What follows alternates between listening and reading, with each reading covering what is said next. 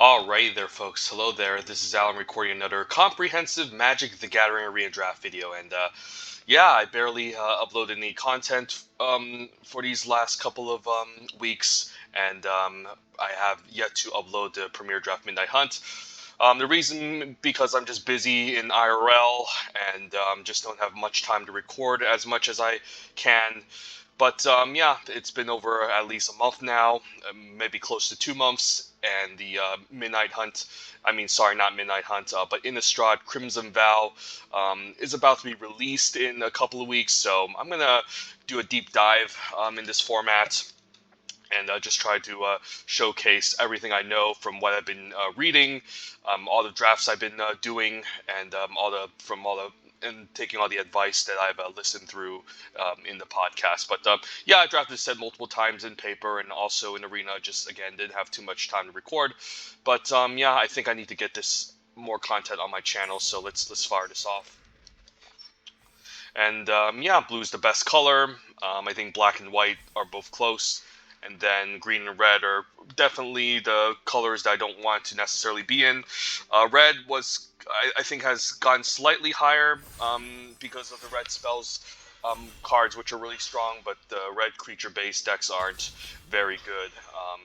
So I can maybe put red slightly above green now that the format has shaped up, since Festival Crasher has been really overperforming. It's a 1/3 that whenever you cast an instant or a sorcery, gets +2/+0. That one has shop on my radar, but I still think red and green are kind of definitely not the colors you want to lean towards. But if you open up again a bomb rare, it could be a reason to take a move into those colors. But other than that, definitely want to lean towards blue as much as possible. The best archetypes in this set would be blue-white, blue-black, and then blue-green, and then blue-red, I think, are the top four that you want to kind of consider yourself. And then number 5, I would list like black-white, and then maybe green-white, and then black-red, and so forth. But yeah. Hopefully, we'll finally get everyone to hit the ready buttons. And then let's begin. The Pack 1, Pick 1 Premier Draft Midnight Hunt. We finally get to record a video. Alright, what do we have the fine pleasure of opening today? The rare, not too amazing, just decent if you know you're an aggressive Vampires deck, but that is a 2-color commitment, usually in black-red. And then the red aggressive creature decks, again, aren't the best. The Hound Tamer is a pretty good uncommon. Again, I say that green isn't particularly a great color, but this is probably one of the best green uncommons, along with Hunter's Mark. So definitely maybe the pick here. Looking at commons, nothing exciting that stands up too much. Maybe Hoveling Zombie would be my second pick if there was nothing else in this pack. There's an Ardent Elementalist if you're in the red spells deck. Collector, fine, but making the opponent discard isn't great due to flashback and disturb. So pretty unexciting first pick, but Hound Tamer is a nice card. It's just a solid 3-mana 3/3, can become a 4/4 when it's nighttime, and then it's kind of like a must kill because it becomes a powerful mana sink that's able to just load up counters everywhere. So Hound Tamer is going to be my pick here. I'm not excited, but going to be the pick. Second pick here, I believe it's Overwhelmed Archivist. Ominous Roost is going to be best in blue-green, but again, we don't know if we're going to be in blue-green yet. We need a bunch of flashback and disturb to really make this happen. It's not a bomb by any means, but it's a fun build around if you are in the Bant Disturb flashback decks. So I'm going to hover over Overwhelmed Archivist. At common, we have Shall Be Sighting and Baithook Angler, which both stand out. If Overwhelmed Archivist wasn't in this pack, I wouldn't mind just taking Shall Be Sighting. Just a nice 4-drop to follow up Hound Tamer, but I think the power level of Overwhelmed Archivist is undeniably pretty powerful, and also locks me in blue, which I think is the best color and what you want to lean towards. This is just so powerful. It's just gives you card advantage whenever you discard a land in the late game or a disturb flashback card, and then it comes back as a 2/1 that can keep using his ability. So I think blue, this is definitely one of the top blue uncommons. A lot of blue uncommons are great outside the tome, but we'll take the Overwhelmed Archivist here and then stay open. And then following up the Overwhelmed Archivist, again, I don't want to commit myself to Winterthorn Blessing into blue-green, but this is a sign that it could be open. The rare is not very good, not even worth splashing, honestly. You mostly want to mill flashback and disturb cards, which aren't necessarily always going to be creature cards, so putting a bunch of creature cards in your graveyard might not be beneficial. We're just going to take Falcon Abomination here. There's also Flip the Switch, which I also like. It's kind of funny we're seeing the best red common being Moonrager Slash, but I'm not even considering, given how bad red is. There's also Search Party Captain, but I think we will just take a mono blue card. Falcon Abomination is one of the top blue commons, if maybe number 2 or number 3, along with Revenge of the Drowned. Flip would also be a thing, but it seems like if we're going to be playing a card like Overwhelmed Archivist, we'll be tapping out a ton, so I'm going to prioritize Falcon Abomination slightly higher than Flip, but Flip will be my second pick out of this pack. And if blue green is open, then we're in luck. All right, we are seeing Eccentric Farmer, the best green common, since it can help you enable the graveyard and help you find your land. And the nice thing about this card is that usually when you're self-milling, you don't want to necessarily splash a third color because you can end up milling the key card or the land that you need. But the fact that this brings back the land is quite good. So I think we'll take Eccentric Farmer over Shadow Beast Sighting. So we have the best green common and then the second best green commons pack. And then Harvest Tide Sentry is arguably the third best green common. It's just so good. Also, I'm a big fan of Siege Zombie, but again, I think I rate Eccentric Farmer higher, and we already have a green card. So we'll take Eccentric Farmer, and we'll see how much Flashback and Disturb we can pick up or not. But we'll see. Blue-green does seem relatively open, given everything that we're past. Cards I do like here are Startled and Defenestrate. I think I like them over everything else in this pack. Startled is pretty decent. I like all the blue cards since they just end up making zombies anyways. We just took 2 green cards, so I'm not sure if we can transition to black anytime soon with Defenestrate. Defenestrate is a good black removal spell, definitely higher in power level in terms of Startled, but Startled is just a good common in blue. And yeah, given that we saw some green cards and we barely saw any black cards except this Defenestrate now, I think I'm fine just taking Startle over Defenestrate. I know it could be kind of crazy, but yeah, Startle doesn't get bad in multiples, so we'll take it here. And then pretty late, Gavney Silversmith, which stands out. Nothing amazing in this pack, not excited about Storm Rider Spirit. There's Duel for Dominance, if we knew we were in green, could be a fine fight spell, which I wouldn't mind, but yeah. At the same time, like Gavney Silversmith is, again, one of the top white commons. So I think I'll speculate here with the Gavney Silversmith. Duel is not necessarily particularly amazing. And hopefully we can pick up more interaction later if we still end up in blue-green. So we'll take the Silversmith. We end up in blue-white, and we see a pretty late Hound Tamer, pick 7, so okay. Yeah, I'll definitely take the Hound Tamer here. Moonrager Slash also pretty late, so maybe some sort of blue-red spells that could come together. But love seeing a late Hound Tamer, so maybe blue-green is open. We could always splash the Gavney Silversmith, but highly doubt it, since it's not really a bomb, and we'll definitely find more playables on turn 4. We'll take Dawnheart Rejuvenator. If we do end up blue-green, we're going to end up with a bunch of Flashback and Disturb, which would require a bit of mana to really get going, because the Flashback and Disturb portion will always cost a little bit more, and then this also helps you splash and helps you bridge the gap on turn 4 to turn 6. Which is pretty nice, so don't mind Dawnheart Rejuvenator here. Now, I'm not a big fan of Devious Cover-Up. I don't think it's really necessary in blue-green, even though blue-green is kind of controlling. It seems like we're more of the tempo-oriented version of the blue-green deck, so we don't mind being more aggressive here with the Storm Rider Spirit. I don't find myself decking this set too much, even though you self-mill a ton. Just never really happens, so we'll take Storm Rider Spirit.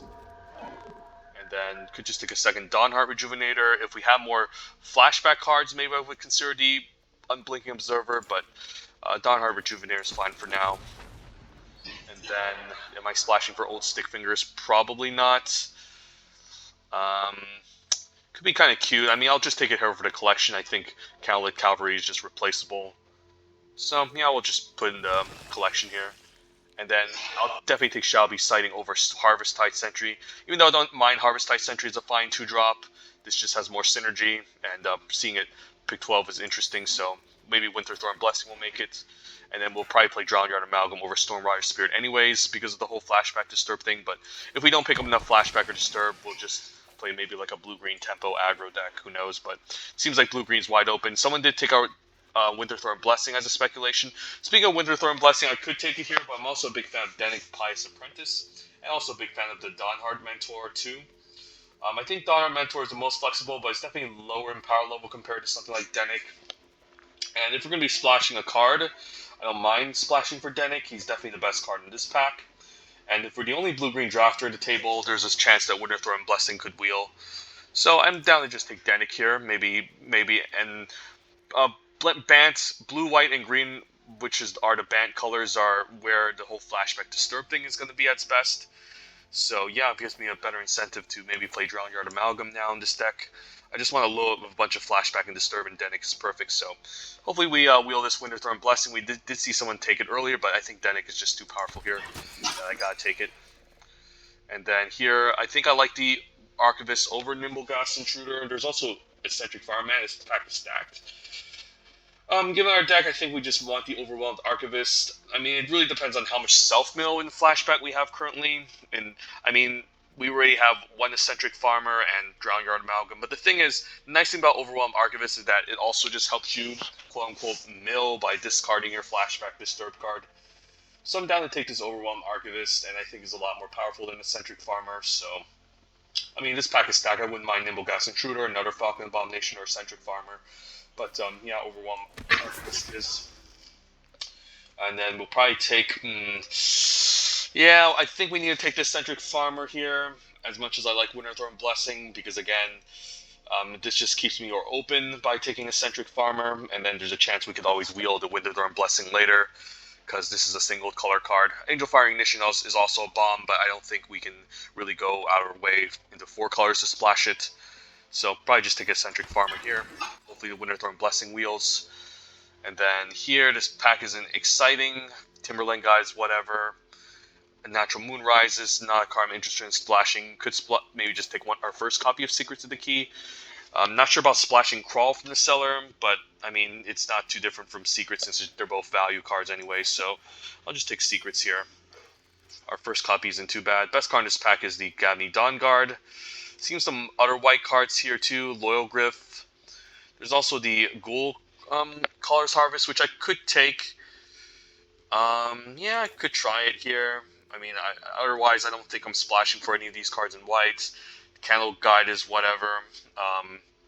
I'll just take the Ghoul Color's Harvest. We already have Old Stickfinger, so there's a chance we could splash both of them. But I'm more inclined to splash Danik, and here we'll just take another Shall Be Sighting. Jack-O-Lantern could be a thing, but I think Shall Be Sighting is the second best green common, so we'll just take it here to just round out the deck, hopefully. And Consider is always nice to help with the whole self-mill plan. Nice to just draw, just cantrip and then discard sometimes. And then, wow, Latent Eccentric Farmer. Gonna take it here over Evolving Wilds. Just gonna play as many of these as I can.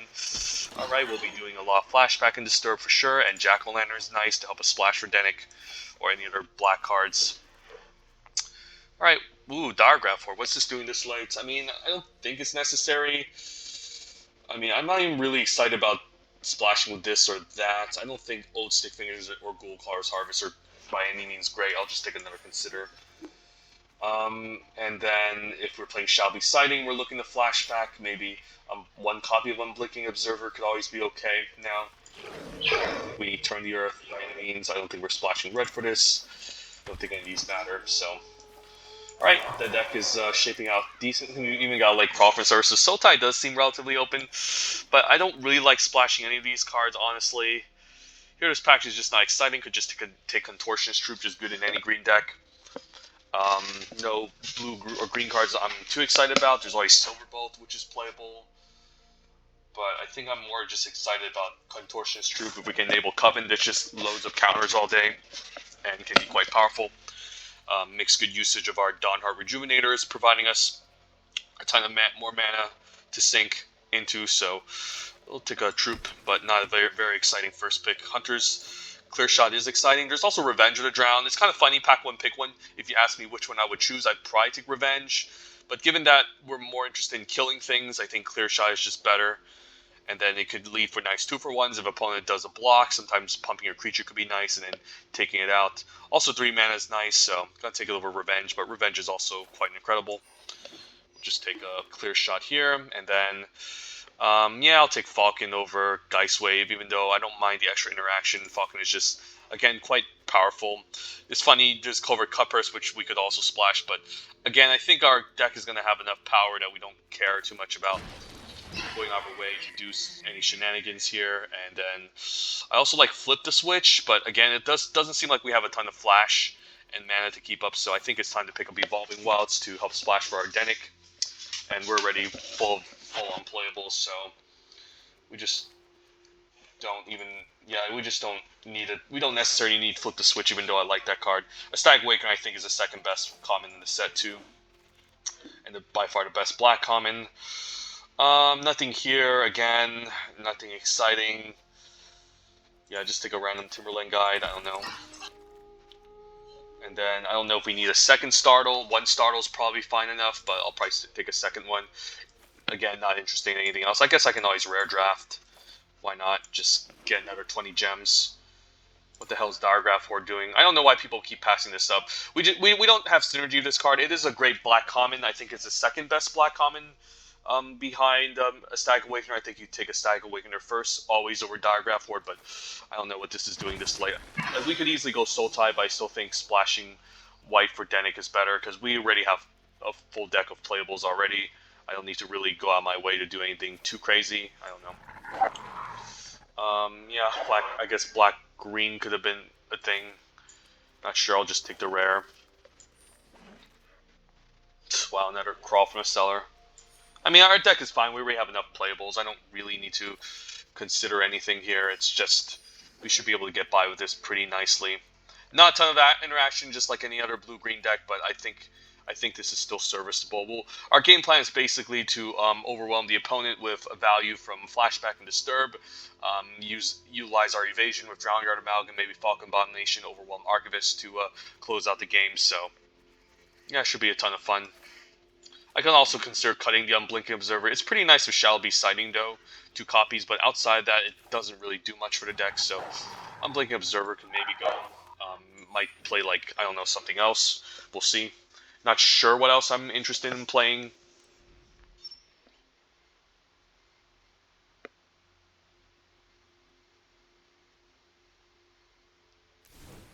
Maybe it's still fine playing Unblinking Observer. We don't have that many 2s.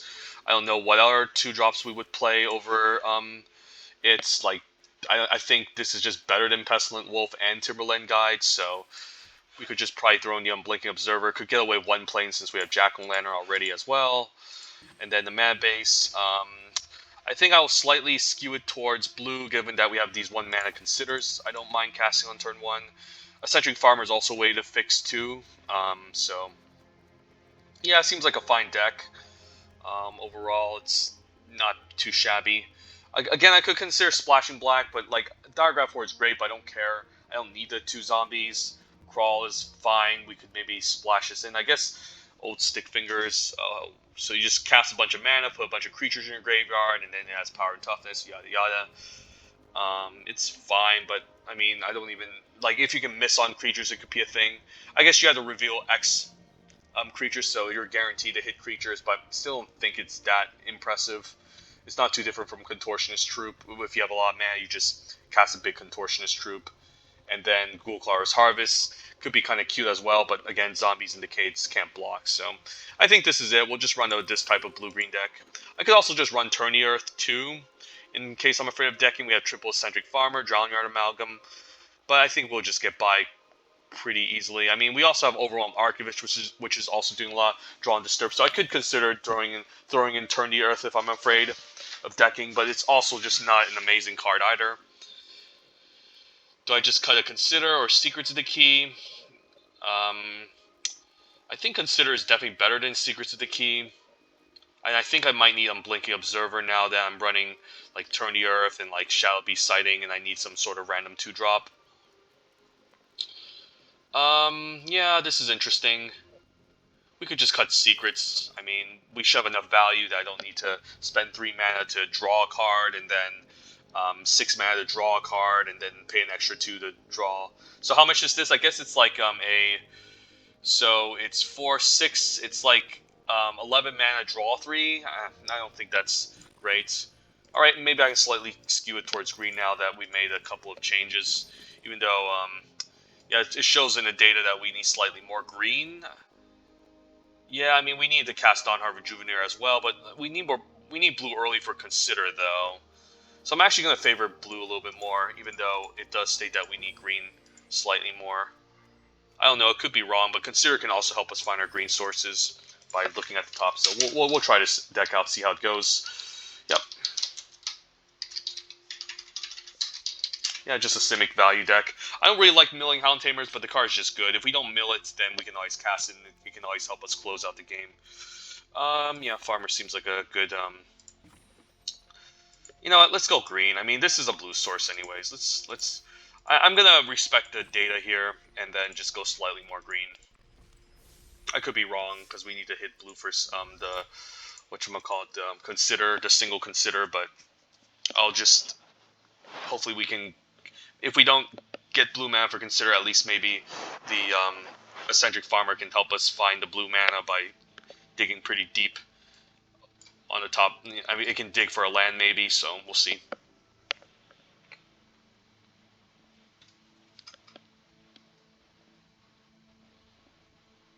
Blue-green, I think, is the third best archetype in this set.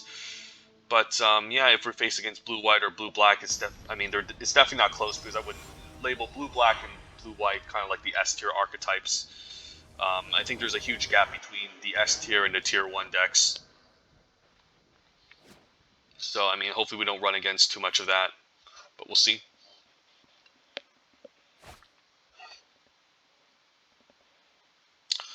Alright, so we can fetch our blue mana. I think I'll fetch blue over white.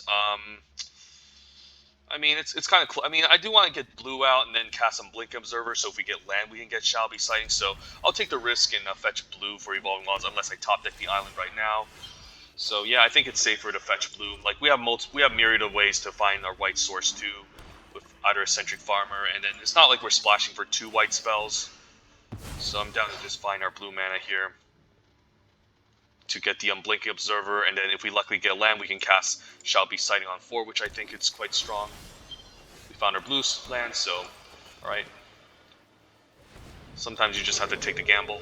If he kills this, then, you know, I guess we won't get the Shall Be Sighting, but good news is at least we bait out the Olivia's Midnight Ambush, so that's always not bad. Okay, I guess if he's gonna make us discard, we'll just discard like maybe Shall Be Sighting and Consider, perhaps, since this we can flashback back later. And then Consider, I mean, I can always just do a foul. I definitely need to hit my lands for sure. We got 4th land anyway, so I don't need to cast Eccentric Farmer now. Might want to cast Eccentric Farmer on turn 4 to guarantee my land drop, so I think I like just getting the Falcon Abomination down to get some aerial threats going. Hopefully he doesn't have... Okay, just passes. Okay, Denix, so I want to find my white mana. Do I need my 2/2 zombie? No, not at this stage in the game. I think I'm fine just attacking, losing it, because I don't really need to sacrifice this or have neat synergy with this, so this is fine. We'll play Farmer. Hopefully he can mill a white source for us. No white source, unfortunately, but Evolving Wilds is fantastic, so we can use this to find our planes. So yeah, Eccentric Farmer and Evolving Wilds is a thing here. Luckily, the opponent's missing the second color and is not doing much, so we'll just keep developing the board.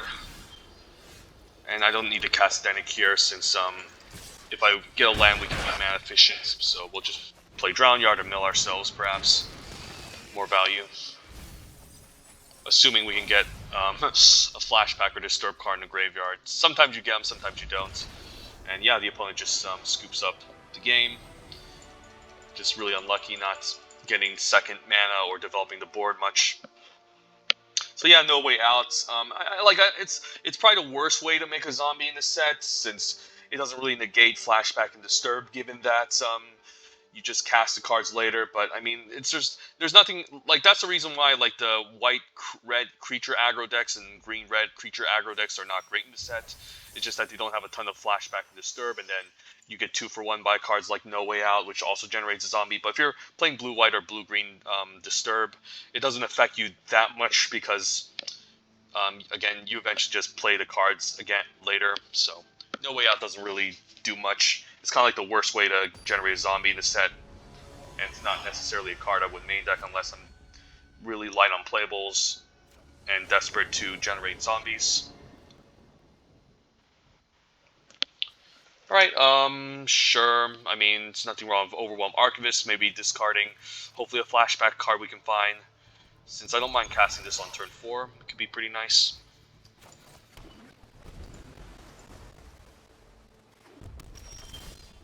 Alright, don't need to show the opponent our lands.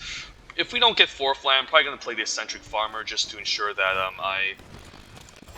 I can maybe hit my land drop much more readily. Whereas if I do play this, like, I not only need the Disturb Guard to maybe put in the yard, but might not even hit a land, so I think the Farmer is the correct play here.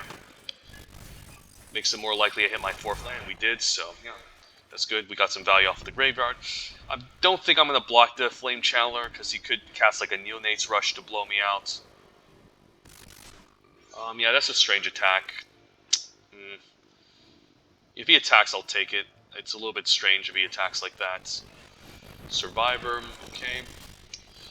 So I could play the Shall Be Sighting here, but I think it's much more beneficial to play the Dawnheart Rejuvenator because it allows me to use more mana. Like, I'm not trying to be aggressive, and this blocks the 2/2s anyways. I could also attack here too, since this is blocking, but if he has a removal spell, then I want the extra creature back. He could also have a removal spell as backup, so I might need to double block, so I don't think we're game plan here is to be aggressive by any means. So Fangblade is pretty good too, so it's a very good card. Shall Be Sighting to consider could be a thing. Drowner Amalgam just blocks everything as well. I mean, I guess I can play Drown Yard and consider. I could always consider first, but probably better to consider end of turn. So I'll just be mana efficient again, just play Drown Yard. Myself, hopefully get some flashback in the yard.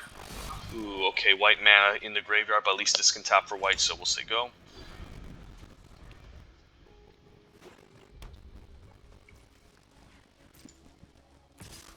That's a strange attack, so I guess he can pump it twice and give it first strike. I don't have any combat tricks. If he gives it first strike, I mean, I could always triple block it, but I think this is a little bit too risky, so I'll just take it for now, and then next turn we can consider maybe triple blocking. I don't want to lose this,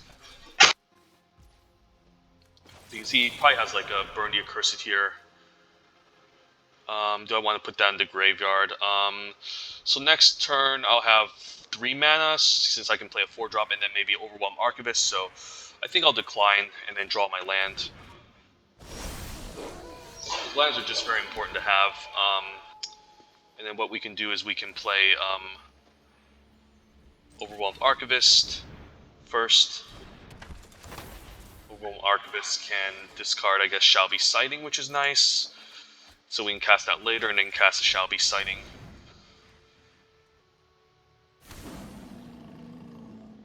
And do I attack here? Probably not. Just say go. That's 2 spells, so this will transform back. And then I should be able to hopefully do some sort of block. If he has a removal spell, I'm afraid... What card am I afraid of? I guess Stolen Vitality on this could be quite bad. He can make this 3-powered and then give it first strike.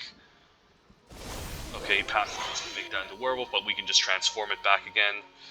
So let's see, I'll just play lands.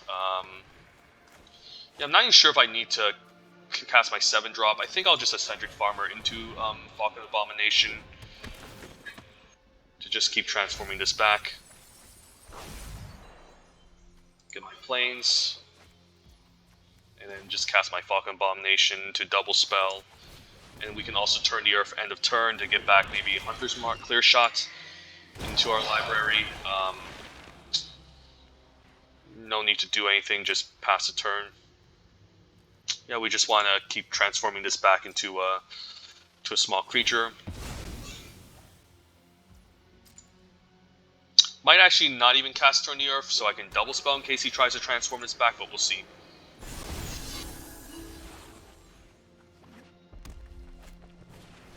Okay, he does cast something, so... I mean, we'll eventually overwhelm him with value, so... I don't think we need to worry much. So he can't really turn at nighttime since he casts a spell, so we'll cast Turn the Earth. We'll get back, I think cards I'm interested in getting back is Clear Shot as removal, in case I need removal, and then maybe Falcon Abomination, so I can maybe put out an extra flyer that can help me close out the game. But yeah, next turn we can just keep making Shadow Beast all day. I can attack for 2 in the air as well. So yeah, we're just going to keep gumming up the ground here. And then, again, this can gain first strike, so we don't need to we're eventually going to outvalue the opponent by going wide enough and having a lot of creatures that he won't be able to take us out.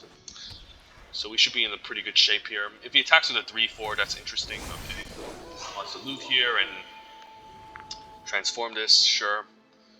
If we get land off a Centric Farm, we can double spell to transform this, or just play Overwhelmed Archivist. Let's see here. I do want to cast my second Shadow Beast, so maybe I take the risk and play a Centric Farmer. It's fine, and we can even find another Flashback Disturb card in the graveyard. We're gonna just find a regular land. I'll grab an untapped land for sure. Play the land, play Shall Be Sighting, attack for 2 in the air. Just keep transforming and then attacking the air. He gets to loot with the Obsessive Astronomer, but so be it. I mean, he's not getting by anytime soon against this board. He could even wait till nighttime to transform this back. We'll just activate Drawing Your Amalgam and start attacking as well. So yeah, we should be able to take over the game. Startle's also nice. We'll cast the Overwhelmed Archivist. I don't think we need to worry about losing a Startle. Hopefully get a Denic in the graveyard or something. Land can probably go here. Activate Drown Yard, and then now we can attack for 5, which is pretty sweet. And yeah, it's still gonna stay daytime because that's only 1 spell. If I attack with the 4 Fangblade Brigand, he can give this first strike, but then I can cast a Startled. He can cast. If I cast Star, he would need to pump 3 times. So he can still give it first strike either way. So I don't think I need to attack with the 4/4s, given that he can pump this 3 times. But he needs to get aggressive soon, otherwise he just loses. Sure. I knew he was holding that up. So he can use this to draw cards, I guess, if he can get more damage going, but he should still be fine. Surprised he didn't take out my flyer, because I think that's going to be a bigger nuisance too. I guess he wants to exile my Disturb, so that's the reason why 1/1s aren't great without exile in this set, because yeah, there's just too much Disturb going on. Too much Flashback and Disturb. So unless he can burn me, I think we can win this game. So yeah, I'm going to cast the Hound Tamer now. Still going to make this unblockable in attack. And then hopefully we can use this on Mana Sink later, because I just want to... I guess I can use the Untamed Pup to pump now. Do I want to pump right now? I will lose the blocker. Maybe end of turn we'll pump, since we should be fine. We can use this as a combat trick. And yeah, I don't think he has any way out of this.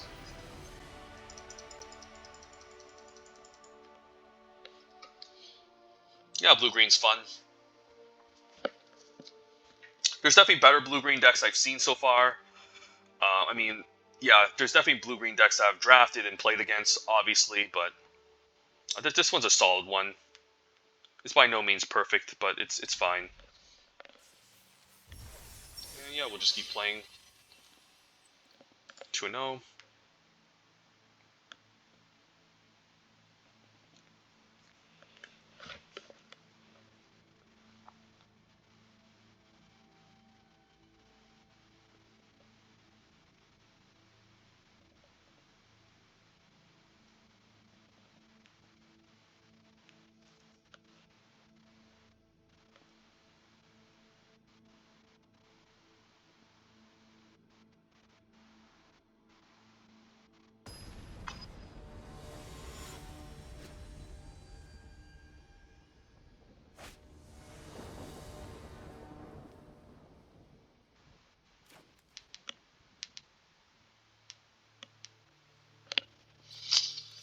I'm Blinking Observer, a Centric Farmer.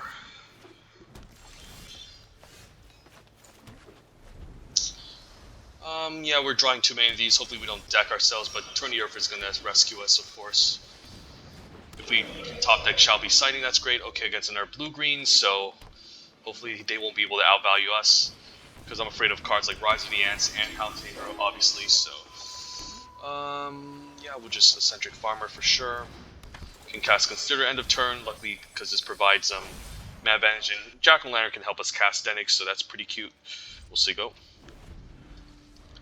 If he plays land, do I double block? I mean, if I double block, it does take him out.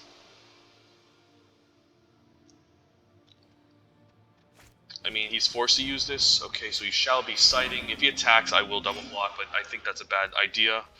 So we'll just cast Consider, hopefully get our land. I don't think I can put that in the graveyard, unfortunately, so declined. Yeah, I can't put that in the graveyard, it's just too good. I think what we're going to do is we're going to play land, we're going to cast Dennick, and then I think we can hold up Clear Shot. So yeah, we'll just hold up Clear Shots to go. Because he could attack with this, we can double block it, and then when we double block it and he tries to pump, we can use Clear Shot to finish off the Hound Tamer and then still 1-for-1 ourselves. So I think this is fine. If he passes a turn, I'm going to be quite suspicious too, but yeah, Dennick was really nice to drop here. Milling our Dawnheart Rejuvenators, but we should have lands. We might just activate this as well. So I'm probably going to double block here. And if he tries to blow me out, then we can pump Dennick or whatever he tries to target with the Silver Bolt. So I'm going to double block here and then force him to use the bolts. And then in response, I can take out the Hound Tamer. So if he's doing this, this is a good sign. We can Dennick take this out, so then it's still going to be a 1-for-1. It's funny how he should have assigned first, so he messed up that one. Alright, that's good for us. Now we can play Centric Farmer, hopefully get a land. Land it is. And I think we'll grab a Evolving Wall so we can search a Plains for Dennick once we bring him back. So we'll attack, and then end of turn we'll fetch a Plains. So yeah, that went pretty well for us.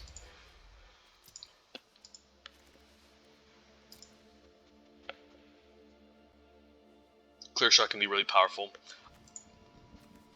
Pretty interesting that the opponent didn't assign Dennick first, because he would have still taken out Dennick.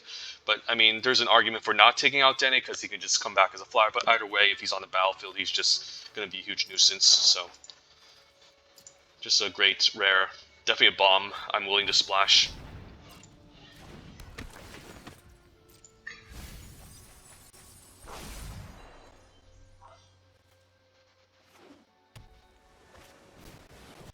Burnhamire is fine. I'm just going to crack this. So we can't really attack pass into this, but Drowneyard and Malcolm can hopefully help us close out. And we'll find our white source, so we can cast Dennick from the graveyard if necessary. Falcon can't double spell, so I think it's Drowneyard. I can also Eccentric Farmer the Falcon, but then he's going to use the Silver Bolt on it. Maybe that's okay. But Drowneyard does allow me to activate a return attack for 3, so I think I'll Drowneyard instead and mill myself. This is not a set where you want to mill the opponent, FYI, so keep that in mind, and then no attacks. We can always turn to the earth to shuffle things back if we're afraid of decking like Clear Shot. Yeah, I mean, I guess there's no reason to double spell, because the Silver Bolt will take, since the Burnhamire blocks the Falcon Abomination anyways. So I think I'm happy just playing this out and attacking, and then maybe casting the Eccentric Farmer next turn. Contortionist Troop is scary too. So might want to set up a turn where I can shuffle my Hunter's Mark back. So I need to put a clock on the opponent, I guess. Our own Contortionist Troop, how about that? I guess that's better. So we can make this also into a 4/4 and start loading up counters. I guess I'm down for that. Let's do that instead.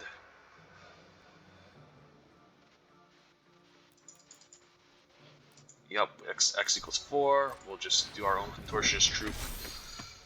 And then, do you have Coven? Yes, we do. End turn, we can put a counter on the Dennick so he can survive the Silver Bolts, which could be kind of neat. So sure. Could also start pumping the Amalgam and start going to town as well.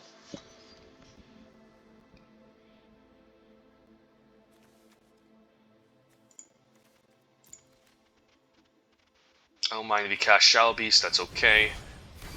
We're just going to sit back and just start loading up counters like the opponent is doing, and then we should be able to keep stalling the game, eventually take him out, hopefully, so we'll see. Startle is nice. Yeah, I probably need to play out my stuff here. I don't think I can afford to attack with Drown Yard yet. I need my Forest. Yep, I need my Forest. Not going to grab Evolving Wilds because I'm not really interested in shuffling. Play land, and then I guess I'll play the Falcon here.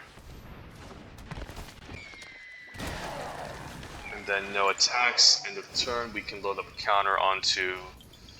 I mean, he can use Silver Ball on my Falcon, so I'm not really interested in that. Move back and start loading up counters onto... If I put it here, I'll have a bunch of 2 power and 4 power, and if he kills this, then I won't have Coven. So I might want to... Yeah, you know what? We'll pull an Amalgam. We'll take the risk because I mean, it's still putting a 4-turn clock if we can keep activating this and attacking. So, ooh, Scott Wrangler, that's really good. So I think we need to shuffle some cards back, maybe eventually. We'll see.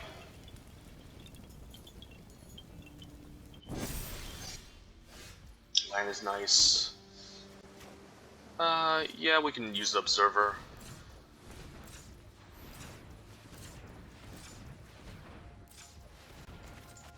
And we can cast Turn the Earth, hopefully.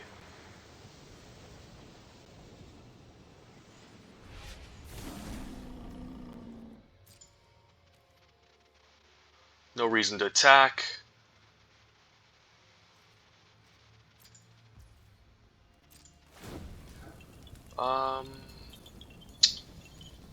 Maybe a Centric Farmer just to load up more counters everywhere. I think that's fine. This might bait out the Silver Bolt, but he's more interested in using Scott Wrangler, I think. And then we can shuffle back like Hound Tamer or Clear Shot back into the library, so we can eventually draw them to take out maybe the Scott Wrangler, because that's a huge nuisance. So yeah, I think we'll load up counters into more of our weaker creatures, so then he won't be able to... because he's going to tap down the best creatures anyway, so I think that's fine.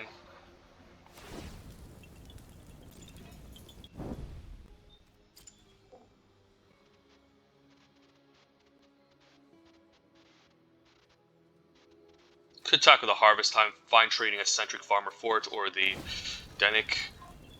But he does have an answer for Denic.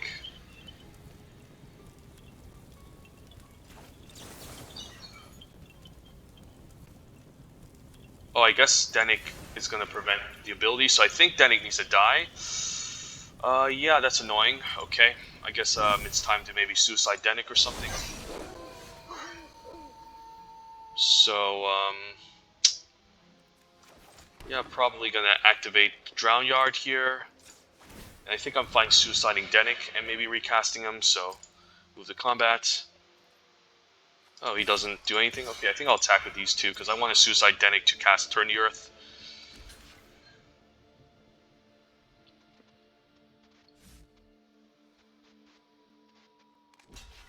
Yeah, I don't think I need Denic anymore, and then we'll let damage happen.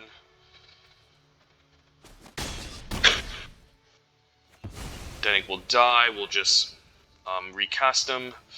Yeah, he's just going to use Silver Bolt on Denic, which I'm fine with, and then we can still Turn the Earth to shuffle everything back, so yeah, we'll just say go. And then where did I put the counter? Probably on the 4/4 just in case still.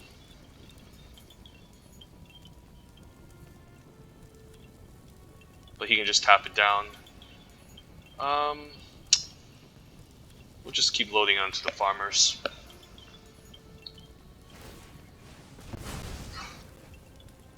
Sure. I'm actually happy with that. Because, like, I don't really need to investigate anyways. Like, I know it helps me draw cards, but, again, it's not necessary. Sure. Keep in mind, I still have Startled, so I can also use that as a combat trick if the opponent decides to be aggressive. So, yeah, putting it on the right creatures. Hopefully, then we can set up some sort of double block and maybe cast Startled.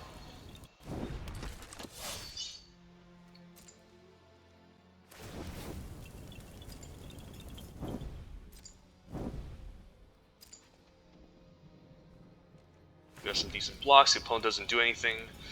Alright, we'll just turn the Earth now. So I needed to get rid of Denic to do this. Let's get back Clear Shot. Let's get back Hound Tamer, and then I guess we can shuffle 3 cards. Get back a Consider.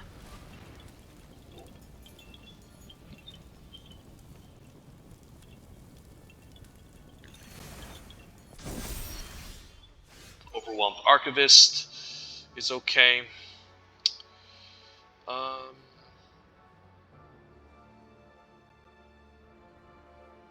That's a 6/6. We'll cast the Overwhelmed Archivist and see what's up. I'm fine discarding Startled if necessary. Ooh, Clear Shot is really sweet. So if I activate the Drown Yard, I can still activate Clear Shots, so I think it's fine for me to use this. He's going to tap it down. We can end the turn, put a counter onto the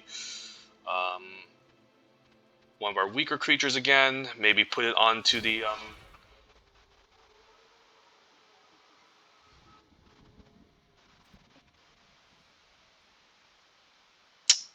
I could just respond right now. I'm hoping his last card isn't like a counter spell. I could upkeep, try to Clear Shot, but maybe I need to wait next turn because if he has to flip the switch, I can at least pay for it. So I'm going to take it slow, and I'm not going to do much. I'm just going to say go, end my turn, and then end of turn we're going to put a counter onto... Could put on the 4/4, could just increase my Falcon Abomination. However, maybe he's fine putting on the Falcon, but he does have a reach creature. My plan is to kill the Scob Wrangler, so I think we'll put it on the Overwhelmed Archivist instead. And then, I'm not sure if this is correct, but I'm probably going to make him draw, so in case he has flipped the switch, I can pay for it. I mean, if it gets countered, I can always turn the Earth, but if it gets exiled, that's a problem, so... We're probably just going to use it on my turn and not end step. Because again, he could have a counter spell here, which can be really annoying.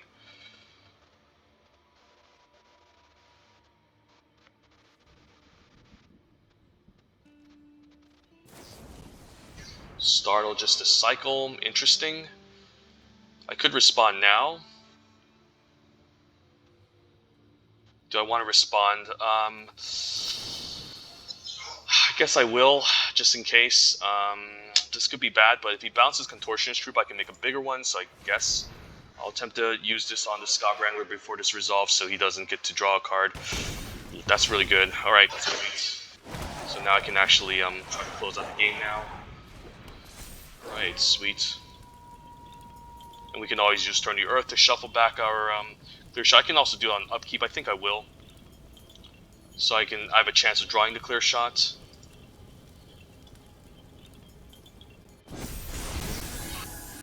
Maybe get back a Startled as well. I don't think I need to. Let's just draw a card, and then end of turn we can do it. Yeah, we'll just activate, attack.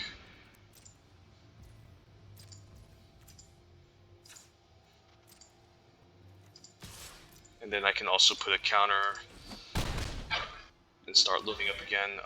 This is going to become a freaking 6/6. So maybe I do need to cast Turn the Earth. I'll just cast it now then, just to prevent him from... I mean, I'll shuffle this back into his graveyard. I'll shuffle Clear Shot. Do I need Startle? Startle could be pretty decent, but Rejuvenator is also nice to have, I guess. But probably Startle's better because I can at least draw a card. So I'm going to do this just to prevent him from turning it to nighttime for this 5/6. So we're going to pass a turn and then put a counter probably on...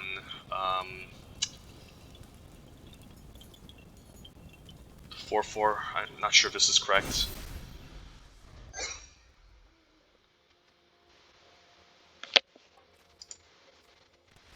Yep.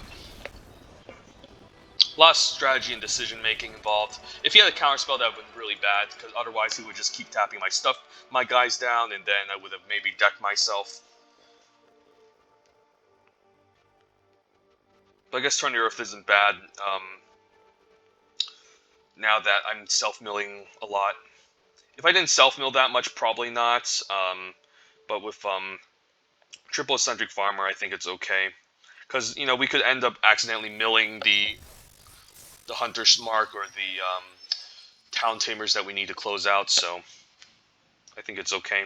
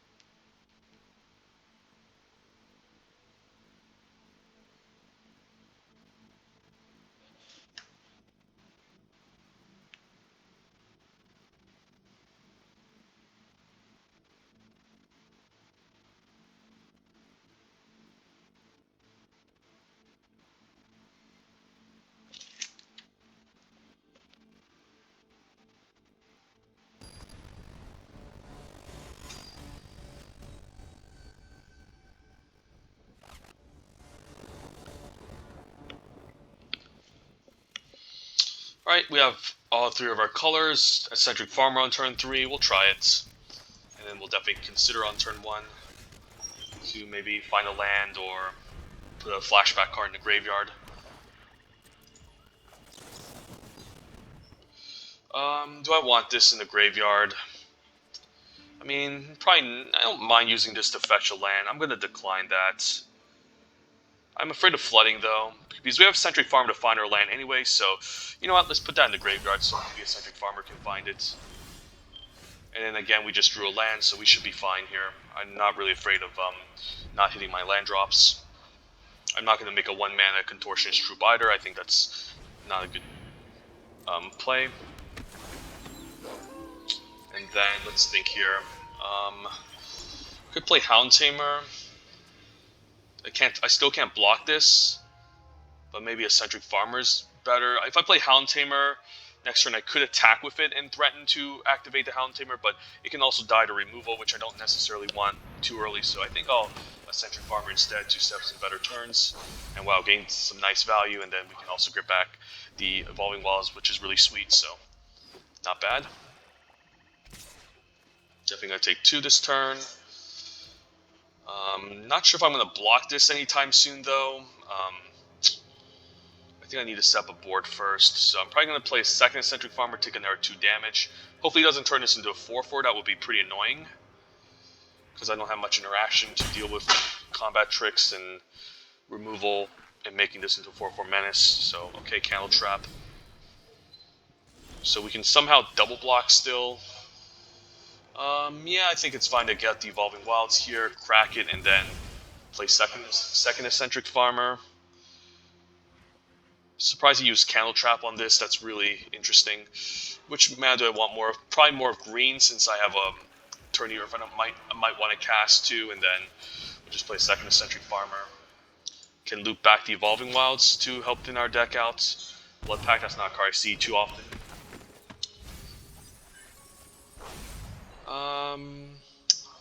Do I want an untap land or a tap land? The tap land, I mean, I don't mind. Yeah, you know what? We still have a long way to go. I think I'll take the Evolving Wilds. I don't mind thinning out my deck a bit. Thinning out the deck is always nice. Diagraph for exiling these 2, that sucks. Okay. Sometimes you can't have it all, but we'll just play Farmer into Unblinking Observer probably next turn. Oh, I guess we had, interesting. He exiled just a Shadow Beast? Huh. I don't think he realized you can exile up to 2 creatures, so not sure what was going on there. I think this turn we can play our Island finally, play Hound Tamer into Unblinking Observer, and then maybe we can set up some better turns, and we'll say go. He's probably going to incentivize taking this out, obviously. I'm actually happy to use Candle Trap on this too. So, playing some, making some interesting plays. Okay, Eaten Alive. I'm fine double blocking maybe Horde. I'm fine double blocking this. I do lose out on the Eccentric Farmer, but I mean, he can always get this back, which is annoying. So, but it is a pretty decent block for me, so I'll go for it. It's interesting, taking out the Umbilical Observer is interesting because, again, I could cast the Shall Be Sighting from the graveyard again. He's probably planning to get this back and recast it, so not sure if what I did there was even, like, correct. But right now what I can do is I can use Evolving Wild, sack it. Guess I grab a blue since I have enough green. I could keep up Tourney Earth too. By keeping up Tourney Earth, there's a chance he could exile my Shall Be Sighting, and I can shuffle that back. So I think I'll do that. But we'll cast the Overwhelmed Archivist, and then I can always flashback Tourney Earth from the graveyard, but I don't want to lose it. The 7th land allows me to cast Shall Be Sighting. But I mean, by discarding a land, Consider can also find me a land, so I'm fine losing the land here. And we'll just say go. Take it slow. If he attacks with a Shady, I'll probably take it. If he tries to bring this back and recast it, I'll just shuffle the Shall Be Sighting back. But now we'll just cast a Consider. Could see another Eaten Alive too. If he could Eaten Alive, I can still double block this and take 0. So yeah, I think we're still in fine shape. He could. I guess he's planning to sack this, take this out, so then he has a 2/1 flyer. Not sure if the opponent is valuing anything correctly, because I don't know if I know using Eaten Alive on Hound Tamer is reasonable, but using Eaten Alive on the Overwhelmed Archivist, not sure if that's okay. Sure, I guess goodbye Overwhelmed Archivist eventually. Sure. Not a big fan of the double count trap thing, because there's ways you can bounce your creatures back. So, do I want to put down my graveyard? I mean, I don't need a million of these, honestly. It's fine, but I think I'll put in my graveyard. I think I need to self-mill at this point. Drownyard Amalgam could be interesting. If I have another land with Drownyard and a Falcon, but here Shall Be Sighting seems fine. We'll just get some value out of the graveyard and then just pass the turn.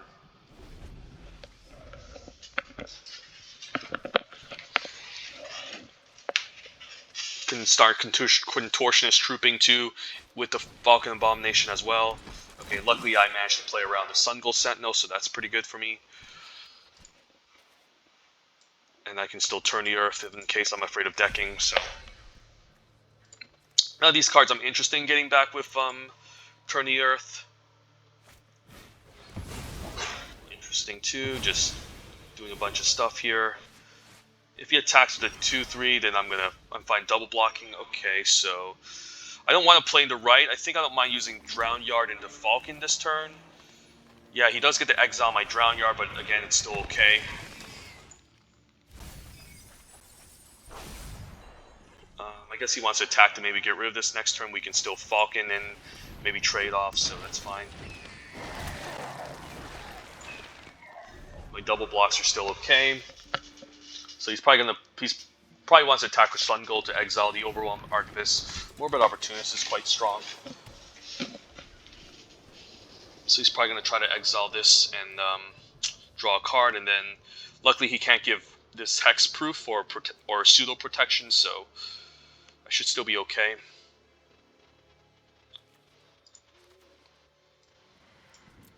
Eventually need to find my Hunter's Mark to take this out. Okay, so he's going to get this Pro Blue, right? Because he wants to exile. I guess he can name blue and green, so that's pretty neat. Alright, so goodbye Overwhelmed Archivist. That sucks, but whatever. It's fine. I can still start attacking and getting through, so. Yeah, he really wants to get rid of that. 3. Ooh, Hunter's Mark. Gotta take out Morbid Opportunist, I have to imagine. I can also activate this too.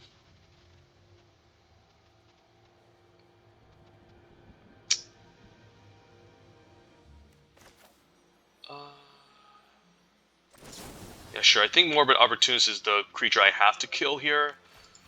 So we will. I guess I can also pump the Eccentric Farmer as well.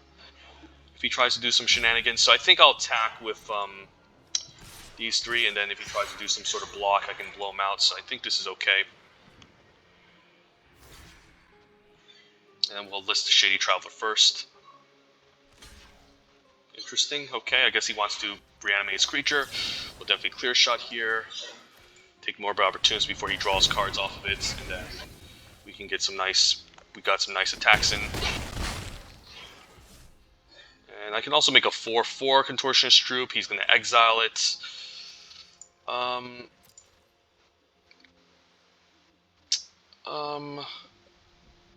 Am I fine with him doing that? I mean, it does make him use his mana, so yeah, I'll make a 4/4, and then I'll get some value by enhancing the flyer, most likely.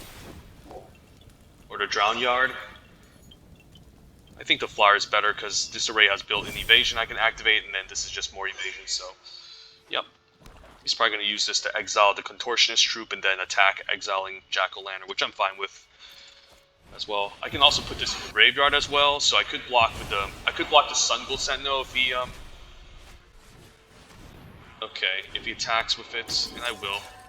I'm actually liking this attack, so what I can do now is I can put the Overwhelmed Archivist into the graveyard and chump, so that I can bring him back as a flyer. So yeah, just do some valid strategies, and then we can still attack here. So yeah, let's go. We'll attack with a 2/2 as well. Might as well. And then this will block the 3/2. He can get this hexproof. He can't use this unless he has Coven, I guess. So yeah, able to go wide enough for Coven. I could also play around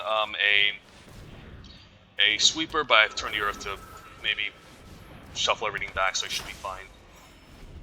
Might as well go wide here, and we should be able to win this. Force him to chump with the flyer, and then we can activate and give this unblockable. He has Coven now, so he can start attacking, but yeah. Opponent's deck is not really optimal, so we should be able to take over this game. Force him to chump. And then I don't really need to play Dawnheart Rejuvenator, because again, the win conditions are inevitable, so I'm just going to say go. And keep up Turn the Earth. And yeah, we probably win here. So, yeah, GG's.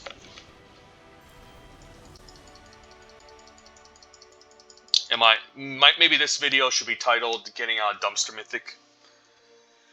And that's what happens when you just reach Mythic and you just leave your account alone.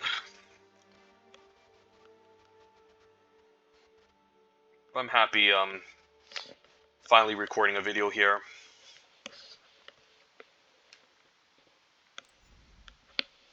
Wish we actually wielded those Winterthorn Blessings so someone else around the draft table was snatching them. But I'm still happy with Eccentric Farmer. I think the card's just the best green common and perfect for the blue-green deck.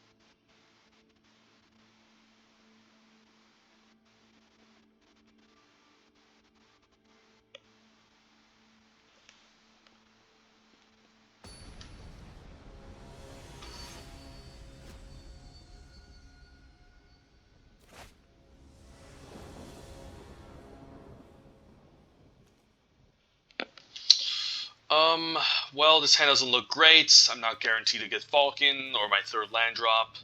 No creatures to go along clear shot. I think this is an easy mull. And yeah, this hand looks better. I have all three of my lands already. I can always just shuffle the plane. I can shuffle one of my lands back and fetch a Evolving Wild, so we'll keep them. We'll just put the planes back. And I'd rather just cast Evolving Wilds early, so then we can, yeah, it's better to just, I don't really think it makes a difference, I guess, but I guess we can make our deck thinner by at least having the Evolving Wilds out. Not sure. No, actually, it doesn't make a difference at all. What the hell am I talking about? Either way, we can, it's still fine. I don't really know what I'm rambling about. It's still the same thing because you aren't actually like gaining a card advantage by casting Evolving Wilds because you're going to shuffle anyway. So it's almost the same thing as just putting this in the bottom of your library and just putting this out. I guess you can fetch it back with Eccentric Farmer by cracking, so I guess this is better. Just play land, say go. Hopefully he doesn't mill a bunch of creatures. This card can be really scary. Definitely a scary green uncommon. Wish I had one of these for our deck. So black-green is not a deck I like too much. Here, he could have the Olivia's Midnight Ambush. But Hound Tamer does hit pretty hard, so I think I'm down to play Hound Tamer. Get a little bit risky here. He could just pass a turn, make it nighttime, and take out Hound Tamer, but this just deals more damage over time, so, and can allow me to free roll him if I decide to activate Hound, so it's pretty good. And then we'll just move the combat. He's probably not blocking here. I can't imagine anyone blocking this, and then Falcon's nice. Not going to trade Falcon for Patrician since I can start loading up counters on it as well. And then I also don't want to put creatures in his graveyard for Patrician Geist, so Grizzly Ghoul, so that's going to combat my... Ooh, Clear Shot's really nice, so I could Clear Shot this turn as well. Or Clear Shot end of turn, or just play Eccentric Farmer and pass. I think I'm fine attacking the Falcon. I can basically free roll him with the Falcon because I can activate the Hound Tamer. I can also attack with a 2/2, but we'll save that for maybe later. So hopefully he doesn't have any discard effects because I would like to Clear Shot, but next turn we just have a better turn where we can pump our creature by putting a counter and casting Clear Shots, so I think this is nice. And do we want Evolving Wilds? Probably not. We'll just grab an island. Actually, we could have Evolving Wilds because we had an untapped land anyway, so not sure why I did that. Either way, I don't think it makes a big difference.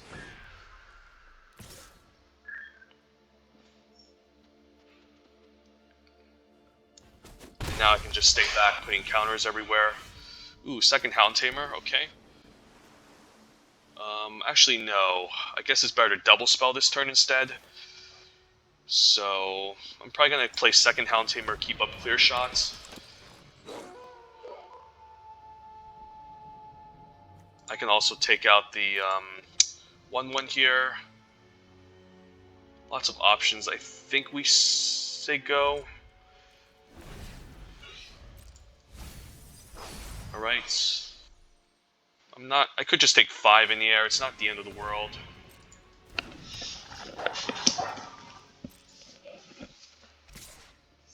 We'll just take 3, it's not a big deal. Or I can just do it now, I could just block and then go for the Clear Shot. If he has like Olivia's Midnight Ambush, it's going to be really bad. So I think I'll just take 5 for now and take it slow. Not try any stupid risk. And then now we're safe to play land, Overwhelm Archivist, and then keep up Clear Shot, I guess. It's gonna be weird if I don't end up playing it though, so. Yeah, we'll say go. We can take 3 from Gale Drifter. We'll see. I'm actually liking this Deathbond Sprout milling some unimportant cards from the opponent too. Burnmire, sure.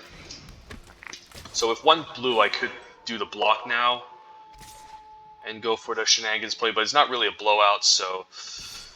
Ooh, actually this could just end up as a blowout, so, very interesting. So I could block here. And then before damage, Clear Shot. Do I take out the Flyer, though? Taking out the Flyer isn't bad. It does prevent some damage from happening. But it also puts 3 in the graveyard for Deathbond Sprout, which could be really annoying. I mean, I do need to make a choice decision here, otherwise nothing's gonna happen. I could also just take out Grizzly Ghoul and go for an attack with the Hound Tamers next turn. This is gonna become a 3/3. Not sure why I even blocked, to be honest. Or maybe I can hold on to the clear shot, not sure.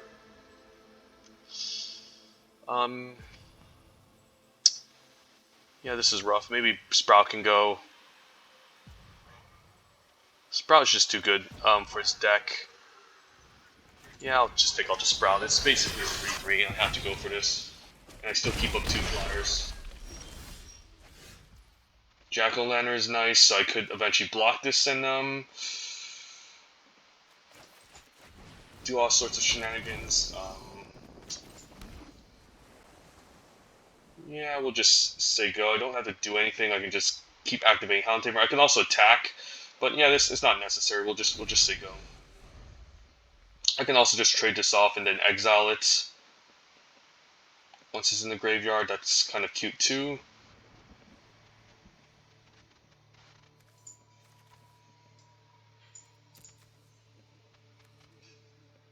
Or I can just take 3. But these Hound Tamers are going to help me close out, hopefully so.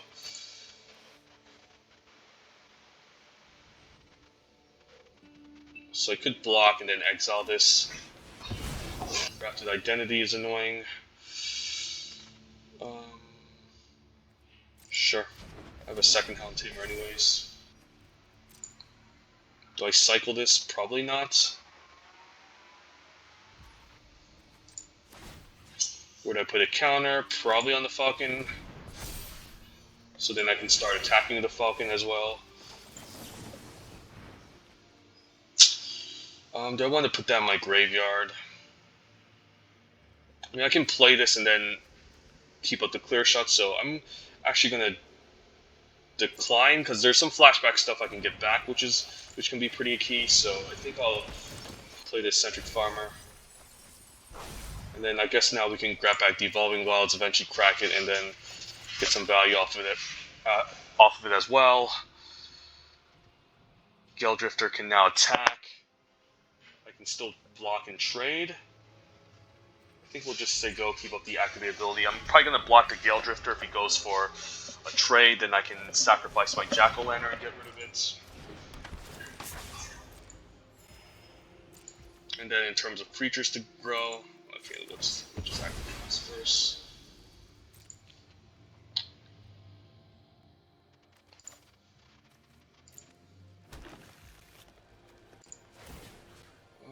Can make this into a 4/4, but he's not going to block. I probably need this back to block the Gale Drifter in case he tries to put counters everywhere. Just keep this up.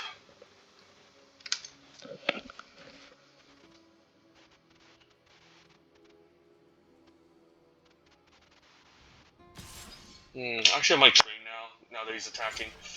Yeah, I'll actually trade here. I don't know why. I thought it was second main already, but it wasn't.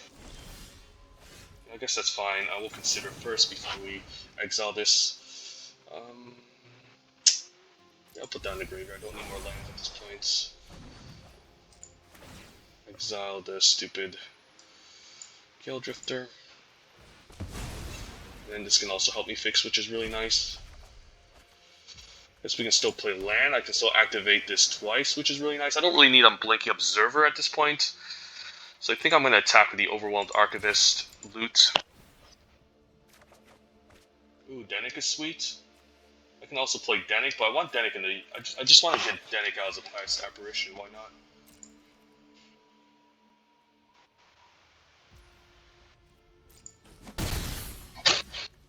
And then I can still keep up the activate ability on Hound Tamer.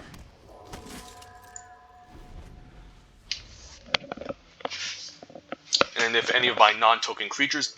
I mean, if any one or more more creatures cards are put in the graveyard for anywhere, so I guess tokens can't end up in the graveyard, you just investigate, so you can just draw cards all day, so this card's pretty sweet.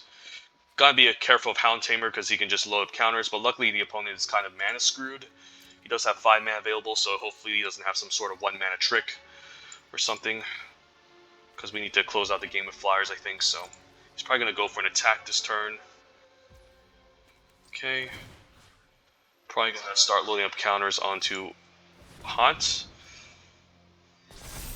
Because again, he can make this 5 toughness. I guess he's making this into 3/5. If we attack, he can make this 6 toughness. So still not very good for me. Guess we might as well Rejuvenator and then play the 2-drop, activate Tamer. Because, I mean, with all this mana, we can start activating this a lot. So I think it's fine to say go. No attacks. And then we did double spell, so it changes to daytime. But again, he can just activate my Untamed Pup and start loading up counters too, so it's a little bit hard to know what to do here. But I think the game plan is to deal with this Wing Shredder and then the close out.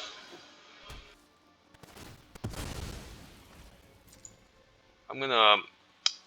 Yeah, this is going to become 6 toughness next turn. So by loading up a counter here, we can afford to attack with it next turn. Hopefully he doesn't have a bounce spell, Revenge of the Drown. That would be pretty annoying. I mean, he's keeping up all his mana, so he's probably keeping up this as an activated ability. Yeah, we'll just load up a counter on the Archive Haunt, and then we can attack with it. Because we can activate this twice and make this 7 power. The Drowning Amalgam is also nice too, because it allows me to, I mean, I guess I can free roll him here. I don't really want to draw and discard though. He can make this into 7, but then we can pump this twice.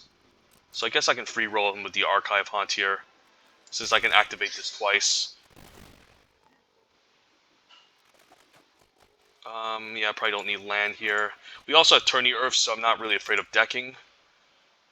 But now we get to attack him, and then if he blocks, we can activate Untamed Pup. I think he might have a bounce spell here, because this is a really weird block. And if he pumps this, we'll just pump it again. So I think what he's trying to do is use the stupid Revenge of the Drowned on my Archive Haunt. And then if he puts on top, if he bounces it, I'll probably put it on top so I can mill it and bring it back as a flyer. So I guess he has a pump spell or some sort of combat trick. Yeah, because if he pumps this, I'll just pump this again and it kills it, so.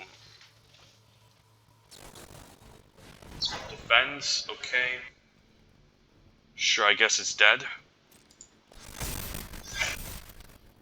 Yeah, that's pretty good. Yeah, we'll just let it resolve then. That sucks. At least we got rid of it.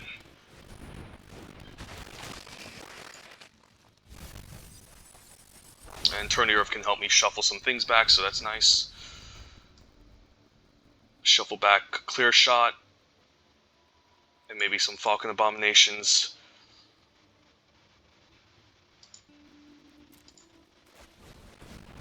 Winterthorn, that's darn. I guess now he can start being aggressive. I can maybe step some sort of double blocks, hopefully. I guess he's gonna use this again. Okay, so he might go for an all-out attack. At least I have some good blocks here still, and I can take out the most valuable creature, which I think is the Untamed Pup. Yes, I'm happy that he actually attacked with this. So what we can do is we can take out at least 2 creatures. I think has to be the Untamed Pup because he can just start loading up counters everywhere. They all have Trample, so there's not much I can do against that. So we're probably just gonna block like this, block like, yeah, and then just take 6, and then cast Turn the Earth, I guess. Sure, blocks, and then before damage, or I can let damage happen, but then I won't be able to cast Turn the Earth.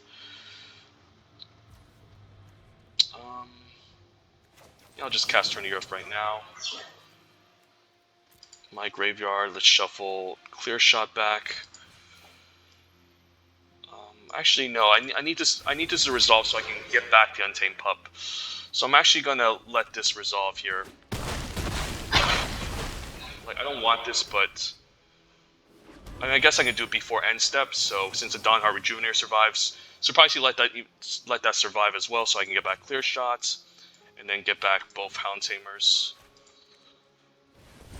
So I can start loading up counters everywhere at least. Yep. Shall Be Sighting isn't bad. Yeah, I'm holding full control. I need to get rid of that. Yeah, let's crack a clue first. Ooh, Hound Tamer, alright. Yep. So we'll just keep going wide, and we'll just take over the game again, hopefully. And then, yeah, no attacks.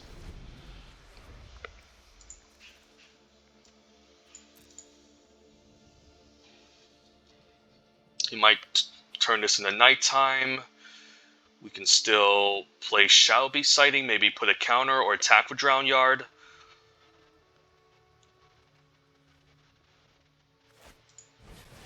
But yeah, the opponent can't do much if he's locked in mana, so he needs to eventually just start doing things. I guess I don't mind Shadow Beast Sighting, and then or the Contortionist Troop. Troop is basically the Hound Tamer, but slower. But still pretty strong since we can make a pretty big body, so I don't hate that. 5, 6, 7, 8, 9. Yeah, we'll make a 9, 9. I think I might need the extra blocker. I think a 9, 9 is fine. Yeah, 9, 9 is fine.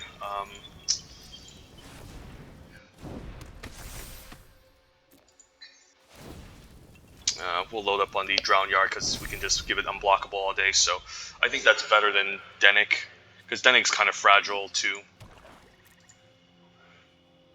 And it's going to take Denic way longer to take out Bird of Mire. I'm hoping he doesn't have Defenestrate, but I think that's correct.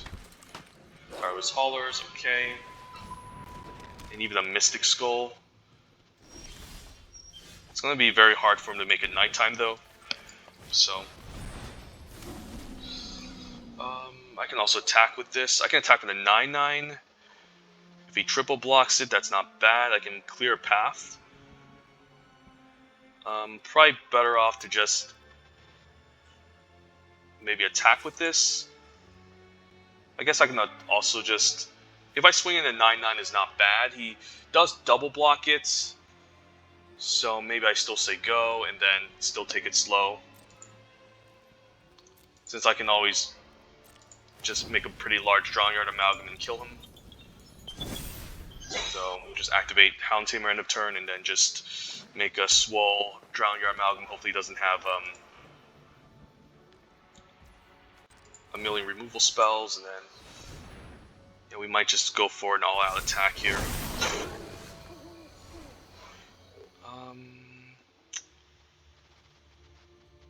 Can I double spell? I guess this is casting, right? No, this is not casting.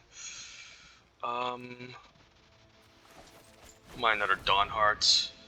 I guess I can activate now and then also put a counter, so that's really sweet. So now I can activate Drown Yard Amalgam, attack for 6, and then this is a 3-turn clock. If I make this into 8 power, I guess next turn, it's... I mean, 7 power, it's game over. I mean, 9 power, so I might as well put a counter on this end of turn, so we'll just say go. Or just keep loading up counters, who knows. We can turn this into a 5/6. He's probably going to do an all-out attack. We can still block and survive, so we should be fine. The 9/9 just holds everything off. Our 4/4s can always double block. The 2/4s can chump. And I also have a free activation of Untamed Pup here, since Untamed Pup can activate, and then our turns we can activate twice, so we should be able to win if he goes for an all-out attack. Yep, he has to go for it. Alright, let's move the blocks. 9/9 can block 6/8. 4/4 can block the 6/6, I guess. We can double block it. I don't want this to die, so I'll probably block here. And then these two can probably chump. So then something like this isn't too bad. Move the damage. I can load up a counter onto the Untamed Pup. Yeah, I guess I don't mind that. So then it takes out the Dawn Heart Rejuvenator. In case he sends like sort of a tap, but yeah, it should be game over. And then we just investigate. Yeah, his deck doesn't seem really optimal. It doesn't really have any flashback or disturb synergy. It just seems like a black-green, like, good stuff deck, which I don't really like in this set. Sure, it's a large body, but who cares? I'll just activate. I can just activate this attack in the air and kill him, so I think it's game over.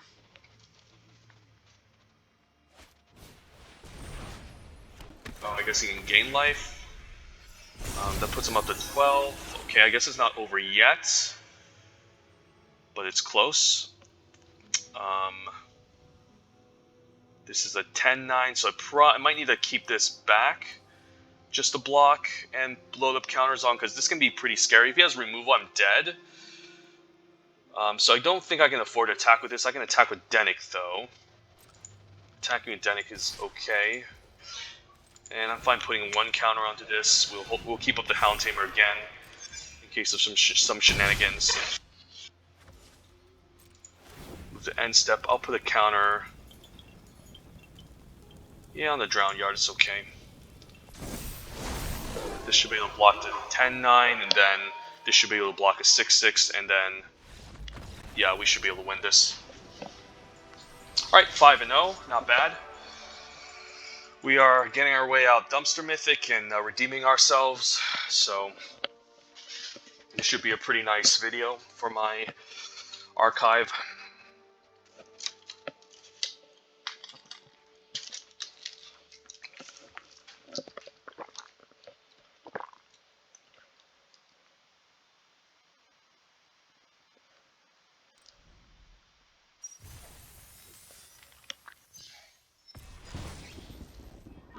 Alright, sure. And then, yeah, 5-0. Let's keep this up.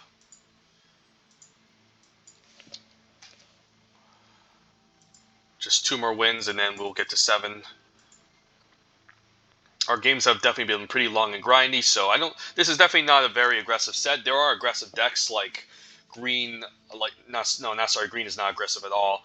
I guess green-white, green-white's still mid-range because you have the Seb Coven and the wide board, but I guess black-red, you want to constantly attack early, and then white-red, you want to constantly attack early, so those are the 2 aggressive decks, but they're not very good decks either, because they're just too much zombie tokens that can swing back, too much interaction. We'll keep this, and then we can either turn 1 Jack-o'-lantern or Consider. Probably don't know which one, but we're definitely going to play on Blinking Observer on turn 2.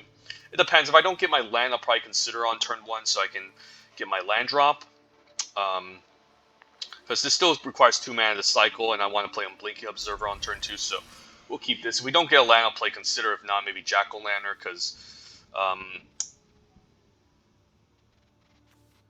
because the land can at least guarantee a 3-drop, whereas if I don't, I might need to Consider to hit that land drop.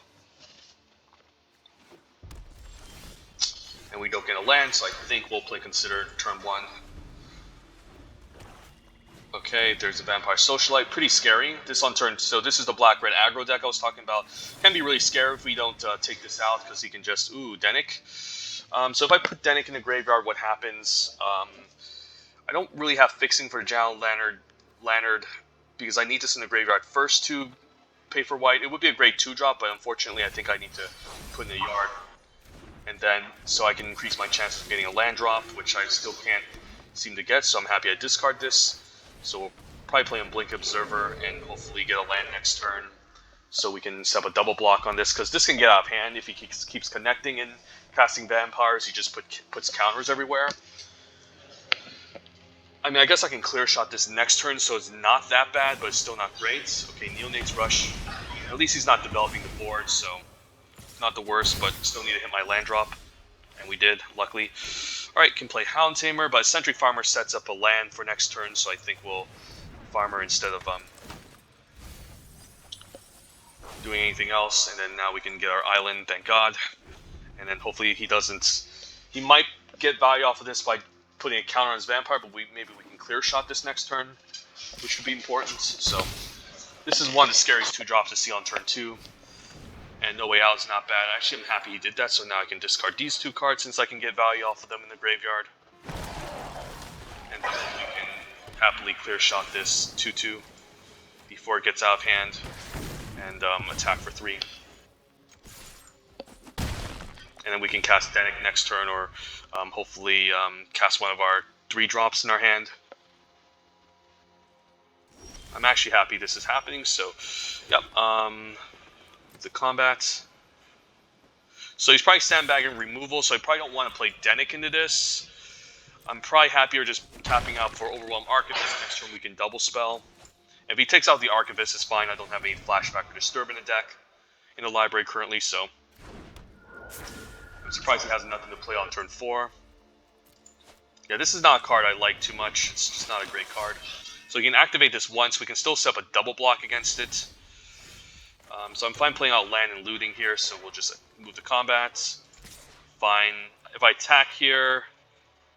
Yeah, I probably don't want to attack for the 2-3 because I'm playing on maybe double blocking this next turn, so this is fine. Do I ditch the Evolving Wilds? Evolving Wilds can search for white, but I have Jack-O-Lantern already in the graveyard, but he can also exile next turn, so lots of interesting options. We're not casting Evolving Wilds next turn, but it does help us thin our deck more, so I think this can go. And then I could play around Diagraph War by playing Denic this turn. That's also a pretty decent option. We can get back Clear Shot as well, and some other goodies. But I'm probably fine just playing Falcon into Hound Tamer. I'm just afraid of Diagraph War, but I mean, he could be sandbagging it all day because he wasn't casting anything on turn 4, but I think I'll take the risk here. If he plays Diagraph Horde, he can't attack. We still have 4 power in the air to close out. If he doesn't have Diagraph Horde, we'll just cast Denic next turn and start going to town, which is really nice. And now we have another creature we can get back with the thing. So if he attacks like this, I'm double blocking the Voldaren Stinger. He could have the stupid pump, the 2-mana, the one that gives you +3/+0, but by attacking this, it does force him to activate it, and then he can only kill out 1 threat, probably the flyer. So this is good. I think this is definitely worth double blocking because this can get really annoying later if he has more mana to activate. It's just such a decent mana sink. Shall be sighting. Okay, so I guess I want to play Denic first, right? I don't think it matters. I just play Denic first. I think I'm fine sacking Evolving Wilds to the Archive Haunt because, like, again, I don't really need white mana at this point now that I cast Denic, so I think I might be happier. I might be happier just casting Shall Be Sighting twice in a row, so I think Evolving Wilds can go. Or maybe I should just have the island anyways. Don't think it matters. I'll just keep the island in hand in case I need to discard to Archive Haunt next turn. Yeah. Pretty weird Black-Red Vampires deck. No Way Out is probably the card that didn't make a whole ton of sense in the Black-Red Vampires deck. That's not a card I would ever play. It just doesn't really initiate the board. You're looking to deal damage to your opponent's face. You're not trying to make them discard. And again, as we see, No Way Out is just not great in the set because of the Bant colors and the Bant archetypes. I mean, so you don't actually get a 2-for-1 out of the opponent. You basically don't do anything at all unless you nab a card that they can't get back from the graveyard. So it could be just a 1-for-1, which is fine, but still not impressive. All right, so 6-0. Let's get to 7-0 and become the pro gamers we were meant to be. But for the most part, I'm kind of underwhelmed at some of the decks that we're facing. I've usually faced against more broken decks, so to speak. So we can also base this off of luck.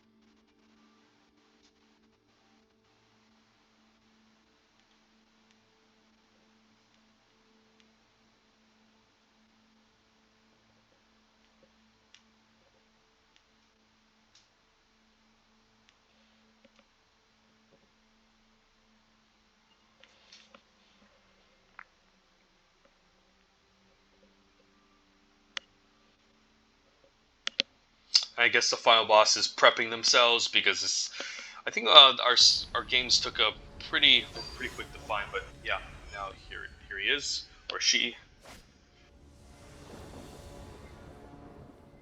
Alright, final boss. Can we get 7-0? Alright, we don't have blue mana, but Dennick can be kind of cute. We can search maybe white mana. And then if we top deck a blue mana, this could be nice on turn 2. You know what? Given that this is the final boss, I'm going to keep it. And then we're also on the play, so I don't really like the mole. So hopefully we can get blue mana on time to cast Dennick. If not, we can try to drop the Dawnheart Rejuvenator and cast Dennick. And we do have ways to fix in this set, so I don't necessarily need to find blue for Consider. Hoping I find white, because that's going to be pretty rough. So let's try to top deck a blue source for Dennick. It's not the worst if we don't. Opponent also plays Evolving Wilds, so right.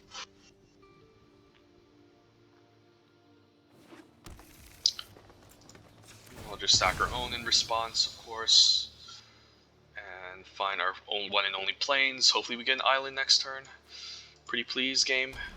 Island on curve, island on curve. Nope. Alright, gotta believe. Yeah, worst case we don't, and then we can just drop, hopefully find 4th land for Dawnheart to cast Dennick, but... Alright, Hedgewish match. This is not a card I see too often. Alright, right on time. Let's do it. It's not a card I see often, but it can be a fine way to enable Coven. It's just kind of underwhelming, but it's at least 3 mana to give a creature +1/+1, which could be okay, but yeah, it's also not a very optimal card I would consider playing. Like, I'd rather just put 1/1 counters with the Homestead Courage. So, yeah, I guess we're facing against people who aren't really too scary so far. No 2-drop. Okay, Burnmar, so we can still free roll him and gain life, so this is pretty sweet. And we can cast Dawnheart Rejuvenator, so we'll just free roll him to gain some life here. And then we'll cast Rejuvenator. Next turn we can cast Drownyard Amalgam. Or we can cast Dawnheart, Consider, that could be a thing. Because we're not playing attack with this anytime soon, or activate the ability, so... yeah, you could enable Coven with this as well. So we probably want to play Dawnhearts, and by playing Dawnheart, what can happen is we can... I mean, not Dawnheart. So if he has Coven next turn, he can slam us for 3. Do we care? I mean, we can still play Drownyard into Consider, so it's still the same thing either way. But by playing Dawnheart, we can have access to a little bit more mana, and then we can cast a Jack-o'-lantern and a Consider as well, or Consider end of turn. Not sure. This does hold off the 3 damage, which could be pretty annoying, so I will Drownyard Amalgam here. Target myself, and then end of turn we can Consider. No need to Jack-o'-lantern. Jack-o'-lantern does nothing in his matchup since Dennick just prevents me from exiling his graveyard. So this can prevent 3 damage. He has Coven, so I think it's fine. And then we can hopefully find some ways, a way to deal with Burnmar, and we should be okay. Alright, so happy to prevent 3 damage this turn with the Drownyard Amalgam. Hopefully we can just stall out the ground, win with our flyers, and take it from there. No, we definitely want that. Definitely don't want to discard that. Ooh, okay, Contortionist Troop is really sweet. I can make a 5/5 Contortionist Troop. Can I double spell? I can Overwhelm Archivist, but don't have mana to keep anything up. I can Dawnheart Rejuvenator, but it's only 2 mana. I think it's fine getting out the troop for 5. And then we shove Coven, right? Yeah, we shove Coven. And then by doing this, what we can do is we can move to end step and then put a counter on the Dennick, so then he can properly block the 3/1. And then we still have Coven next turn with the 2/4. Unnatural Growth, that's scary. Holy shit, so everything gets doubled. Okay, so this becomes a 10/10. I can always triple block this. It's not going to look nice, but I might have to. If he attacks with a 6/2, I'll just block it, but I probably need to triple block the Candlelit Cavalry here.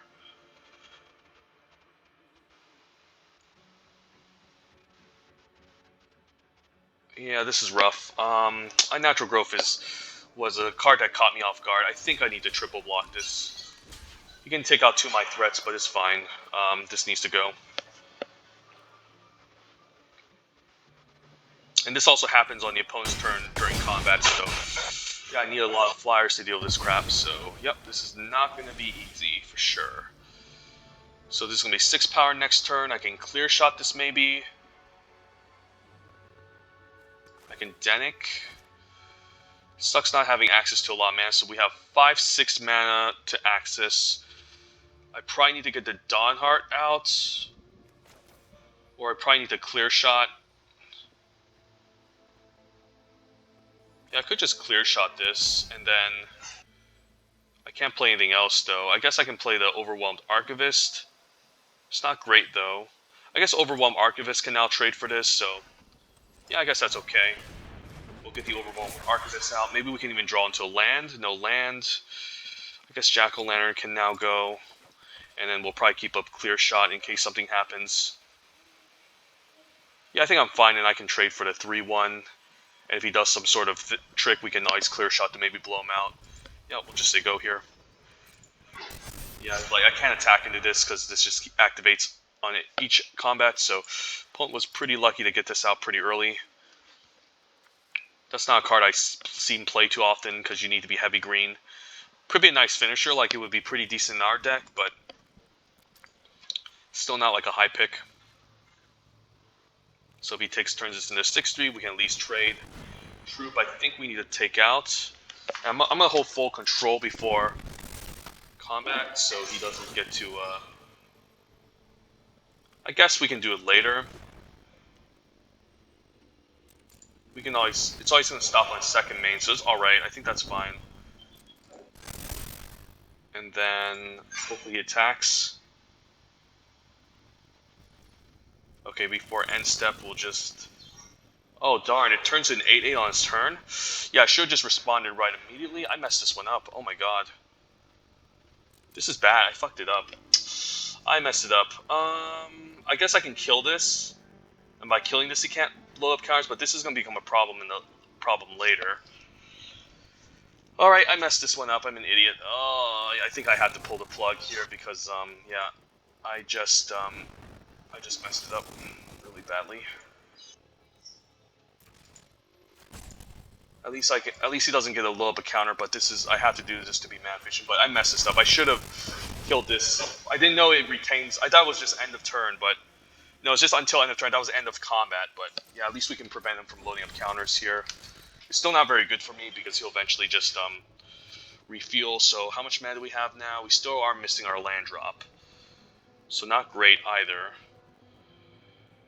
I guess we need to try to win with Drown Yard, but we need to hit our lands and generate mana. So what I'm liking here is maybe a Sentry Farmer into land into Dawnheart Rejuvenator. I guess that's what we can try to do. We hit a land at least, so... Yep, a Sentry Farmer saves a day, play the land, play second land, and I could also Pious Apprentice here. This provides me more mana to eventually activate Drown Yard to still start getting across. So, I might actually, I could also play Shadow Beast. Shadow Beast does block better here. Or maybe we can take 8. I don't know. I'll play Drown Yard. I mean, Dawnheart. I think we need to get more mana going. Yep, and then no attacks, and then hopefully this can help us close out. But yeah, that was bad. I should have responded. I mean, I should have, before combat, activated the Hunter's Edge and taken out the Contortionist Troop. But now this can start putting counters end of turn. If he attacks with this, I will maybe go for a quad block, or maybe just take 8, which is still not great, but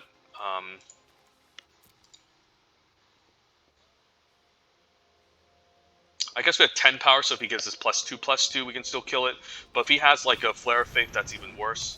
So okay, so he's basically going to so basically we can't kill him by air. We have to start getting in the Amalgam. I think that's the game plan now. But our deck is also not hyper aggressive, so we need to still set up a board or wait to at least take this out. Okay, I think I'll quad block this. Is that necessary though? Yeah, we'll definitely quad block this. This is going to be a problem. I hate how he's going to take our Drown Yard, but I think it's going to be a huge problem if I can't take it out. We can still shuffle the Drown Yard back, so that's a good strategy. Hopefully, so I could like do an end of turn the earth type of thing. The Flyers aren't going to do much because he just has so much reach. So I'm probably just going to play Shall Be Sighting because it's just a good blocker. And then I have 2 mana, so don't know what I should do here. I can't attack into this anyway, so what's the point? I can just play Jack-O-Lantern. I guess this is in the graveyard, so never mind. So we're probably going to end of turn, use the Turn the Earth, find clear shots, hopefully. Or maybe we can just develop the board here now, since...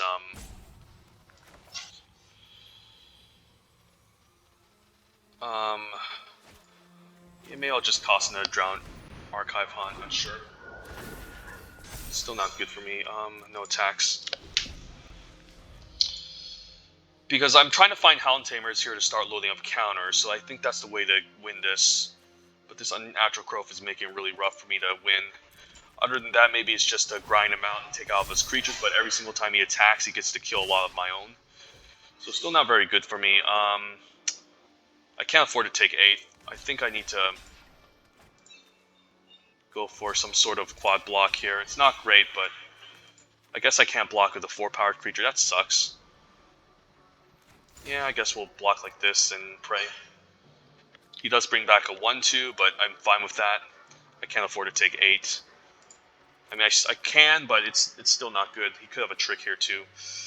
But by doing this, at least I have up to at least up to 16 power. So that's not bad. I still keep my 4/4.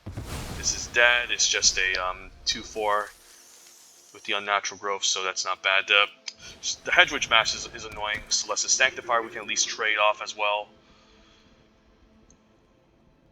So I probably want to get Dennick out. By getting Dennick out, I can start... Okay, so I can't block this with any 4-powered creatures. That's going to become a problem. So I guess I can get out Dennick. Play land, get out the Overwhelmed Archivist. Maybe set up some sort of triple block onto this, and then cast Turn the Earth end of turn.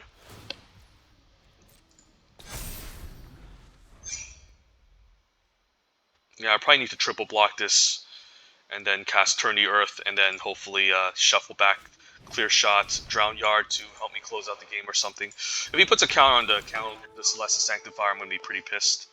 And he does. Okay.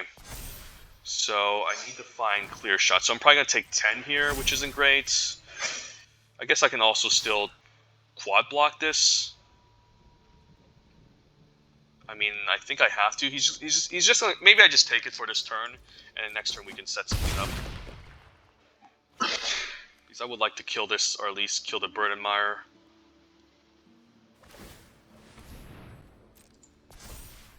But I definitely might mess up this game. My graveyard. Let's. Ooh, actually, Troop isn't bad. That's not bad. Clear Shot looks pretty good. Do I need the Drown Yard? The Drown Yard is our source of evasion. The Startle could be a thing as well. Yeah, the Drown Yard's probably what I kind of need to help me close out. Kind of sucks, but I think I need to shuffle this back. I need this to help me close out the game. Otherwise, it's going to become a problem. I'll just cast Shalby's here. And then no need to play land, we'll just say go. So we probably need to quad block this and lose everything.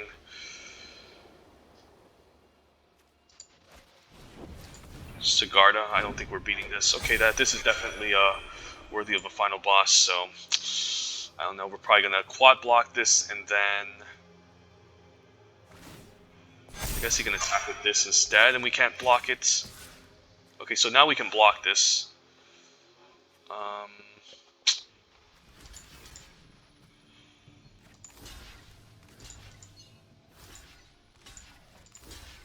Still not looking great.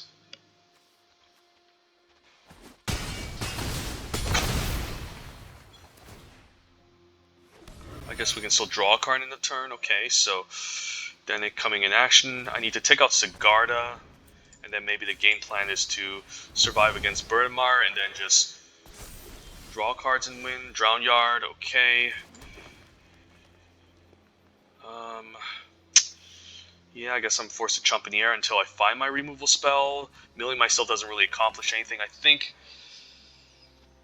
Yeah, I guess we just need to make a big boy here. I guess we can't even block this. If he puts a mass, we can't block. Yeah, let's just concede. I don't think we win. Like, the opponent just played the unnatural growth right on time and took us out.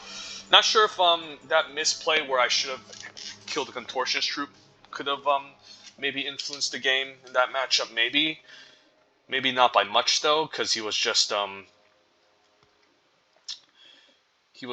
putting big bodies regardless. So either way, that was a terrible misplay. I should have read the unnatural growth and realized that it doesn't end during end of combat. It doesn't end until the whole entire turn goes through. So, yep. All right, that's our first loss. But yeah, we're still 6-1, so our record is still good.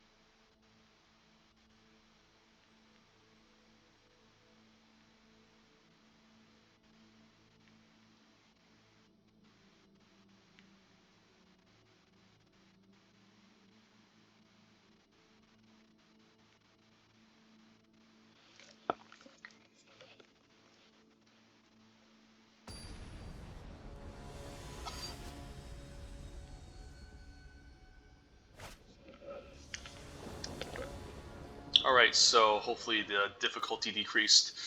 Alright, consider, just need to find our green source. We should have a decent amount, and we have our white mana, so there's a chance we can also top deck Denic. We'll keep.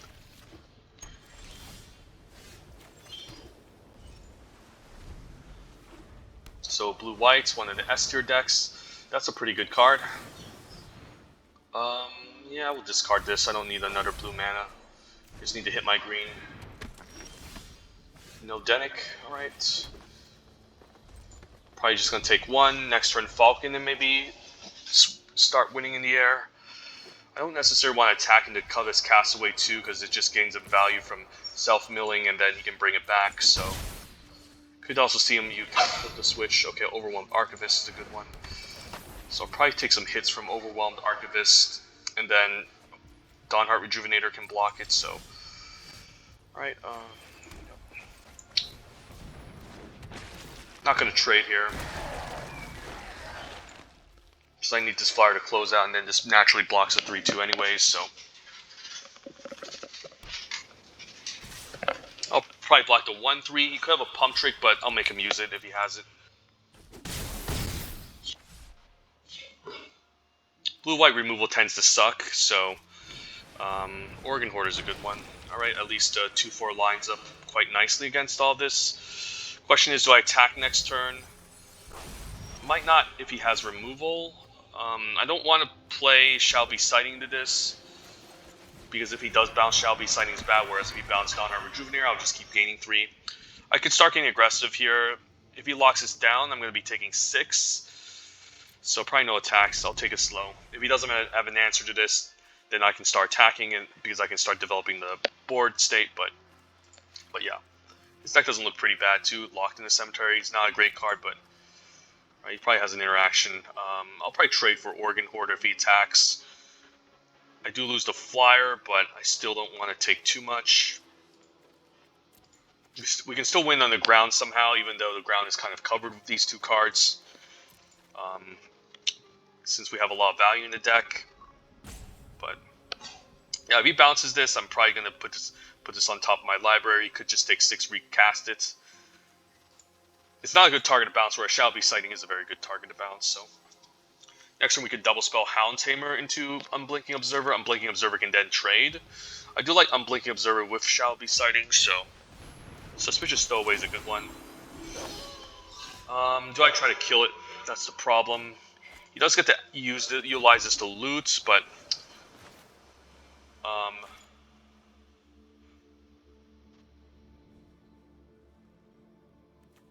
Yeah, I probably. He could have a bounce spell. I don't want him to cast Geist Wave on this and draw a card, so I'm probably just gonna tap out here. And if he has Geist Wave, I want him to use it on Shall Be Sighting. Actually, I'll just play Hound Tamer into Unblinking, because I would have to tap my down Hard Rejuveneer, which holds these off pretty nicely, so... Again, I'll just take it slow. He can easily just keep up all his mana, pass the turn, this becomes a 2-1 card that just draws him cards, so... I'm hoping he eventually taps out.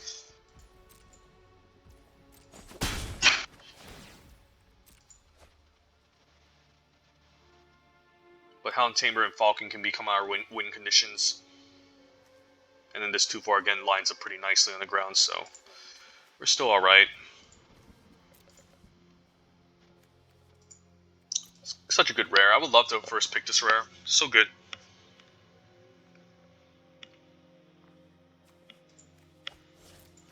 Alright, search party captain, so he wants to develop the board with something bigger probably.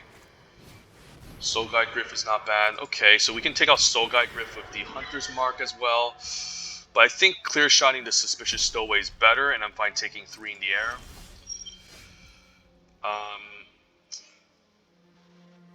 I can also free roll him because I could maybe threaten to activate twice.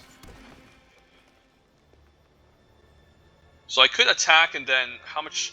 Oh, so the thing is, I can still activate Hound Tamer and play the clear shot. So I think I'm fine attacking here. I'm hoping he blocks.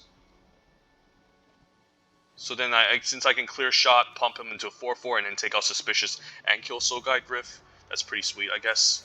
It's okay, then we'll just load up a counter here. And then before damage, I think I'm fine using clear shots. Falcon onto... Could kill the Flyer. Stowaway does get really annoying.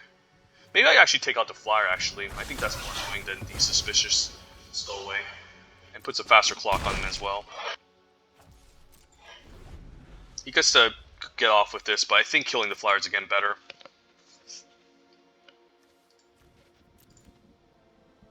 We can turn the Earth, get back clear shot again. I don't hate that as well.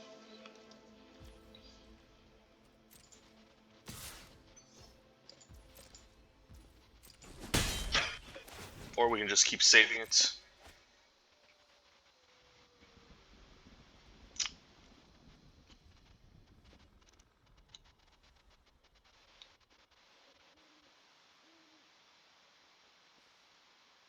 I can tap both next turn, cast Shadow Beast Sighting.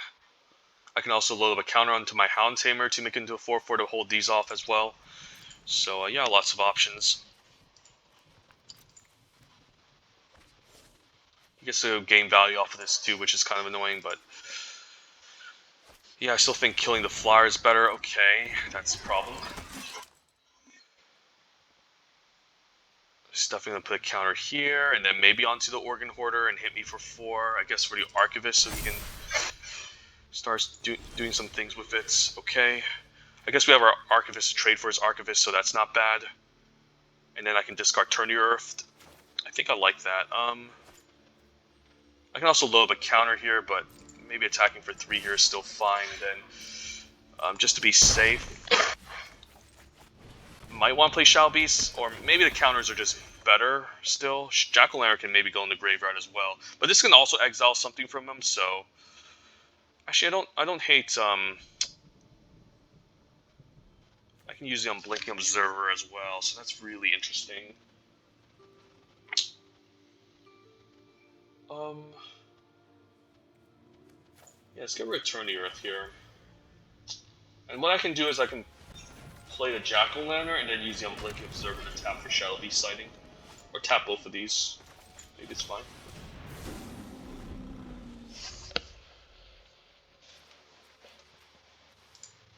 Not sure that was correct. He could attack here. And I trade, he makes a Flyer. I can attack into his Flyer. Dual Craft Trader, that's scary. Okay. So we're definitely on the clock here. I'll be taking... I guess he could activate it twice per turn. It's pretty stupid. I can turn the Earth on my upkeep. Maybe that's reasonable, so I can maybe get Hunter's Mark. I think I need to do that. because this card is just almost like a mythic uncommon in the white-green disturb decks. I mean, in any white deck. So I think what I'm gonna do is I'm gonna cast Turn the Earth right now. My graveyard, get back Clear Shot. I don't think I need anything else. I'll just shuffle lands back into the opponent's deck. Just shuffle him some planes.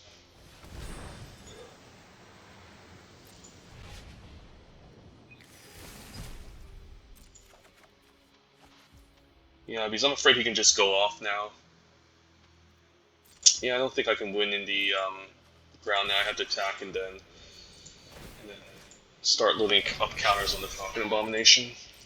Because I'm not going to be a double striker. I need to put him on the clock here.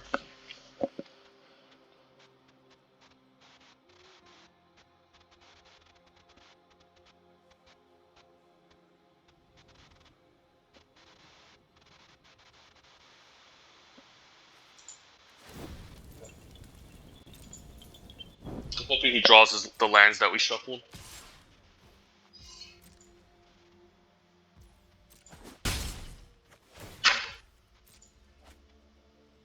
I need to pay attention to what he discards, because it could be a disturbed creature I might need to exile in response. I'm hoping he doesn't have interaction for the Falcon, because that's going to screw me up too.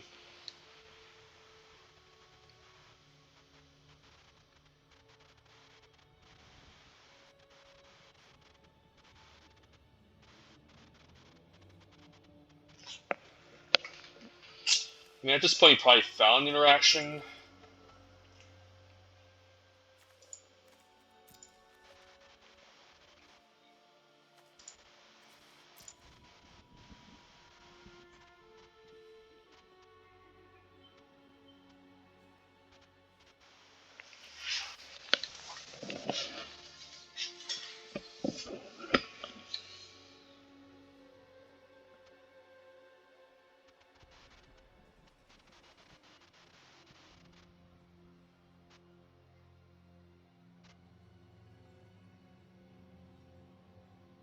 If I top deck a land, I could also activate this twice, load everything on the Falcon, attack and put him to 1. But then he could still go wide and still block everything, so it's not a guarantee still. So I'm kind of in deep shit if I can't deal with this dual craft trainer, or if this gets answered. Gavany Trapper, fuck. Yeah, that sucks. I might need to go wide then, or start attacking on the ground at least, because this can just keep tapping my guy down. So maybe I need to attack in the air and just go wide. Maybe that's the game plan.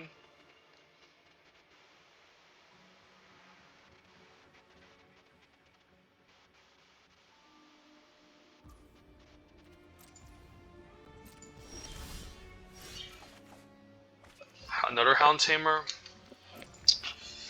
Sure, let's see. Might be the game plan, might just be to go wide now. I can also attack with everyone. 1, 2, 3, 4, 5, 6. 1, 2, 3, 4, 5, 6, 7. So he could block everything here. I could also attack with a 4/4 too. He blocks, maybe he makes a flyer next turn, attacks. I think the 4/4 is a reasonable attacker. The 3/2 could also be reasonable if I want to load up 2 counters, but maybe I'm only interested in loading up 1 counter. I could also attack with Dawnheart Rejuvenator. So I could also just attack with 3 creatures here, which isn't bad. But I don't get to use up too much mana. I guess I can... I don't know. I think we move the combat here, and what we can do is we can attack here, attack here. I probably need the extra mana here. I think we'll attack with both of these and see what's up. Because the more creatures he loses, the better, so maybe I can go wide and win. Because I'm afraid a Gavany Trapper is going to become a problem if he keeps tapping things down. He's going to double block. I could put 2 counters here. I probably want to take out the Covet's Castaway. Or maybe the 4/3 is fine.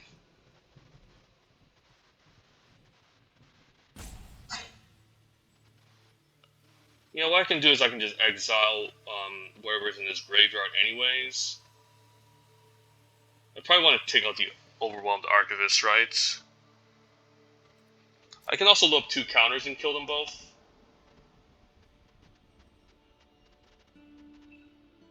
I mean, that way he still loses 2 creatures. Or I can just trade off, then double spell.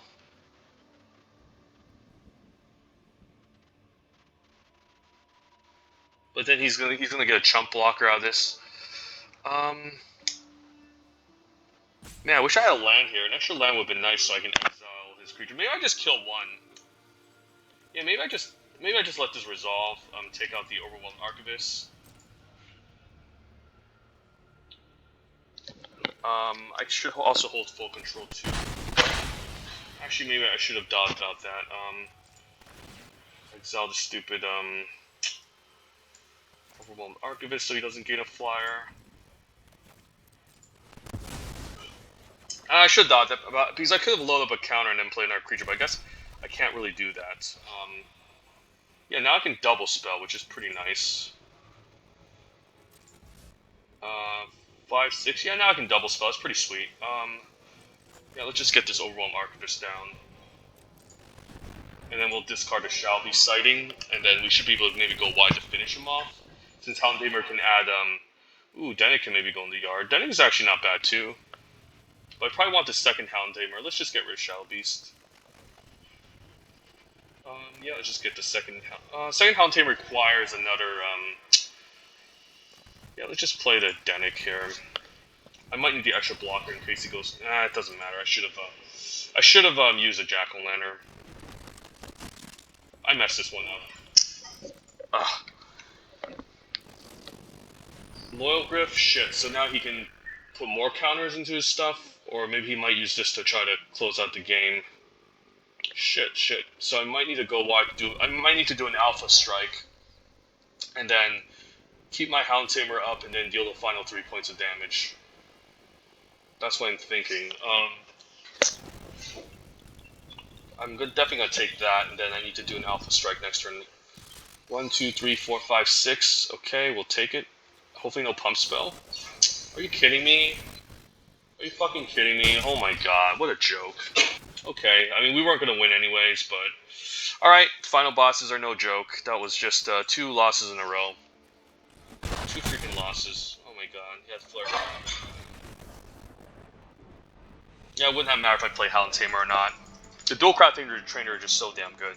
Like, we even shuffled back the Hunter's Mark, the Hunter's Edge, and we couldn't even draw it, so... Yeah, that Dual Craft Trainer basically won the game. I still think killing the flyer was correct with the Hunter's Edge. I just wasn't expecting the Dual Craft Trainer. That card is just so good. I think it's the best white uncommon along with, like, Borrow Time. Alright, so currently 6-2, not the best.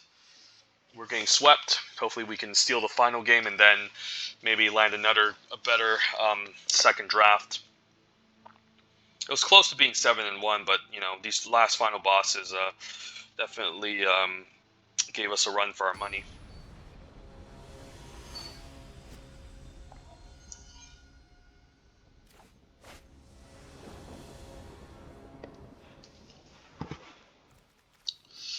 Alright, yeah, not bad. Hopefully we can get a third land. We should keep... I'll keep any land on top. But I'll definitely consider on turn 1. Or maybe turn 2, not sure.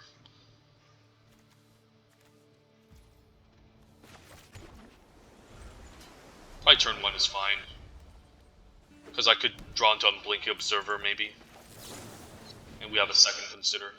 Eccentric Farmer, I don't think we need it. Like, we have an Overwhelmed Archivist that can also help us loot. Yeah, it's fine, we'll discard. We have 2 more, Eccentric Farmers in the deck. I just need to guarantee I hit my land drop, so I'm fine discarding it. And I probably want a Falcon next turn. Not sure if I want an Overwhelmed Archivist. Because I don't really have anything to discard here. Like, all these cards I want to keep. I want to play maybe the Shall Be Sighting on Curve as well. Just so good. Misses land drop. I mean, by playing this, I do kind of guarantee my land drop, so maybe doing this is fine. I don't know what to discard, though.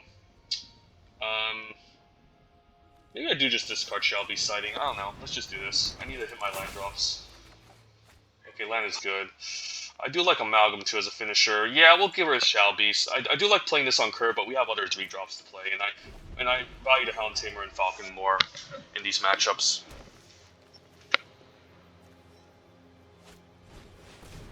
And Mara, I could attack into this.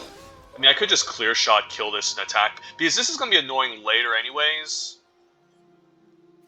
Or I can just play Hound Tamer.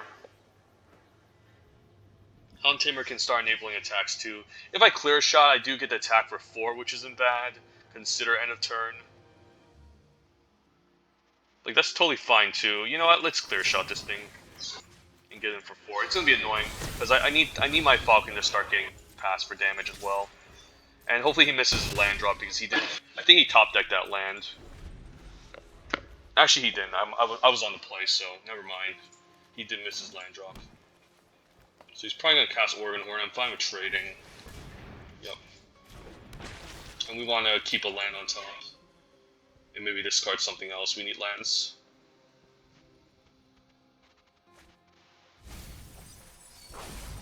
Alright, I guess he needs lands too, because he just discard 2 spells. Yeah, we'll put that in the graveyard. It's perfectly fine targets. Ooh, Denick. No white mana though. Alright. Fine with the trade. And then Drown Yard can hopefully not mill anything too important. Definitely don't want to mill my opponent in this match.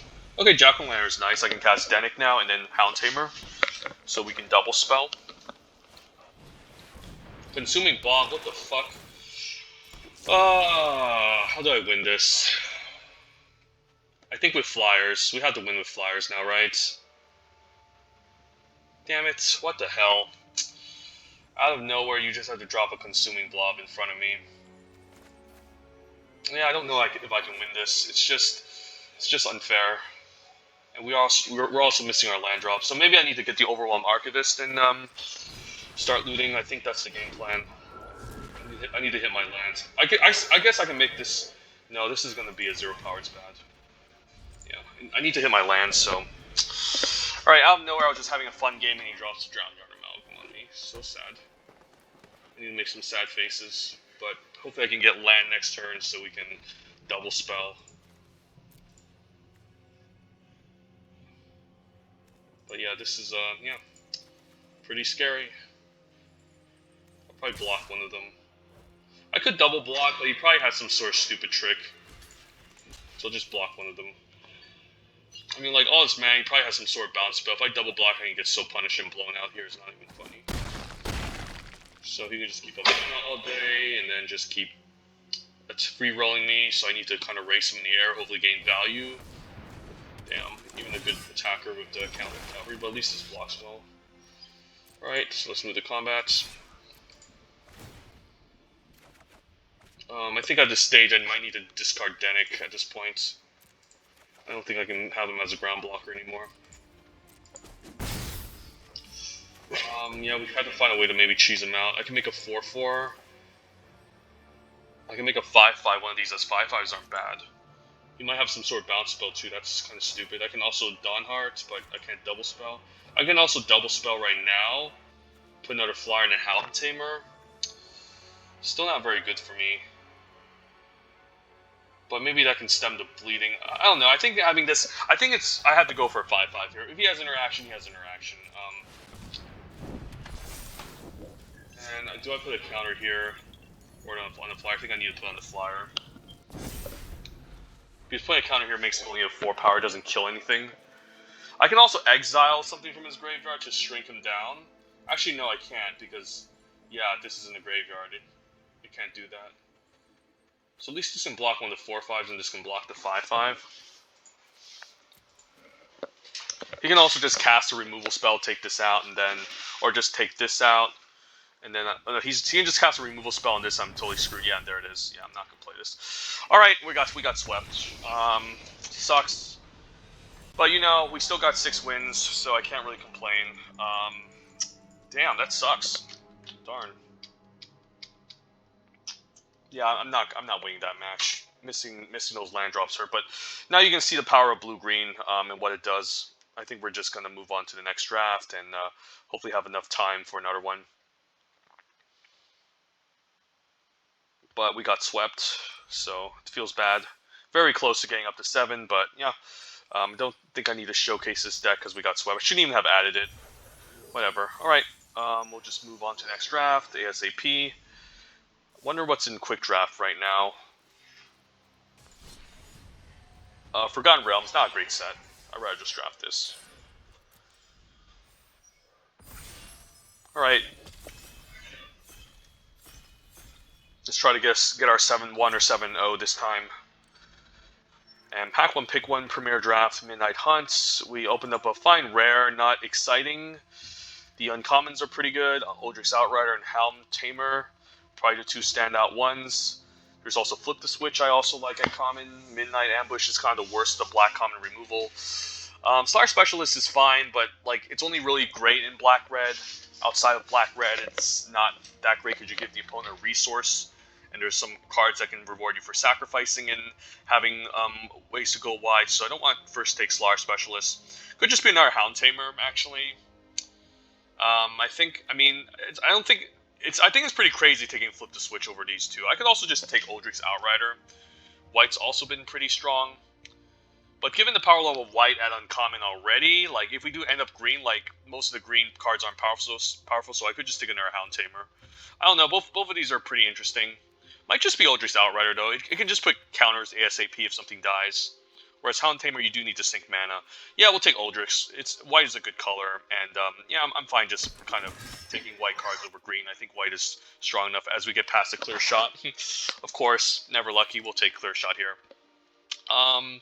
Lunar Veteran is probably the best white common, but I'm not going to take it over clear shot. There's a Hobbling Zombie, Socialite, so had we taken the Hound Tamer, we'd follow up with clear shot, but we could still end up green-white Coven. Who knows? Clear shot is just too good. I can't really pass it up here.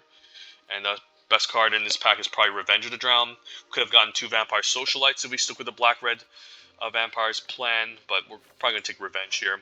Probably the second best blue common in the set. So we'll see. We could end up blue-green again. Who knows? Or blue-whites.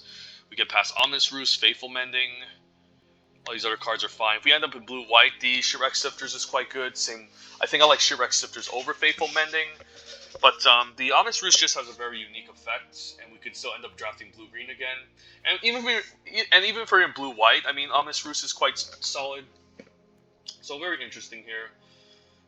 Yeah, we could be set up for another blue-green deck. Maybe this is our turn to get our revenge on the people who swept us. Otherwise, we'd be looking at Shipwreck Sifters over the rest of these. I like Shipwreck Sifters in blue-white over both Morning Control and Faithful Mending. I'll take the Omnis Roost. It's much more of a unique effect, and these are usually commons. You can get them later, and blue-white's really open. We can wheel these, so we'll try the Omnis Roost. Maybe we'll try blue-green again. And this is more of a blue-green gold card as we get past Shall Be Sighting. There's also Flip the Switch, but after taking Omnis Roost, I think I just like the Shall Be Sighting. So we missed out on the Hound Tamer again, but who knows? We'll probably pick up another one. We'll take Shall Beast. Blue-green is, again, a fine archetype. And it's been relatively open for the most part. And we're off to a better start than the last draft for blue-green. We weren't really clear, but now we're kind of clear. I do like Silver Bolts. Burnmire is also a decent 3-drop I could use. Siege Zombie for blue-black, Geist Wave. We do have 2 interaction spell, Clear Shot and Revenge already, so don't need to prioritize Geist Wave or Silverbolt. I do like Burn Admire, though. I think it's a reasonable 3-drop. I like having at least my first copy, so I'll take it here. I'm quite impressed by this card, actually. Really plays as best in blue-green because it is a defensive value sort of deck.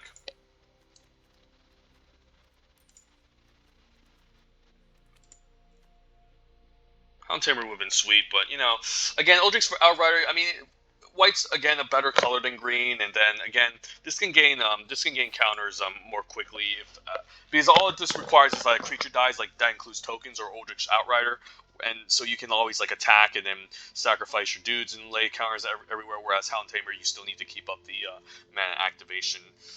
So here I'm going to take Deathbind Sprout over Geldrifter. Geldrifter would be fine, but this can help enable cards like Omnis Roost and other Flashback Disturb cards.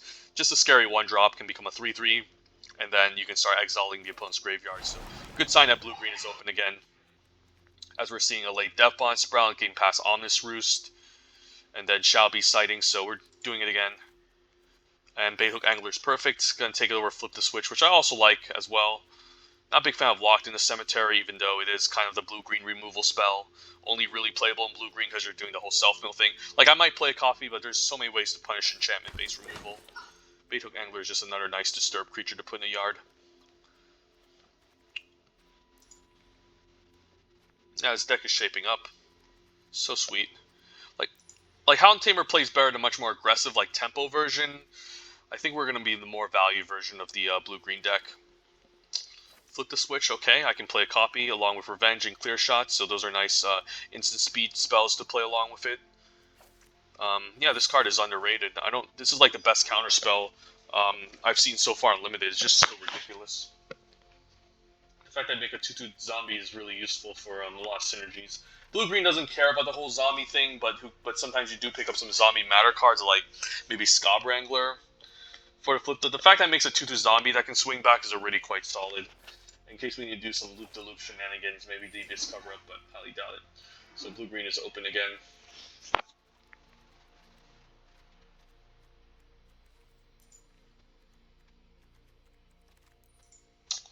Maybe play Tireless Hauler. A lot of these like 5 drops in green are so replaceable.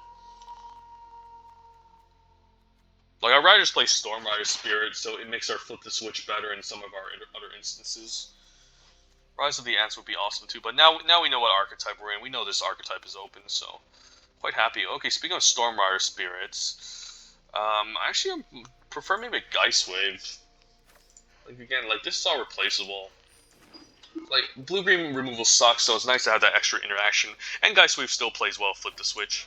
Maybe you play Pest on the Wolf, maybe we don't. It's a fine defensive creature, but 3 mana is a lot to keep up. And we're seeing some light green cards, so blue-green it is. Yeah, these cards are also whatever. Good to consider. Maybe we could take Overgrown Farmland, because again, there's some white spells I don't mind, like splashing. A lot of them are pretty good.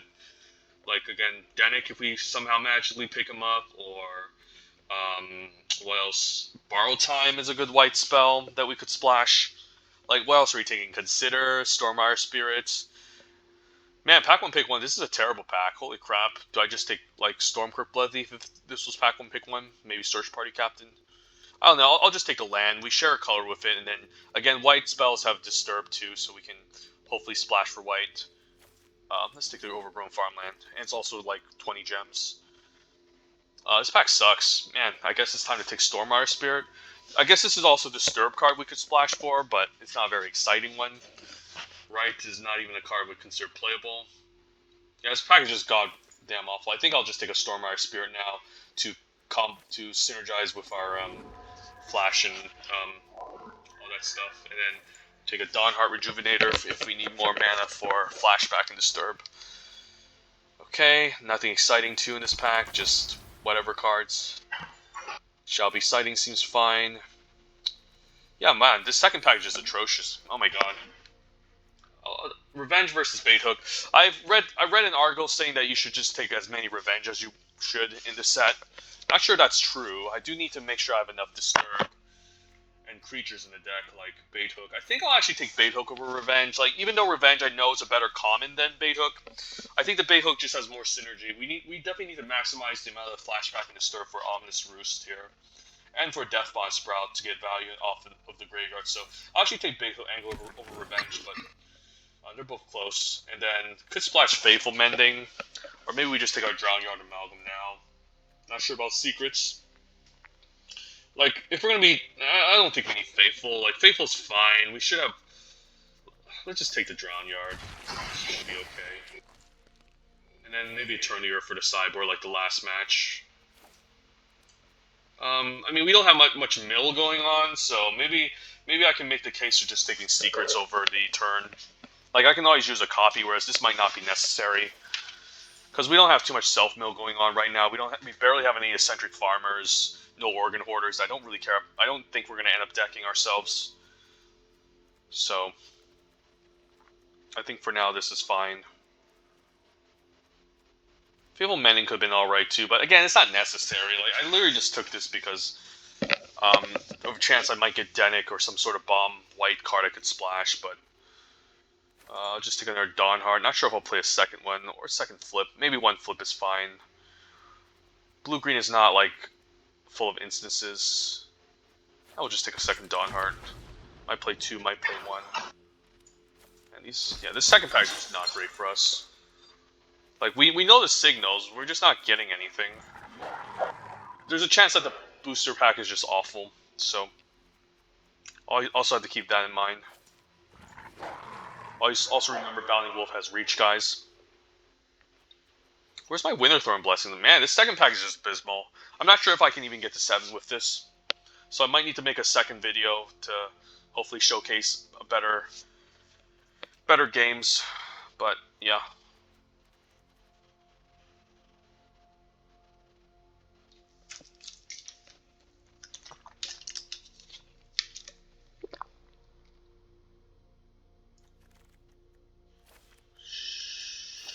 Sure. I don't even think Snarling Wolf is playable. I guess maybe in a Coven deck. Like, you can always switch between 1 power and 3 power, but it's like one of the most unplayable cards in this set, like, for some reason. Like, in a vacuum, like, if you look at this card, it's actually not that bad of a card, but it's also not that great. Like, imagine a set where it's, like, really aggressive and you can just keep free-rolling people with the Snarling Wolf on turn 1. In this set, it just doesn't happen.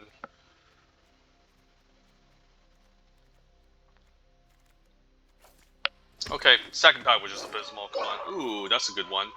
Definitely gonna take Sludge Monster over Eccentric Farmer and Ominous Roost. This card's just a bomb. I guess I can just cut Stormrider Spirit at this point if I'm playing this 5-drop. See, this is what I mean. Like, the 5-drops are just replaceable, so maybe I should have taken something else over Stormrider Spirit. Otherwise, I'd be looking at second Eccentric Farmer over Ominous Roost. Hopefully one of these will wheel, but Sludge Monster is a bomb. Not gonna pass it up.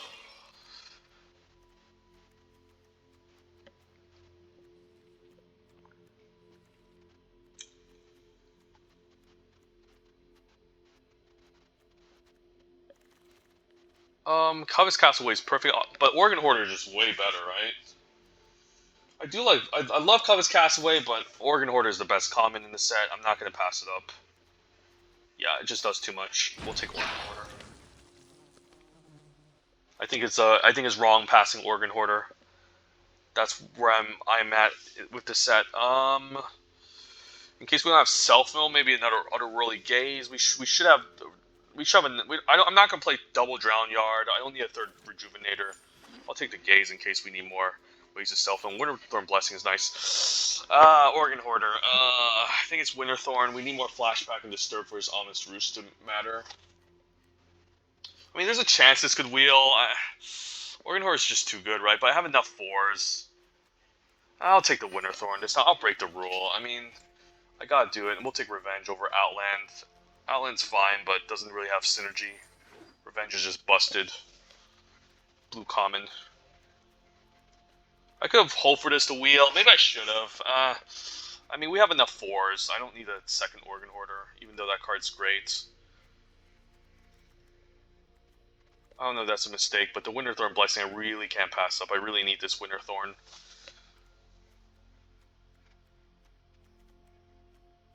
We don't even have that great of an Ominous Roost deck, to be honest. So I might have to play this, play a random, like, Otherworldly Gaze just to enable it.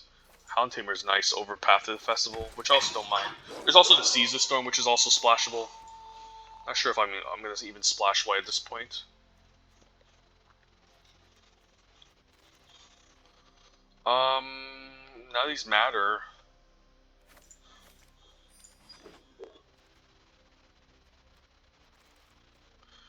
Hey, Bait Hook Angler, that's sweet. I'll take as many Bait Hook Anglers as I want, as I can. And so now this, Eccentric Farmer, sweet. All right, we're reading signals.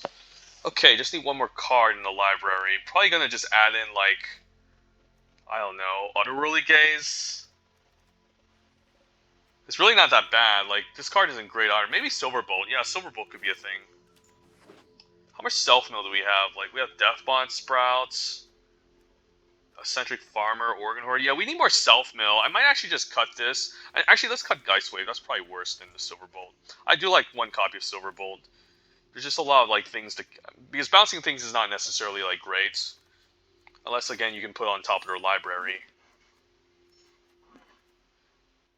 Yeah, yeah. Let's cut Silver Bolt. Let's actually play Geist Wave. It's just cheaper for 2 mana.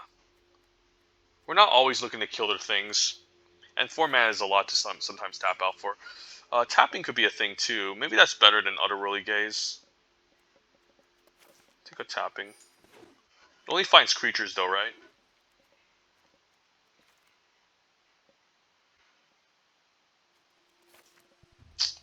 Yeah. I mean, I actually don't hate the Blinking Observer too. Blinking Observer can be pretty reasonable in this deck. It's also not amazing though, because we have so much again of this expensive flashback stuff. I don't hate it.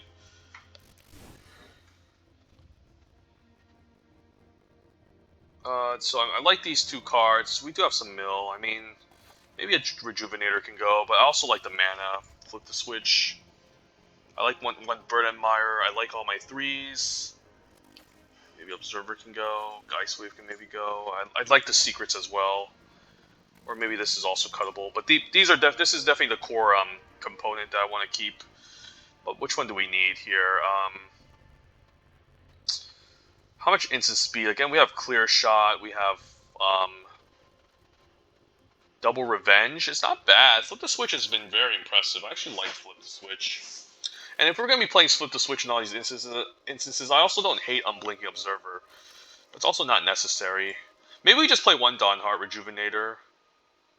But I also like the extra mana this provides for the secrets. Maybe Geist Wave can go. Play it like this, and then we can throw in a Silver Bolt for better interaction, maybe. Like, I like the fact that this produces mana and it's a good blocker on curve. 1, 2...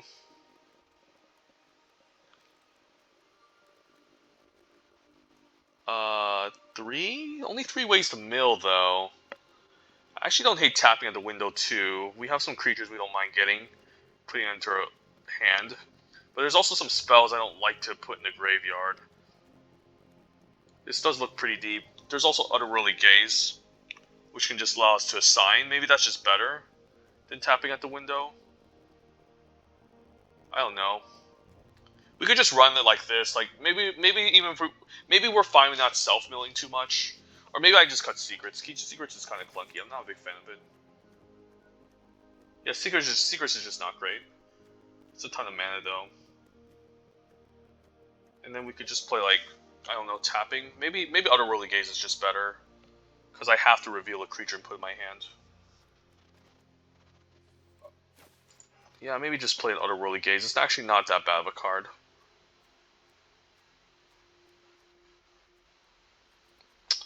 I don't know, it's actually not that great of a card either.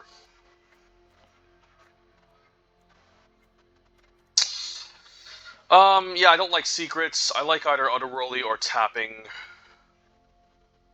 Since you can't find lands with tapping, it can be kind of weird. Let's take the Otherworldly Gaze. I'll play it, and then 9/8 seems fine. Let's do this again. Simic Revenge. Revenge of the Drown. Yeah, let's go. Let's get a nice 7 wins this time, hopefully. This deck looks a little bit more, other than the self-mill, it does look a little bit more consistent than the one we had earlier.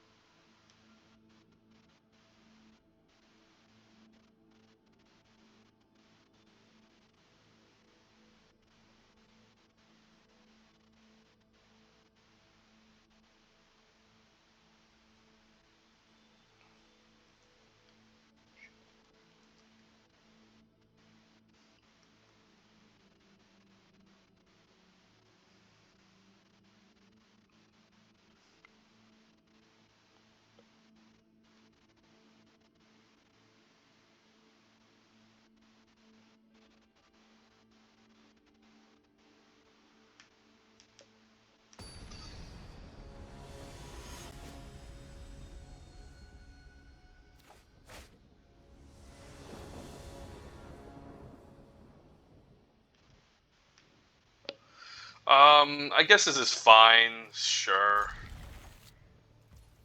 Probably just want to utterly gaze to find some green mana or something else. Yeah, I'll cast the first copy. Yeah, I'm fine putting the island into the graveyard and bait hook. Bait hook is fine on turn 2, but I have more bait hooks. I like the eccentric farmer on turn 3. Assuming I can get a green mana, but I think it's really important to have the eccentric farmer. We'll just play the blinking here. So we can potentially double spell with second Otherworldly and bait hook angler next turn. I hate casting all my stuff from the yard though without the Omnis Roost. So that's also a problem. I guess he top decked that because he would have played it on turn 1. Why did it have to be blue mana? Okay, let's just attack. You know, I don't need to Otherworldly Gaze. Let's just attack for 2 and then play the bait hook. Just have more bodies and just keep pressuring the opponent a bit. I can also cast this on my upkeep, but probably don't need to as well.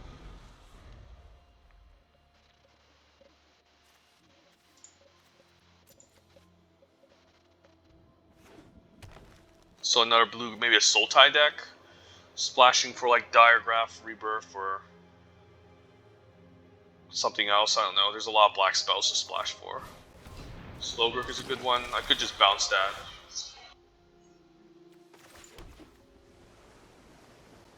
Yeah, I could just bounce that. I don't hate it.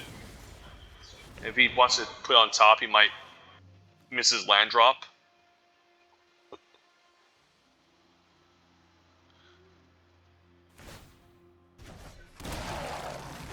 This one's recasted.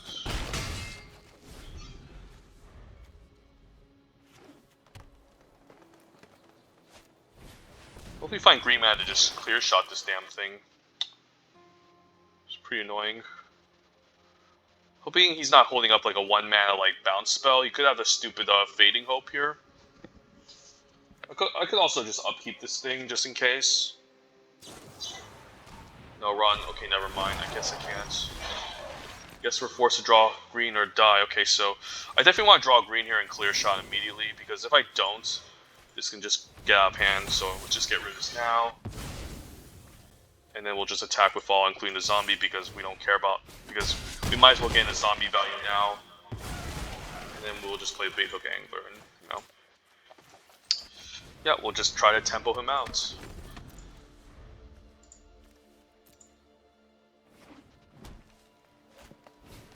Yell Drifter, that's a pretty good one. I'll just attack with both ground creatures.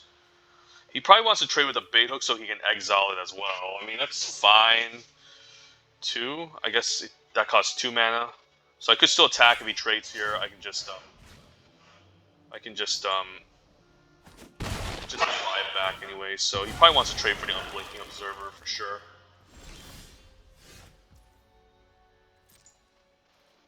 Let's attack first. There's no way I can mill an interaction spell that has flashback. That doesn't exist.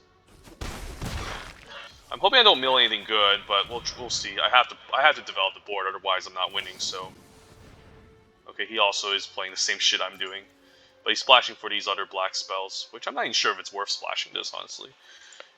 The card does overperform in this set, but it's not like an amazing card. Like, still, it's like a solid C playable. Do I play out land? Depends on what I grab, and then if I'm afraid he has a discard spell, I might hold on to it. But in this stage of the game, given that he doesn't have a lot of, I mean, I guess I can just play this land that he knows about, so never mind. So he can exile one of my Shall Be sightings, I can just cast the other one next turn with the forest in hand. So either way, I think we should be fine. We can also just smork him, attack with all, he's forced to. And that's 5 power, so he needs to get a body on the battlefield, so...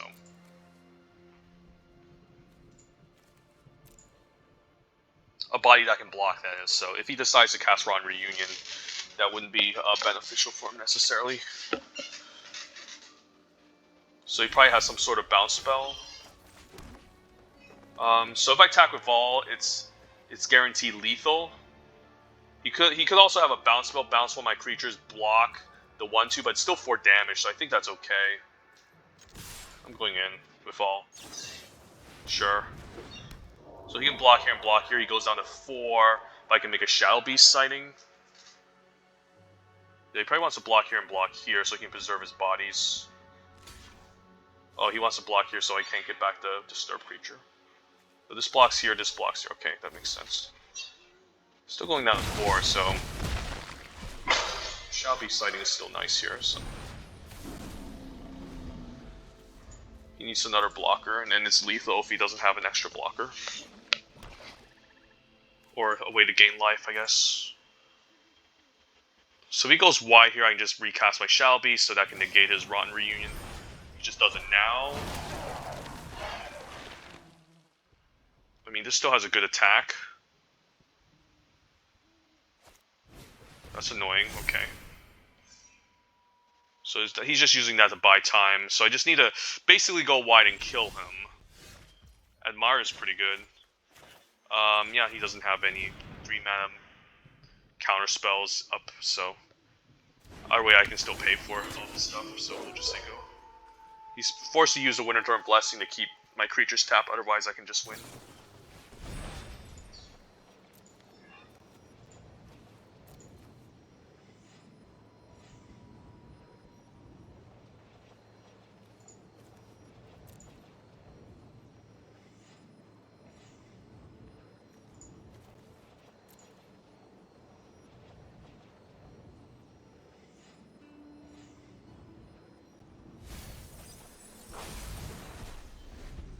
If he casts this, he loses because I can just again, he's down to 1. He needs 2 blockers this turn. He needs to use an interaction spell and then block, and then that extra blocker to survive, and he does. Okay.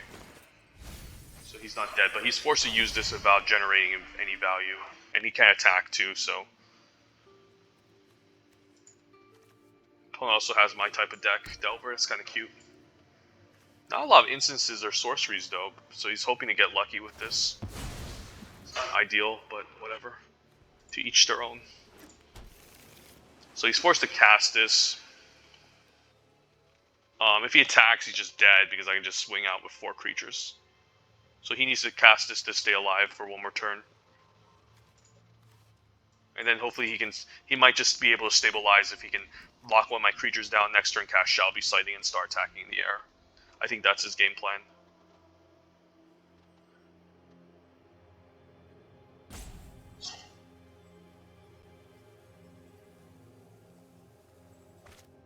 Yeah.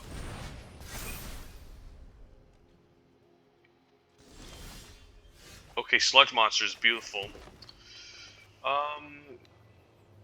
Yeah. I think I want to lock down the Gale Drifter, right? So then so if this dies, he can't get it back as a 1/2. He still has a blocker. This can still block. Gotta keep that in mind.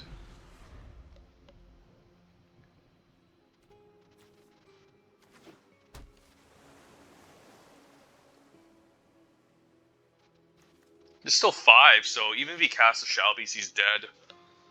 That was a really good top deck.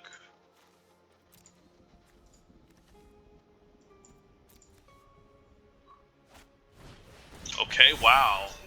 But he's still okay. I guess he's still dead. I mean, I guess he can flash this back again. Okay, so he can still tap down 2 of my guys and have 3 blockers. So he's still in the game. He's definitely still in the game. But the more spells I top deck, the better. Okay. So that was a pretty good top deck from the opponent. And I just get a land, so yep. Say go. The opponent still is not going to have enough blockers next turn if he casts a Shadow Beast Sighting. So yeah, he's dead here unless he can deal with deal with 2 creatures because I have 5 attackers. So I make this into a 4/4. That's not bad. Or I can lock this down, make this into a 2/2. So he's just dead anyways. Yeah. So he just took too much damage early. You can't do that. But he would have outvalued me if he wasn't out of low life because his creatures were just too big.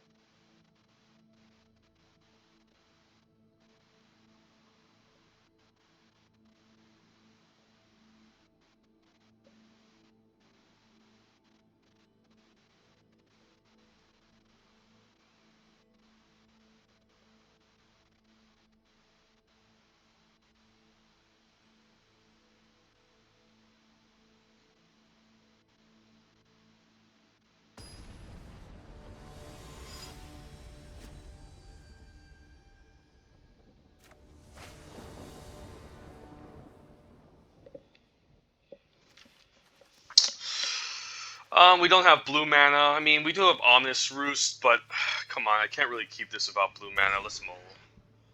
Alright, same thing, but at least a Centric Farmer can help us find our stuff. Yeah, I don't want to bomb any of this. I hate to say it. I like Revenge. Maybe Revenge still has to go. I mean, we have Clear Shot. As much as I hate bombing Revenge, I think this is what I have to do.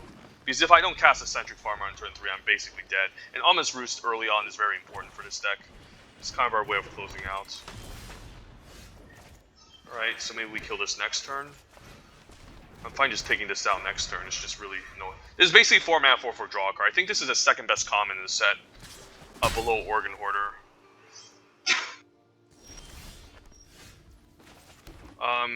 I can Eccentric Farmer. I mean, I might as well Eccentric Farmer because he can't really play a creature in sack because that's more than 3 mana. So I think Eccentric Farmer can come down here. And then, no lands. Shit. At least we milled 2 cards that were in our way that we couldn't cast. It's never wrong. And then I'll probably just take this out right now because he... Okay, blue mana is great. Yeah, I'm just gonna do it now. Let's not waste our time. This card is so stupid. Luckily, yeah.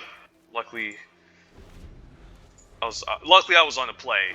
If I wasn't, he would have easily just made this into a 4/4 that turn. It would have been pretty dumb.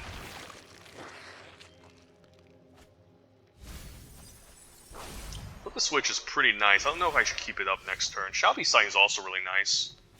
Yeah, just sighting here. Just block everything off. If he bounces this, I might trade, but I don't feel like trading. Okay, a flyer. Where's my lands? I need my lands. Okay, lands are good. Man, I wish I could just double spell all day. I think I have to play the Ominous Roost here. We have to get things going. Hopefully this can snag something later. I could also attack for 4, but that doesn't seem great either. We'll take 2.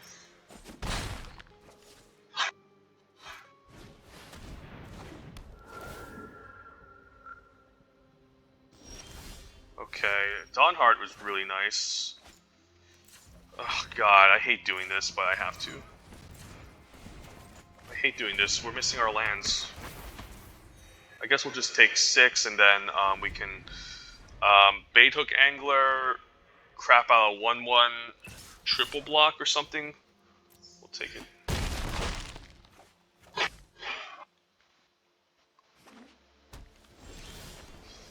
Alright, land is good, so now we can play this, crap out shit out of 1/1. And then I can cast a second one. We can go for a triple block. We'll still have Flip the Switch up, so if he tries anything fishy, we can counter it, hopefully. Assuming we have the mana to deal with it, so. I can't counter his own Flip the Switch. I could shoot this down, though, which I'm going to try to do so now that he's kind of tapped out. Thank God. Holy crap. Yeah, that can go, thank God. Might as well attack for 5. If he double blocks, he shits out a 1/1. Actually, I don't want to do that. Because if he makes out a 1/2, that's going to be hard for me to get across, so.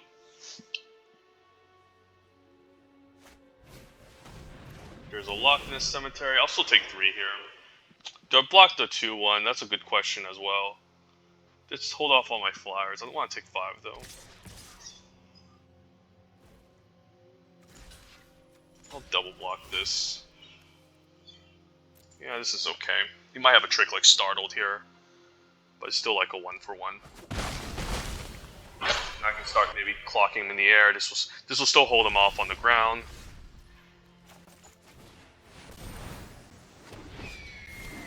Yeah, we're just gonna take over the skies.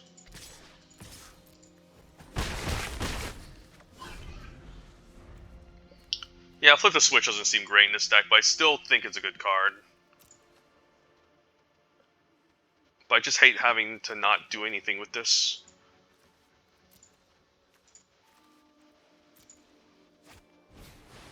Live, sure. Guess I'll trade here if I keep taking damage. Yeah, we'll trade. I don't care about this 2/1. He can keep smacking me if it. But now I'll trade. Could see a Startled here. Yeah, Midnight. Wow, on a 0-1? Sure, I'll take that. Hound Tamer is really nice. Hound Tamer, keep up auto rolly gaze. Don't hate that. I mean, flip the switch.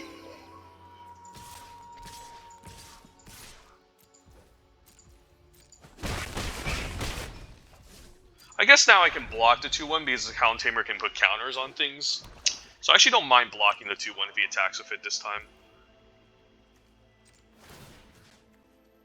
Do I tap out here? I'm fine with that. That's also really nice. Organ Hoarder is really sweet too. The Mythic Common, Soros Packmates. I actually want to land. The land is fine. I don't care about the Unblinking Observer. Land is fine. So I can double spell.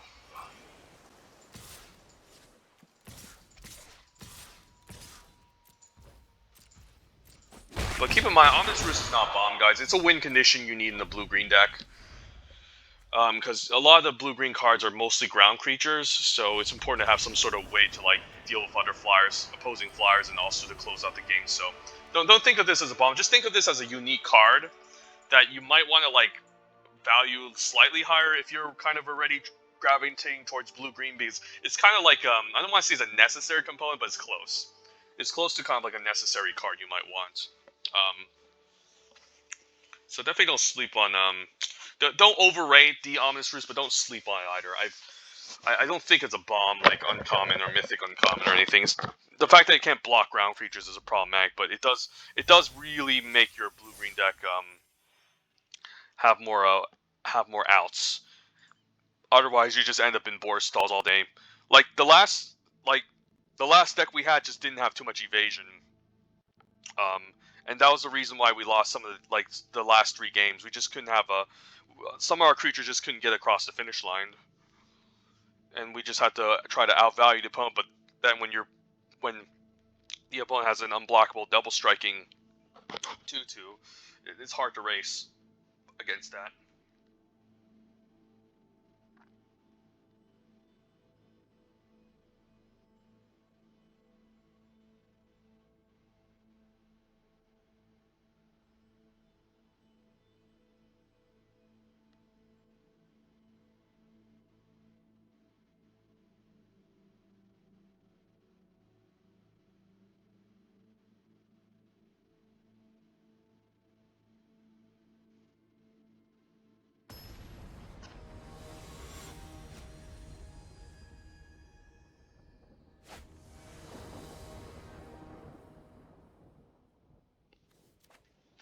Alright, Bait Hook Angler, Eccentric Farmer, Shadow Beast seems pretty nice. I hate the fact that these cards all have to tap out, so I can't keep a flip the switch, but I like to flip the switch like later in the late game, and trust me, even though they can play 4 mana to negate this, you'll still have it. I mean, so it's fine. Scob Wrangler, oh my god, this card's so dumb. I hate that card so much, but whatever. You can just keep tapping our big bodies down and swinging out too, so... Nice 1-2 curve here. At least he's missing his land drop, but wow, double Scob Wrangler, how am I going to deal with that? I probably can't deal with that. I could just keep a flip to switch, like, what's Eccentric Farmer going to do? I guess it blocks, because what he can do is he can tap this guy down the next turn, he can just swing out, so yeah. I think Eccentric Farmer has to be laid here.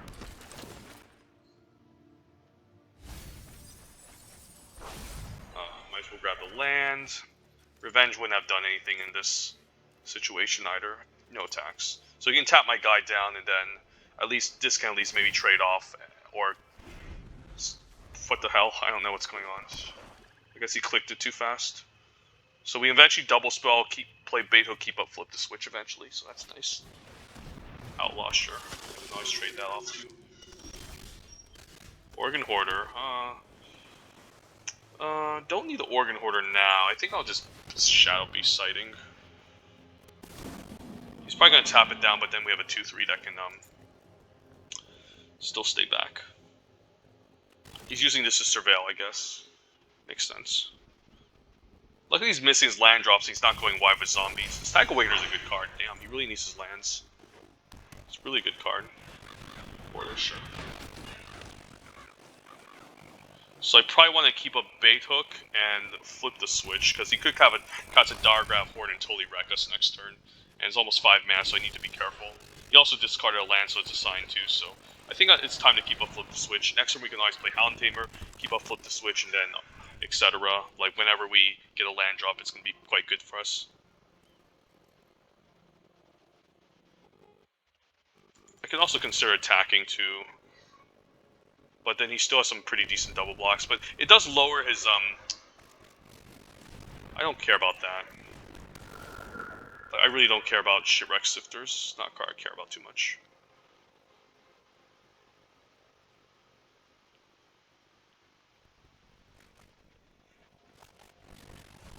Awakener, however, I might care about.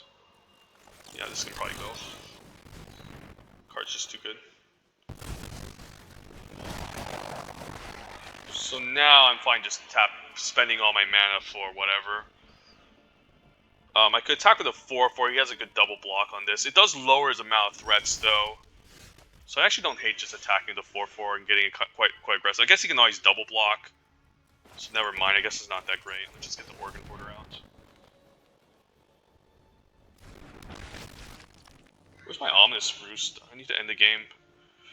Rejuvenator versus Revenge. I think Revenge, right? I don't like bouncing any of his stuff though. They just have too much good ETB. I still think maybe we still have to take the Revenge in case something happens. If he's gonna do this main phase, then yeah, he can tap something down and surveil end of turn. So it's pretty nice. Pretty nice for him. Next turn we can cast Shadow Beast or Hound Tamer, keep up Revenge. Hound Tamer can start distributing counters. That's pretty nice. But I still want to maybe Shadow Beast to get value. Okay, so he might try to clock me in the air with a Bait Hook Angler now. So we might need to just gum up the ground. Oh shit, yeah, I'll probably just get rid of land and Revenge here. Revenge should probably go. I need to keep the Hound Tamer. It's my only way of like actually trying to win the game if I need to enhance a small creature and turn into a relevant threat.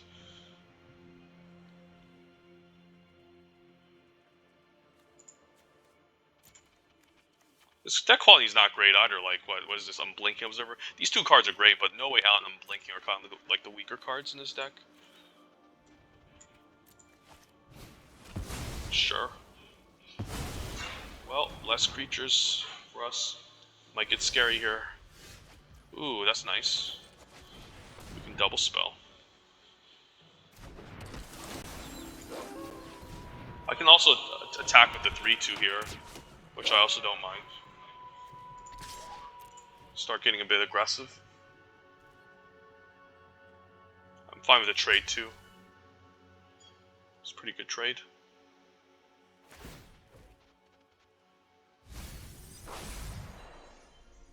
I don't know what this person's digging for.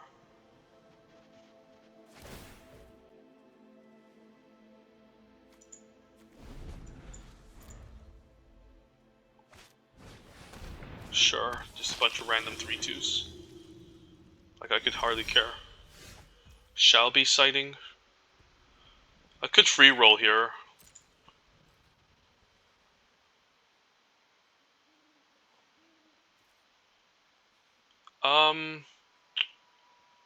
I can free roll one of them. He blocks. I guess that's gonna force me to.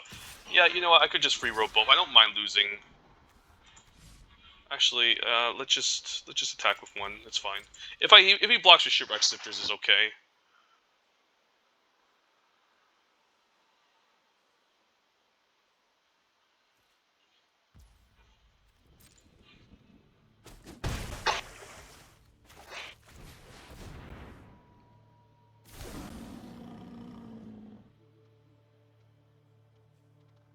But now with Hound Tamer, I can just keep attacking and free rolling.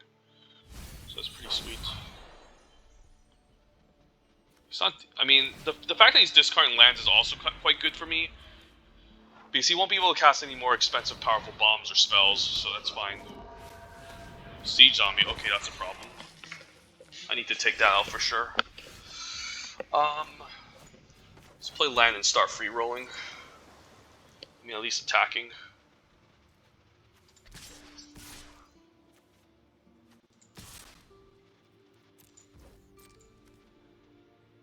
need to start getting aggressive because he has Siege Zombie, which he can just keep activating over and over.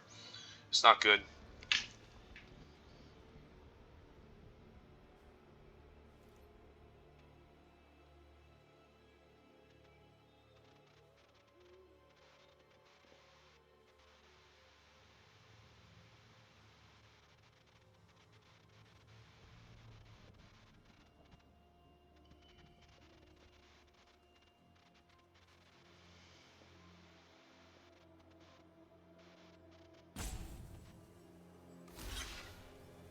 I actually don't hate this block. We can take out Organ Horde and the Hook Haunt Drifter. I think that's okay. And we can just make another Shall Be sighting. Gets rid of 2 of his creatures too. Like, I don't even need to activate the Hound Tamer here.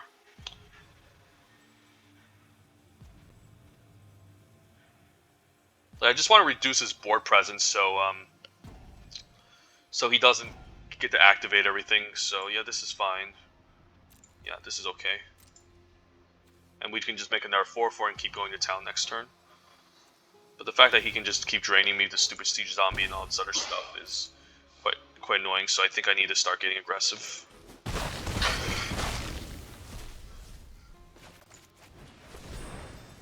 And I can just keep attacking as well.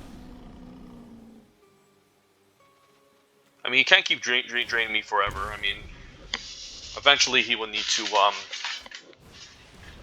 Okay, that's annoying. Why does it have to be Covetous Castaway? I mean, I can still attack into it. I don't mind.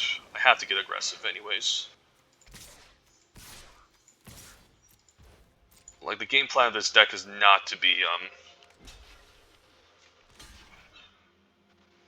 So I can activate it twice. That's really nice. I think he doesn't realize the calculations. Yeah, I think he realizes I can activate Hound Tamer twice. That's fine. So he can take 4, I can just cast another Shall Be sighting. Okay, that's really nice too, I like that. I like getting rid of one of these. I can also put 2 counters here too, like that's not bad too. But that's almost like playing another Shall Be sighting, so I think it's okay.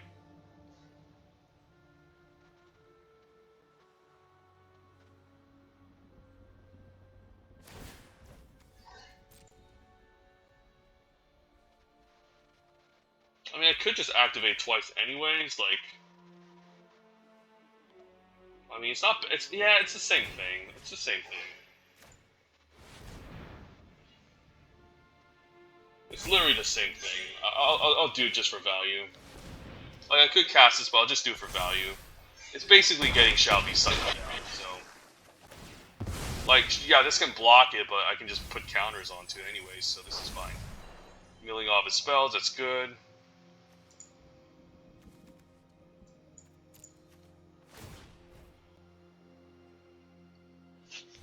Probably looking for a land of casting of his Castaway, but yeah. Might be in trouble here. I can just attack with the 4-power creatures, I don't mind. Is it worth shuffling anything back? His deck looks really bad, like, holy shit.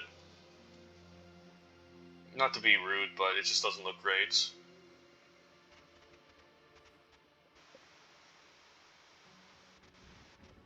Those are good. I mean, I also have Organ Horde and Alive. His deck is not very strong. If I attack with a Bait Hook, I'm forced to basically pump into it with the Untamed Hound, but I think I'm okay with that too.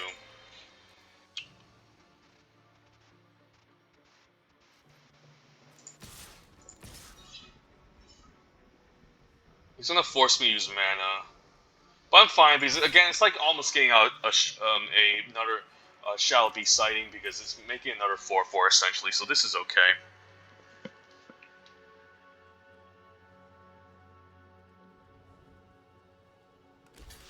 I'm fine with double pumping this.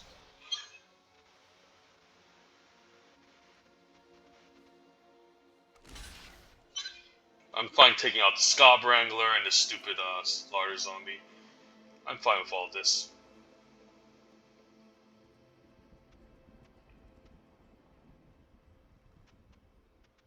I mean, I guess he doesn't have enough to tap for the Larder Zombie anyways.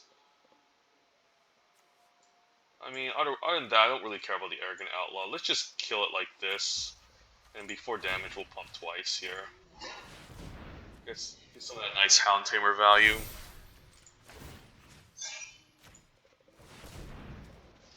Just dead here, like, you know.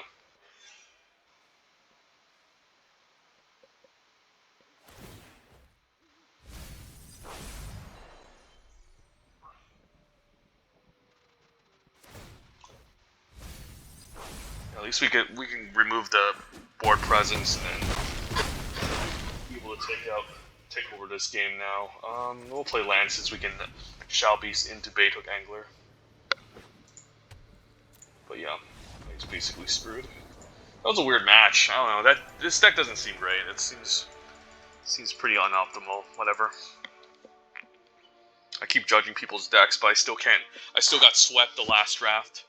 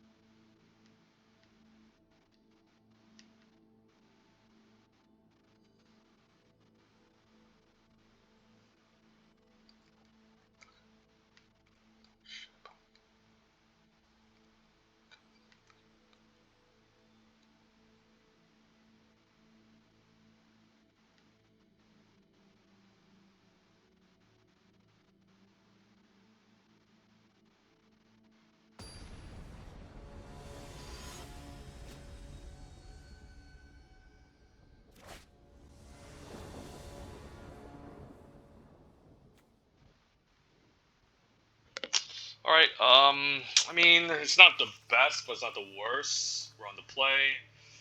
I'll try it. I mean, 4 in the 5 drop is fine, but I'm hoping we can at least get 2 or 3 drop to at least have some sort of early board presence so we don't get run over.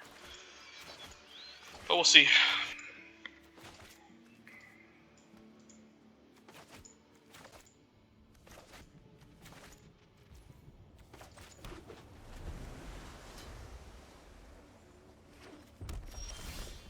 Ooh, red. Alright. Hopefully no Festival Crasher on turn 2. That can be kind of scary. Okay, at least we can keep up Counterspell this turn. Hopefully we nab something juicy, otherwise we won't be casting this for a while. Nothing, okay. Given that I have 5 mana already, I think I'll cast a Shadow Beast. It just dodges the Moonrager Slash and a 4/4 is tough to deal with. Blocks Sunrise Cavalier as well. I have a Ruffian, okay. So you could have a 5 mana removal spell this turn, but Sludge Monster into attacking is pretty decent, so I'll actually go for it here. We're not cowards. We are not cowards. We are smashing in. Hopefully he doesn't have removal, otherwise this will just stall out all day, and yeah, as I say that, he has removal. I'm hoping he attacks too. No attacks. I can't really pass the turn and turn that into a, whatchamacallit, into a Jabroni, so, I think Dawnheart into Otherworldly Gaze could be nice. I just want to develop more mana to keep up my counterspell eventually, and we'll just pass the turn. Fine to keep any lands on top, because I might want to flashback this back, or not. So there's 6 mana available. If I have 7 mana, what can I do? I guess I can play Organ Horde to keep up Flip the Switch. I think we need some flyers to close out as well, so that's also a bit of a nuisance since he has some good ground defense right now. I'm liking Ominous Roost. I'm liking all of these cards. I'm going to hit Submit 0 here. And I'm gonna put Ominous Roost first so I can start pinging him. And then we can also keep a Flip the Switch. So we'll have 6 mana active, so we can still play Ominous Roost. The following turn we can play like Organ Hoarder, keep a Flip the Switch still. Yeah, let's just keep it like this. I think this is totally fine. Ominous Roost is great, so now we can start pinging him in the air. And then we can also cast Otherworldly Gaze end of turn just to make a Nerf Flyer as well. So that's another thing we can do. Not sure if that's necessary. It does allow me to look 1 card deeper, but it does put the extra flyer, which is kind of useful.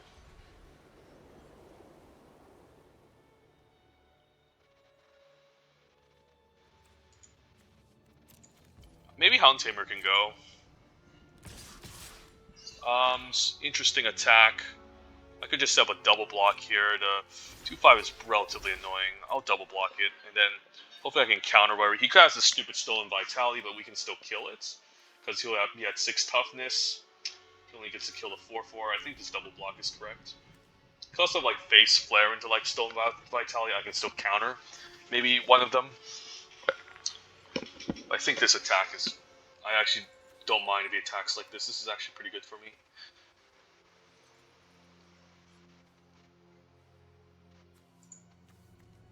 Don't see people main deck this a ton. It's actually a fine one of like just a reasonable amount of like 4 toughness in this set for every color. But still a card that is not like a high upon my list. But if I see a lay, I don't mind a copy. Even in any white deck. It's just that white removal sucks, so it's fine having a destroy target creature effect in white, even though it's conditional.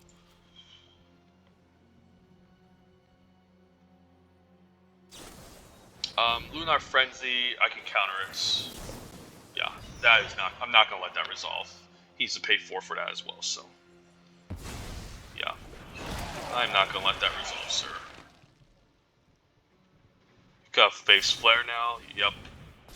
Yeah, he was scared, but luckily we get to take this out, so I'm quite happy about the results. So now we can finally tap out for our stuff. I like the Shadow Beast here. We can crap out a 1/1 token. So got some good value off of the whatchamacallit, the spell Flip the Switch. Lunar, yeah, the Lunar Frenzy is definitely a pretty nice red uncommon. Blocky? I'll block. Force him to have it. Okay. I had a feeling he had it as well. Surprised he didn't use it last turn. I guess he wanted to preserve his creature, but now we can just block the ground with Drown Yard Amalgam and the other guys, and we should be able to be fine. 3-drop into 4-drop actually seems better. Let's Organ Hoarder first. Putting flashback cards in the graveyard. I do like Winterthorn Blessing in the graveyard. I could actually just take it here. Using it twice isn't that bad. Besides, I don't even need that many lands anymore. You know what, let's just take the Winterthorn Blessing and mill our lands. And then I could actually use Winterthorn Blessing, but I think the Hound Tamer is just fine here. Still holds off the ground, and then we can start using the activated ability eventually. If he attacks with this, I'm not blocking. I'll probably put the 3/2 in front of 2/2, but not the 3/3 in front of the 2/3. Smoldering Egg, okay. Since red-white use tends to be more creature heavy, I'm surprised he's playing this. I can still tap it down. Gathar's Call is kind of cute. Doesn't give him flying though. Only if it gave flying, it would be a way better card. Yeah, we'll just keep attacking for 2 in the air. I can attack with the 3/2. I can also Winterthorn Blessing the... But he can just chump all day, right? Yeah, he can just chump all day. Let's just play our stuff. I mean, like, why not? Gain unblockable. We can also play Bait Hook Angler, which is fine. That's nice. Hunter's Mark losing it. Alan is great, but whatever.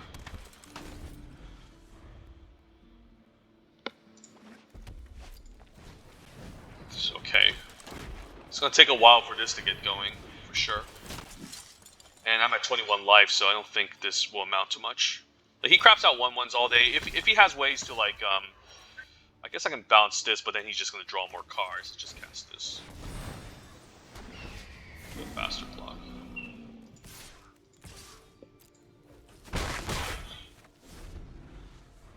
If he has a stupid give everyone +1/+1, that can be kind of scary. I do have Revenge, so that's interesting to note too. I guess I can just activate the stupid Hound Tamer or Drown Yard Amalgam.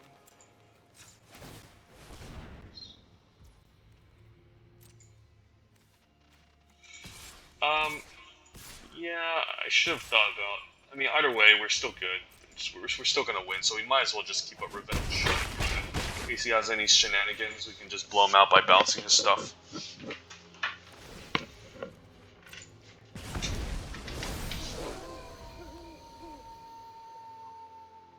Now, he could go for an all-out attack. We just block everything. We should win. We'll just bounce that too. I could just cast this anyways. Should be fine.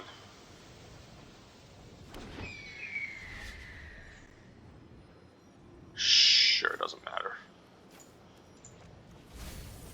And getting rid of those land pocket is almost like drawing a card in the late game. Pretty sweet. And we can just make this unblockable and kill him. But I guess he can tap my dude down, but then I can just bounce his flyer. Yeah, Cathar's Call is just not great, guys. It's not, trust me, it's not a good card. It's not that great of a card, I mean. Oh, just dead.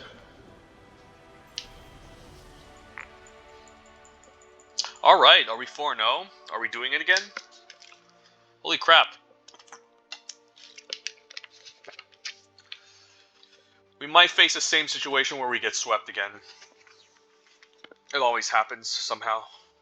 I'm never lucky.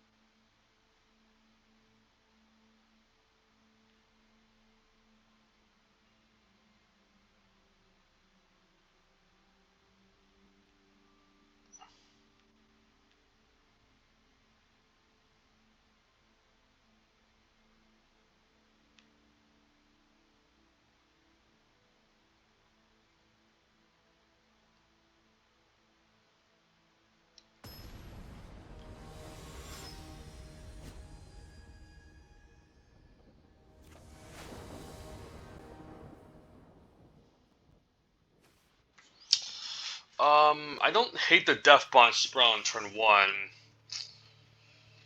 The fact that I can mill my lands is bad, but I mean, it also has great upside. Like, it's kind of like a 50-50. Like, this ends up milling your lands is bad. If it doesn't end up milling your lands is good.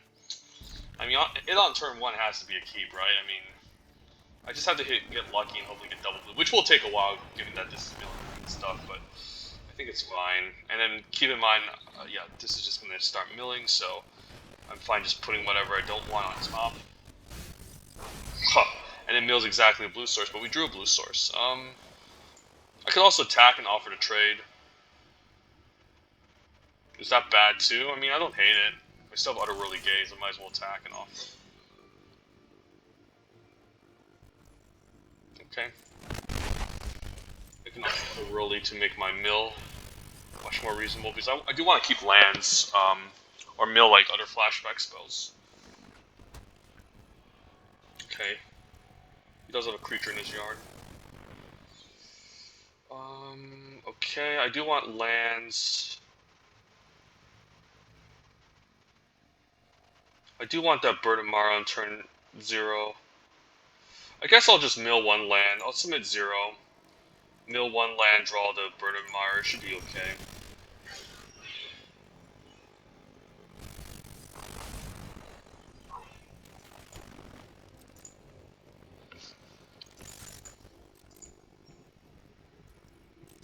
Still doesn't block. I think we get to free roll a bit.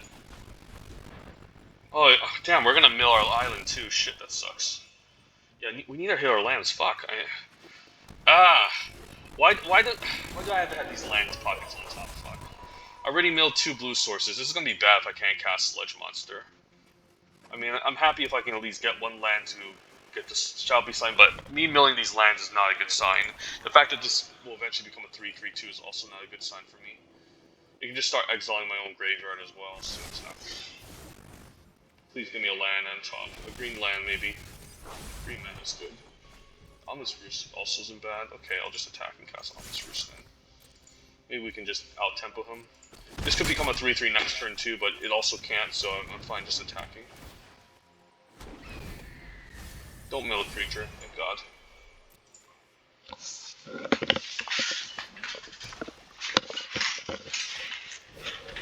Shadow Beast is pretty good. Revenge is pretty good against it too.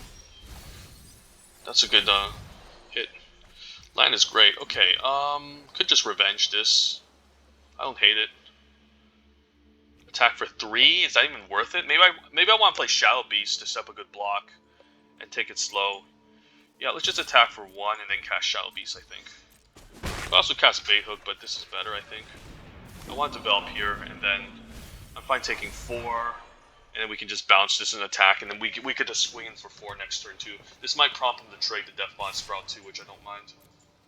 I'm not blocking this.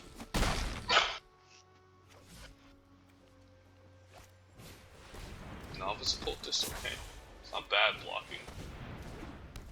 Rejuvenator, okay, I guess we want to just keep ourselves on defense now. Revenge is really sweet here. I think I just Revenge on the 4/4 and tap out because who knows, he could have some sort of shenanigans. I can attack for 4, he can chump block, draw a card, lose a life. Not sure if I want that. I don't want this to transform yet. Okay, now it's going to transform, so I need to start getting stuff out in the graveyard.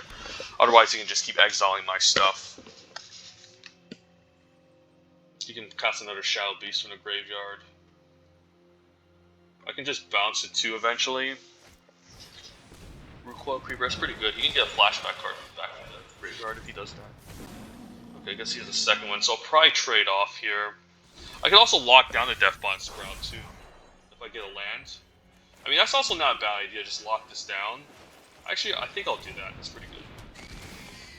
Just lock this down before it starts exiling my graveyard. Attack for 3, attack for 1. What the hell? What? Is this a non-horror? Oh, it's a horror creature! Oh my god, I'm so stupid. That's a horror creature. I guess I don't get to get rid of the effect. Oh my god, I'm so stupid. I think I might need to bounce this, or bounce the sighting at least. Yeah, I mean, at least I can cast Utterly Gaze, but oh my god, I'm so stupid. I should have considered realizing that that's a horror. Maybe use on the Recoil Creeper so he doesn't gain mana. That's pretty good though. Amalgam is pretty good too. Yeah, I think I just want to get value off of the graveyard right now.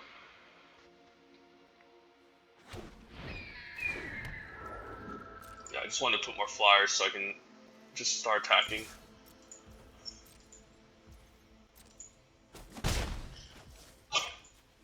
If he tries to target this, I can use it at instant speed, so it's okay. Oh, I guess he doesn't even have to target. He just exiles, right? Wow, you don't even target, so it's not even a trigger. It just happens. That's so stupid. Mystic Skull's whatever. I can deal with that. So I'm basically gonna try to hit a land, I think. Or not. I don't even need a land at this point, do I? Like, I can just try to finish him in the air and then, like, just cast Drown Yard and just turn on my evasion and take it from there. He can transform this into a 5/6. I can still block with a Drown Yard Amalgam, so I think I'm still fine here.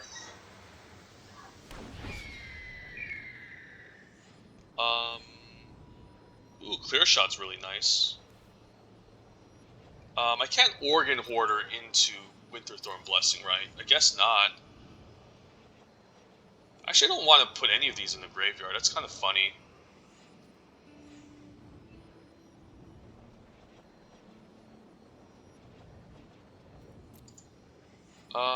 Yeah, we only have 5 mana. Actually, he's a mid-0. I like all these cards. These cards are all really good. Doesn't matter.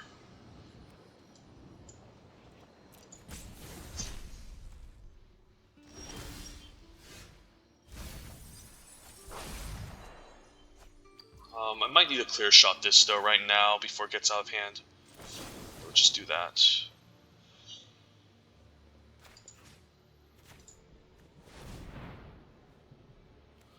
This will become a 5/6 next turn.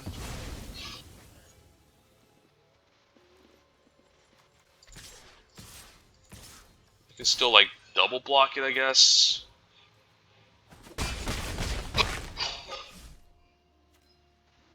Or I can just take 5 and chump.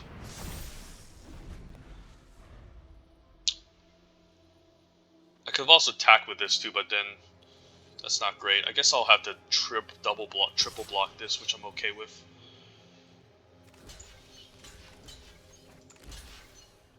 I still only lose 2 creatures here, which is fine. I'm never gonna get this to a 3/3 at this point. I also don't want to mill my Organ Hoarder, so I think this is okay.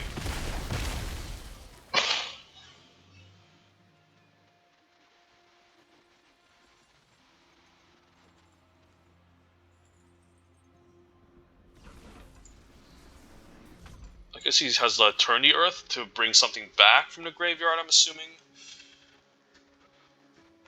I can also attack with Sludge Monster, lock down maybe Novice Occultist. He does a double block, I can blow him out. But he's probably going to do a quad block if that's the case. I can't really imagine someone...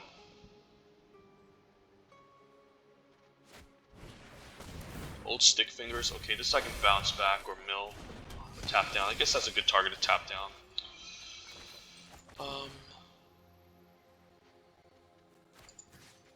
I think I'll tap this down and put a counter on my 1/1 because that puts a faster clock.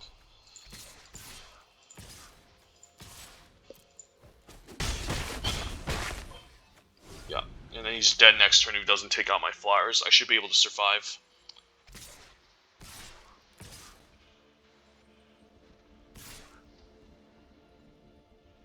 Yeah, I need to chump. I guess if he has removal, I'm dead, right? Because, oh my god, yeah. Maybe I should have kept this back. Because if he takes this out and I can block 1 creature and he attacks with all, I'm just dead. So I need to...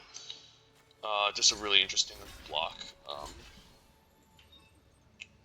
8. Guess this is fine. 9. Yeah, I can't really kill him. Because Sultai doesn't have a damage base, doesn't have damage. Like, if he has removal, okay, Rise. Okay, that's scary. So those blocks were pretty good that I made. So I probably need to keep the 1/2 back. 1, 2, 3, 4, 5, 6. Okay, so I definitely need to not do anything stupid here. If I attack with all, I guess I can attack. Okay, so if I attack with all, he could be dead. So 1, 2, 3, 4, 5, 6. 1, 2, 3, 4. 1, 2, 3, 4, 5, 6. I bounce a 3/3. I bounce a 3/3. 1, 2, 3, 4, 5, 6. So I'm guaranteed 6 if I attack for 3 in the air. Yeah, he's just dead if I use my No, is he dead? Since if I use Revenge here on the 3/3, he still has 2 blockers. So he can still block the 2/2 and the 5/5. So 1, 2, 3, 4, 5, 6. Yeah, he's still alive. So it's not good attacking here. Let's just get him all the flyers and then.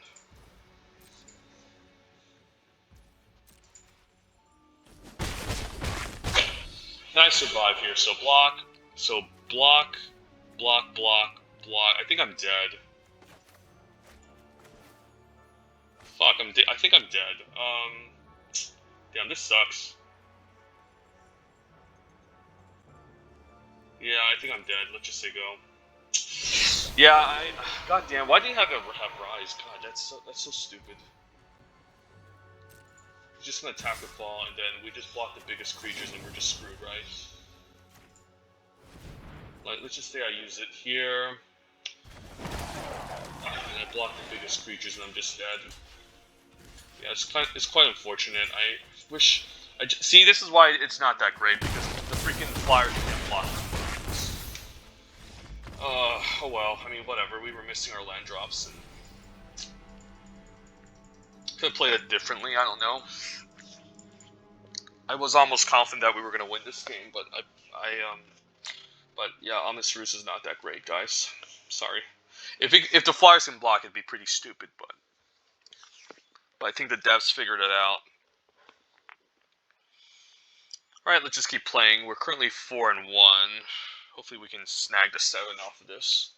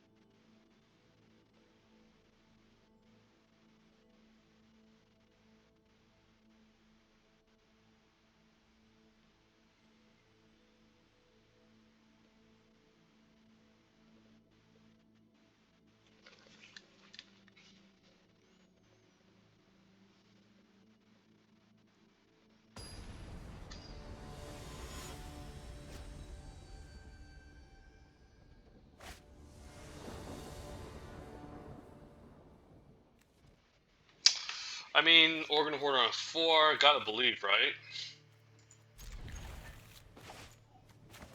On the draw. Okay. That last game we didn't draw too bad. God, maybe I made a misplay that last game. I just felt like I shouldn't have lost that game. Alright, so blue, white, always a scary color combination. So, see a lot. Oh, that's a good card, especially on turn 2. Luckily, I do like Baithook Angler. The fact that this can trade off and then become a 1-2 that blocks it is really nice. So, I think I'll block. Okay, I'm hoping he doesn't have any disturb. I mean, what am I talking about? This is blue-white. He definitely has disturb creatures to put in the yard. Okay, this is really bad. I might want to clear shot this, because the thing is, this can grow over time. It becomes pretty stupid. He makes it into a 3-4, so now I can't even kill it. Alright, I guess we're just gonna die or something. I don't know. Maybe if I luckily get a 4th land drop, I can maybe go for some sort of triple block, but yeah, this is not great for me. And if he casts this from the graveyard, he can also tap something down to devote Craftkeeper, so I literally can't even block. So stupid. Like, this card is so good in blue-white. It's fantastic in blue-white, like, look at this.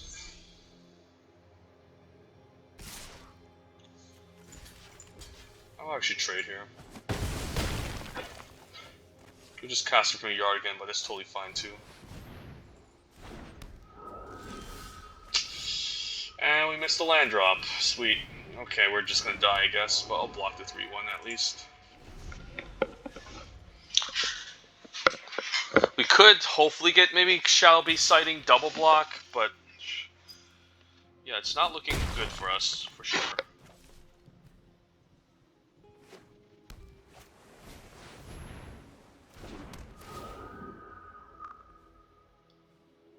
That's really good. Wow, getting back the Organ Hoarder is really sweet.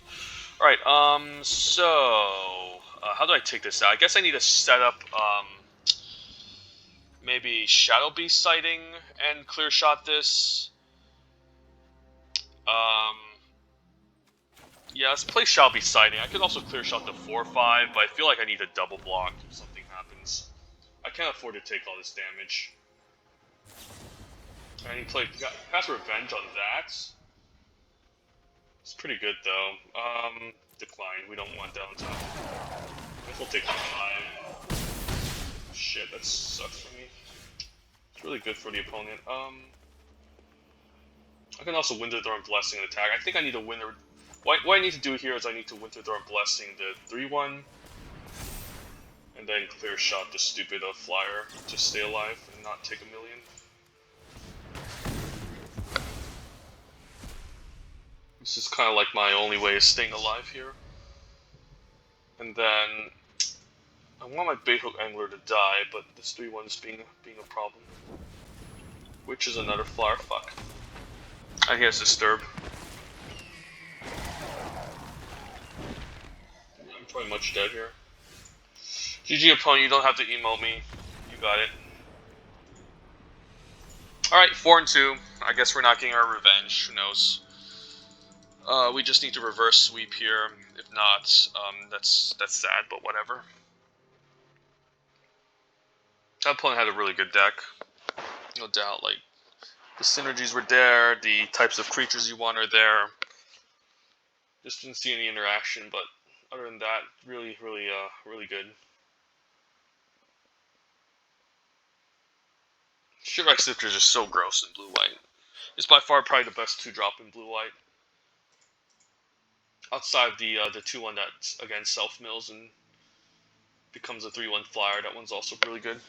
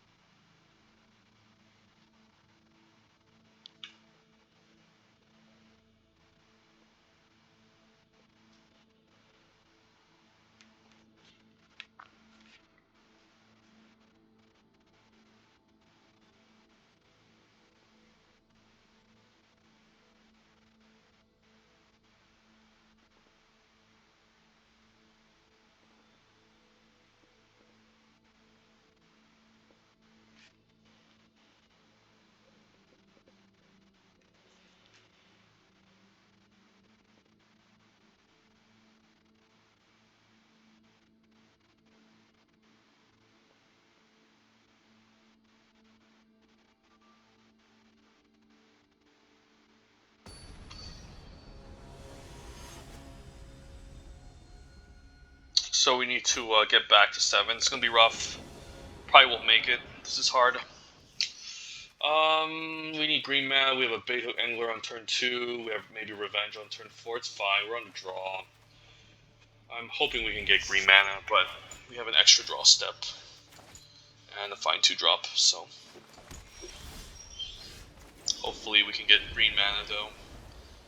This would be really nice. Alright. Never lucky, I guess.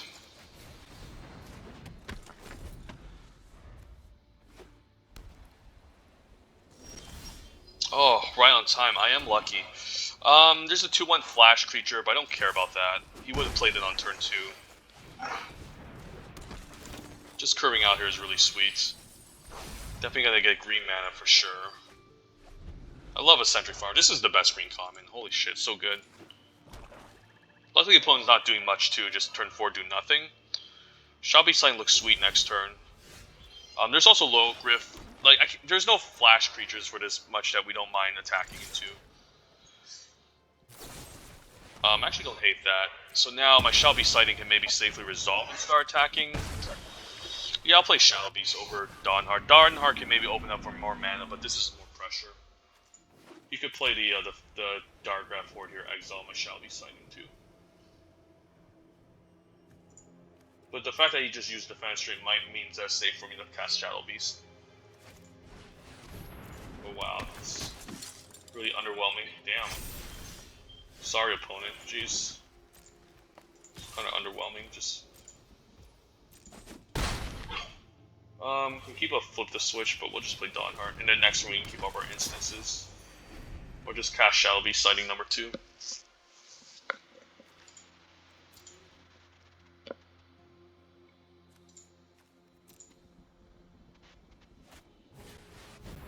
Alright, so he's going wide. So I could tap his guy down with the Winterthorn Blessing, which is really sweet in attack. He could set some sort of double block. I think I like this on my 4-4, so then he doesn't have a good block. Move the combat attack for 5, and then keep up the flip the switch. Fine with a chump here too.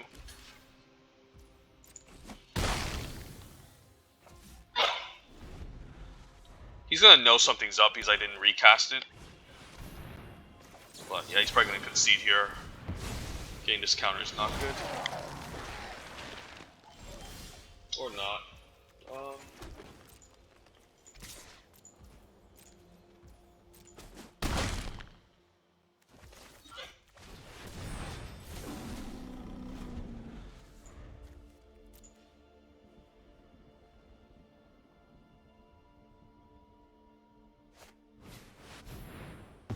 Alright, so now we can tap this down and attack. Or clear shot. Yeah, let's just Winterthorn.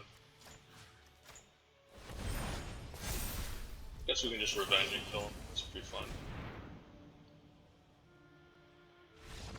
Yeah. We just had everything that game. Like, we drew exactly the green amount of time, so praise the Lord. Praise the Lord. Wow. 5 and 2. I mean, it depends on where or not you're religious. Praise the Lord, or praise Allah, or praise, I don't know. Praise the celestial beings, consciousness, I don't know. The atoms, the molecules, whatever.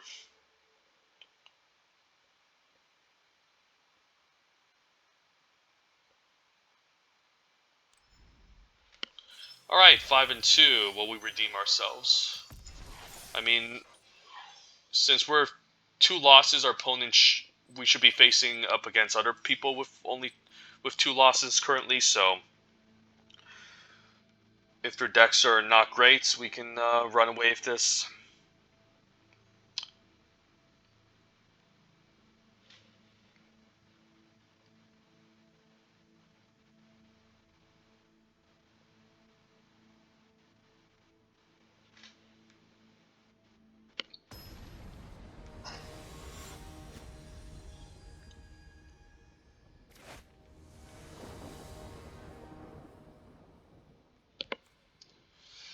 Alright, Death Monster on turn 1 is always sweet, and we do have double blue, so hopefully we get enough lands on for a Sludge Monster, then that's going to be pretty strong. But yeah, having this on turn 1 is always really nice. Get some of that value. If not, hey, we at least get to attack for 1.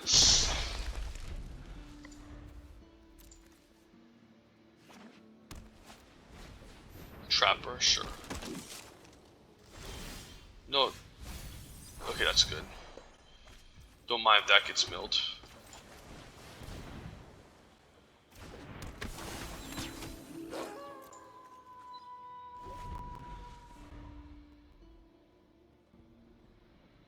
If he passes turn, this is just a 3-5. Holy crap, that's gonna be so strong. Sunrise Cavalier, okay. So I could turn nighttime and bounce this thing. I don't think it's worth it though. It doesn't even get any good attacks.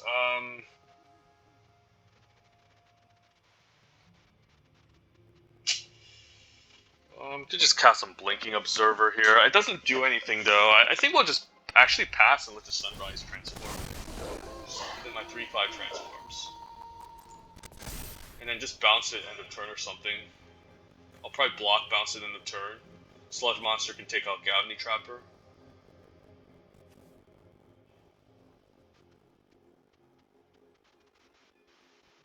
I can also double block and force him to use a trick, and then we can blow him out with Revenge. That's also nice. Like he knows something's up if I'm passing him with all his mana, so.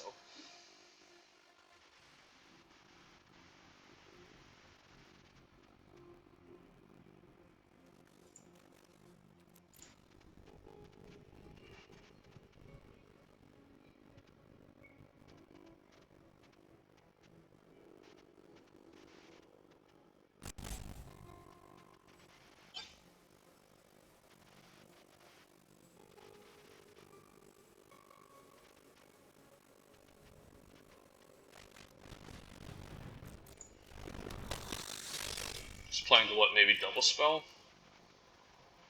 I could also use the Revenge here, but I think using Revenge on Sunrise is correct.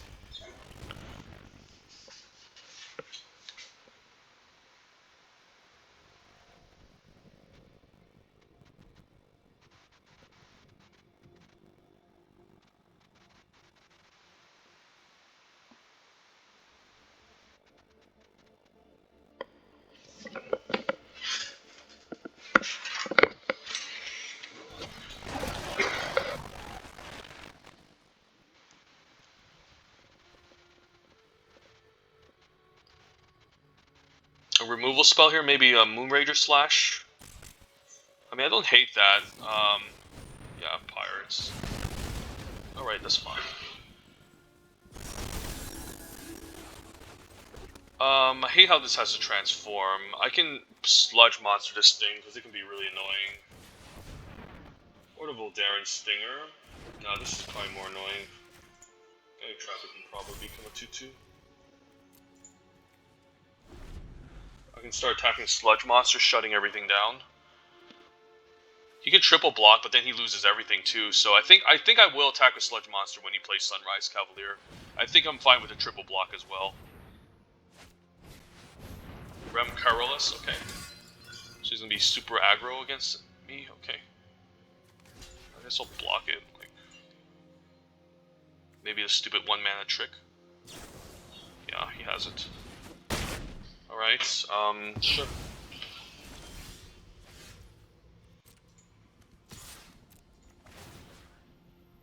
I'll shut this down.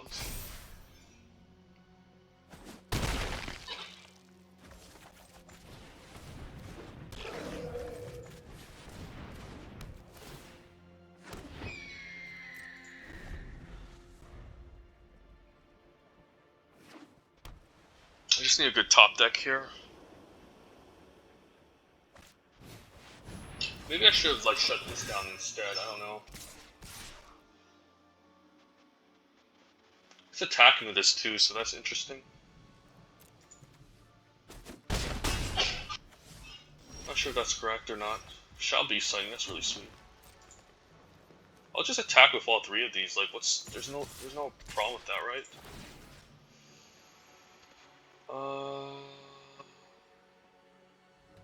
Cavalier can probably get. I don't want this to become to give him counters all day. I think that's fine locking this down.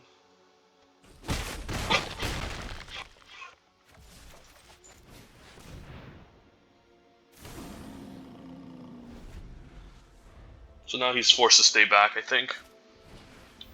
Trapper is so annoying. Holy shit. I can still attack with the 4/4, that's really nice too.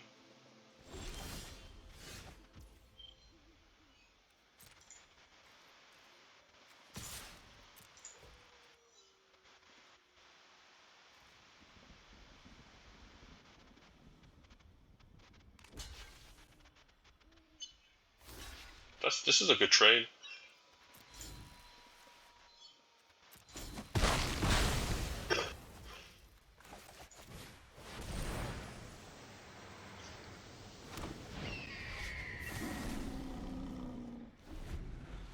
Yeah, this is the reason why creature aggro isn't great too, because of these 2/2s that are running around. The zombies they can just swing back for a ton. I can also revenge here. Shall be signing into revenge. I can also attack to negate this with the combat. You could tap my 5/5 down. I'm fine with that. And then we have the revenge as backup.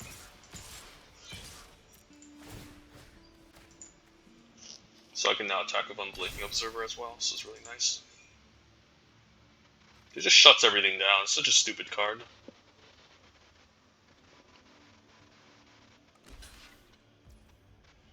I guess he has a trick. I'll just bounce it.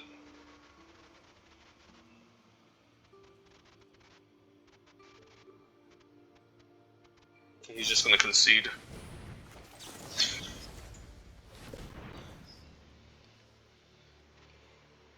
Surprised he didn't pay full mana, so he must be keeping up another one of those, the stupid trick that gives his creature +1 again, yeah.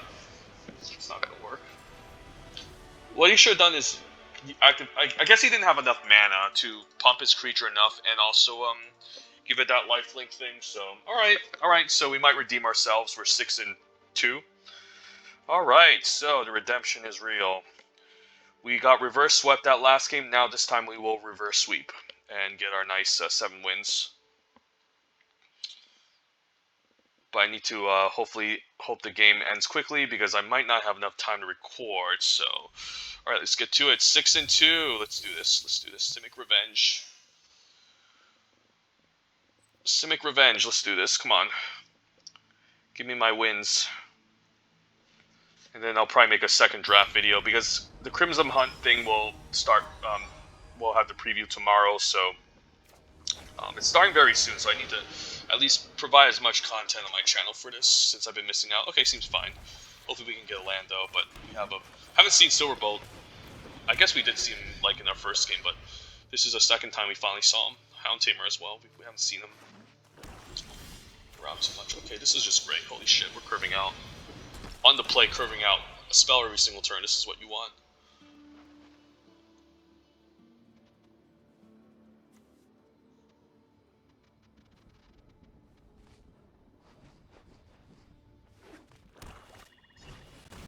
Interloper. Okay, so pretty aggressive.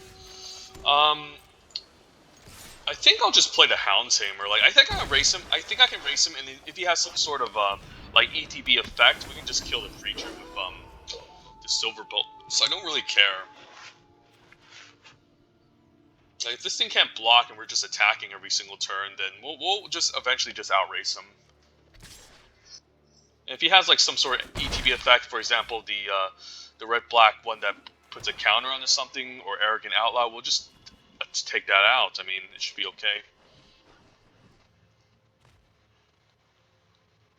He could just pass until nighttime to take this out as well. I can just counter it as well. Yeah, we'll attack, and if he has Olivia's, then we just counter it. Or just that. So huge. Like, holy shit, the tempo of this is so unreal. And it's nighttime as well, so he needs a double spell. I'm happy sending in the zombie token as well. So yeah, we have like all the corners covered. This should be an easy game. Outlaw, sure. I can just attack with all anyways, and then play Dawnheart, Rejuvenator. We should be fine. I'm fine with the trade as well.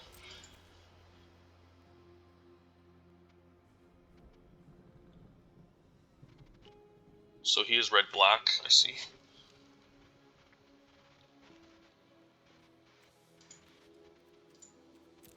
Yeah, he can't even afford to block 5, so we're dealing 8 damage, putting him down to 6. Yeah, and then we can dunk the other really gates end of turn. Then we're putting whatever we want on top. This is really sweet.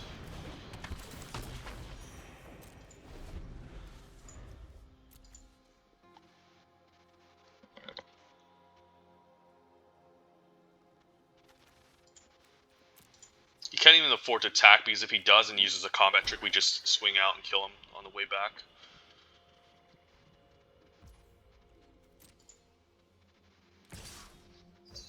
Alright, we'll take 2 and then end up turn another Rolly Gaze, hopefully find something good. We'll just cast it in response. Do I want any of these in my grave? I could just put all these in my graveyard. I don't want any of these fucking cards. Like, what do these do? Nothing. I mean, a Cedric Farmer can help me dig deep and get a flashback spell, but actually I'll just put all of them in the graveyard. I don't want any of these.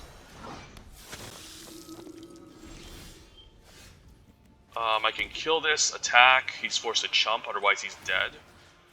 Yeah, I guess that's not bad.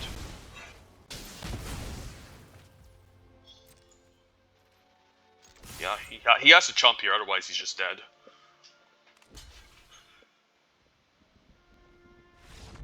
Yeah, we got him. Alright, sweet. So, we reverse swept, and now we're back to 7-2. Awesome, awesome, awesome. We have our Simic Revenge. For sure. That was really awesome. Now this deck is definitely worthy to be added to my my deck list. The first one, unfortunately, could have gotten there, but the last 3 opponents were just insane. Like, they all had their bombs. Like the first opponent was like the green one that had the unnatural growth on time, and then Sigarda, which obviously like was just unbeatable once he casted it. And then second one had dual craft trainer with the suspicious stowaway. Third one just had the ooze, the green ooze, that if we couldn't deal with it for one turn, we just lost. So yeah, not bad. We got reverse swept, and then we reverse swept the opponent. So yeah, just taking a look at this deck. Just your blue-green Simic self-mill deck. Auto-Roller Gaze is actually pretty playable in these blue-green decks. I think I like it more than tapping, even though it doesn't draw us a card, helps us fix, and it's also cheap to enable. But yeah, there you guys have it. Ominous Roost maybe stole 2 games. Flip the Switch was definitely difficult to cast in this type of deck because it tends to be more tap out. But it's more useful in the late game where you can just keep up mana and then like play a spell and then keep this up. But still really strong. But anyways, yeah, nice blue-green deck. And then I'm just going to crack some packs real quick before this video ends. And I don't have much time, so please game, let me do a mock draft. I probably have every rare and mythic already, so they're probably going to all end up gems. So just in case somebody needs to evaluate some commons or uncommons, I think this is reasonable. Alright, let's see, what do we open here? I don't know if I can click through 13. Scott Wrangler's the first pick here. Clover Cuphearts I found very medium. Still fine card, but not a card I'm excited to first pick. I would take the Creeper here, even though everything here keeps me single color. I haven't been very impressed by Olivia's Midnight Ambush. You need a way to enable the daytime-nighttime cycle if you can. It's kind of underwhelming. I'll take Revenge here over Phantom Carriage. Carriage is also nice, but it only plays well in the blue-green and blue-whites. And it's kind of clunky. This pack just sucks. Hungry for more, I guess, for black-red spells could be a thing if you have enough Festival Crashers. To get our Scab Wrangler, Gatling Trapper is probably the second common here. I would take a Static Awakener. It does keep me open. I think it's the second best common in the set. Between Devote Graphkeeper and Falcon Abomination is close, but I'd still take Falcon to stay open. Devote Graphkeeper is really awesome, though, but again, you need to play in the right deck. And also in blue-white. Ren and 7 is a bomb. Definitely going to take over a Static Awakener, but I wouldn't fault anyone for taking Static Awakener over Ren and 7. It's just that green is also not a deep color unless you combine it with blue. Baithook Angler, Burning Cursed, Ardent, they can all fit their relatively decent decks. I wouldn't be happy first picking a Baithook Angler, FYI, but whatever. Devote Craftkeeper is great, same with Festival Crasher, but still take Devote Craftkeeper. This red is not great unless, again, your red spells, and red spells is still conditional. You still need to have it in the right decks, and the commons need to come together. I'll take Harvest Tide Sentry, or maybe Shipwreck Sifters. I don't know. Shipwreck Sifters is really excellent in blue-white. Vengeful Strangler I haven't been very impressed by. It's decent in black-white, but I haven't been impressed. Probably the best uncommon in the set, if not the best uncommon. More of an opportunist is definitely a slam dunk pick here. Second pick is probably Eccentric Farmer. Moonrager Slash, Vampire Socialite, Scare if you can play on curve. This pack is okay, but nothing exciting. Maybe I'd still take the Slash there, but pick Borrow Time. White is good. White's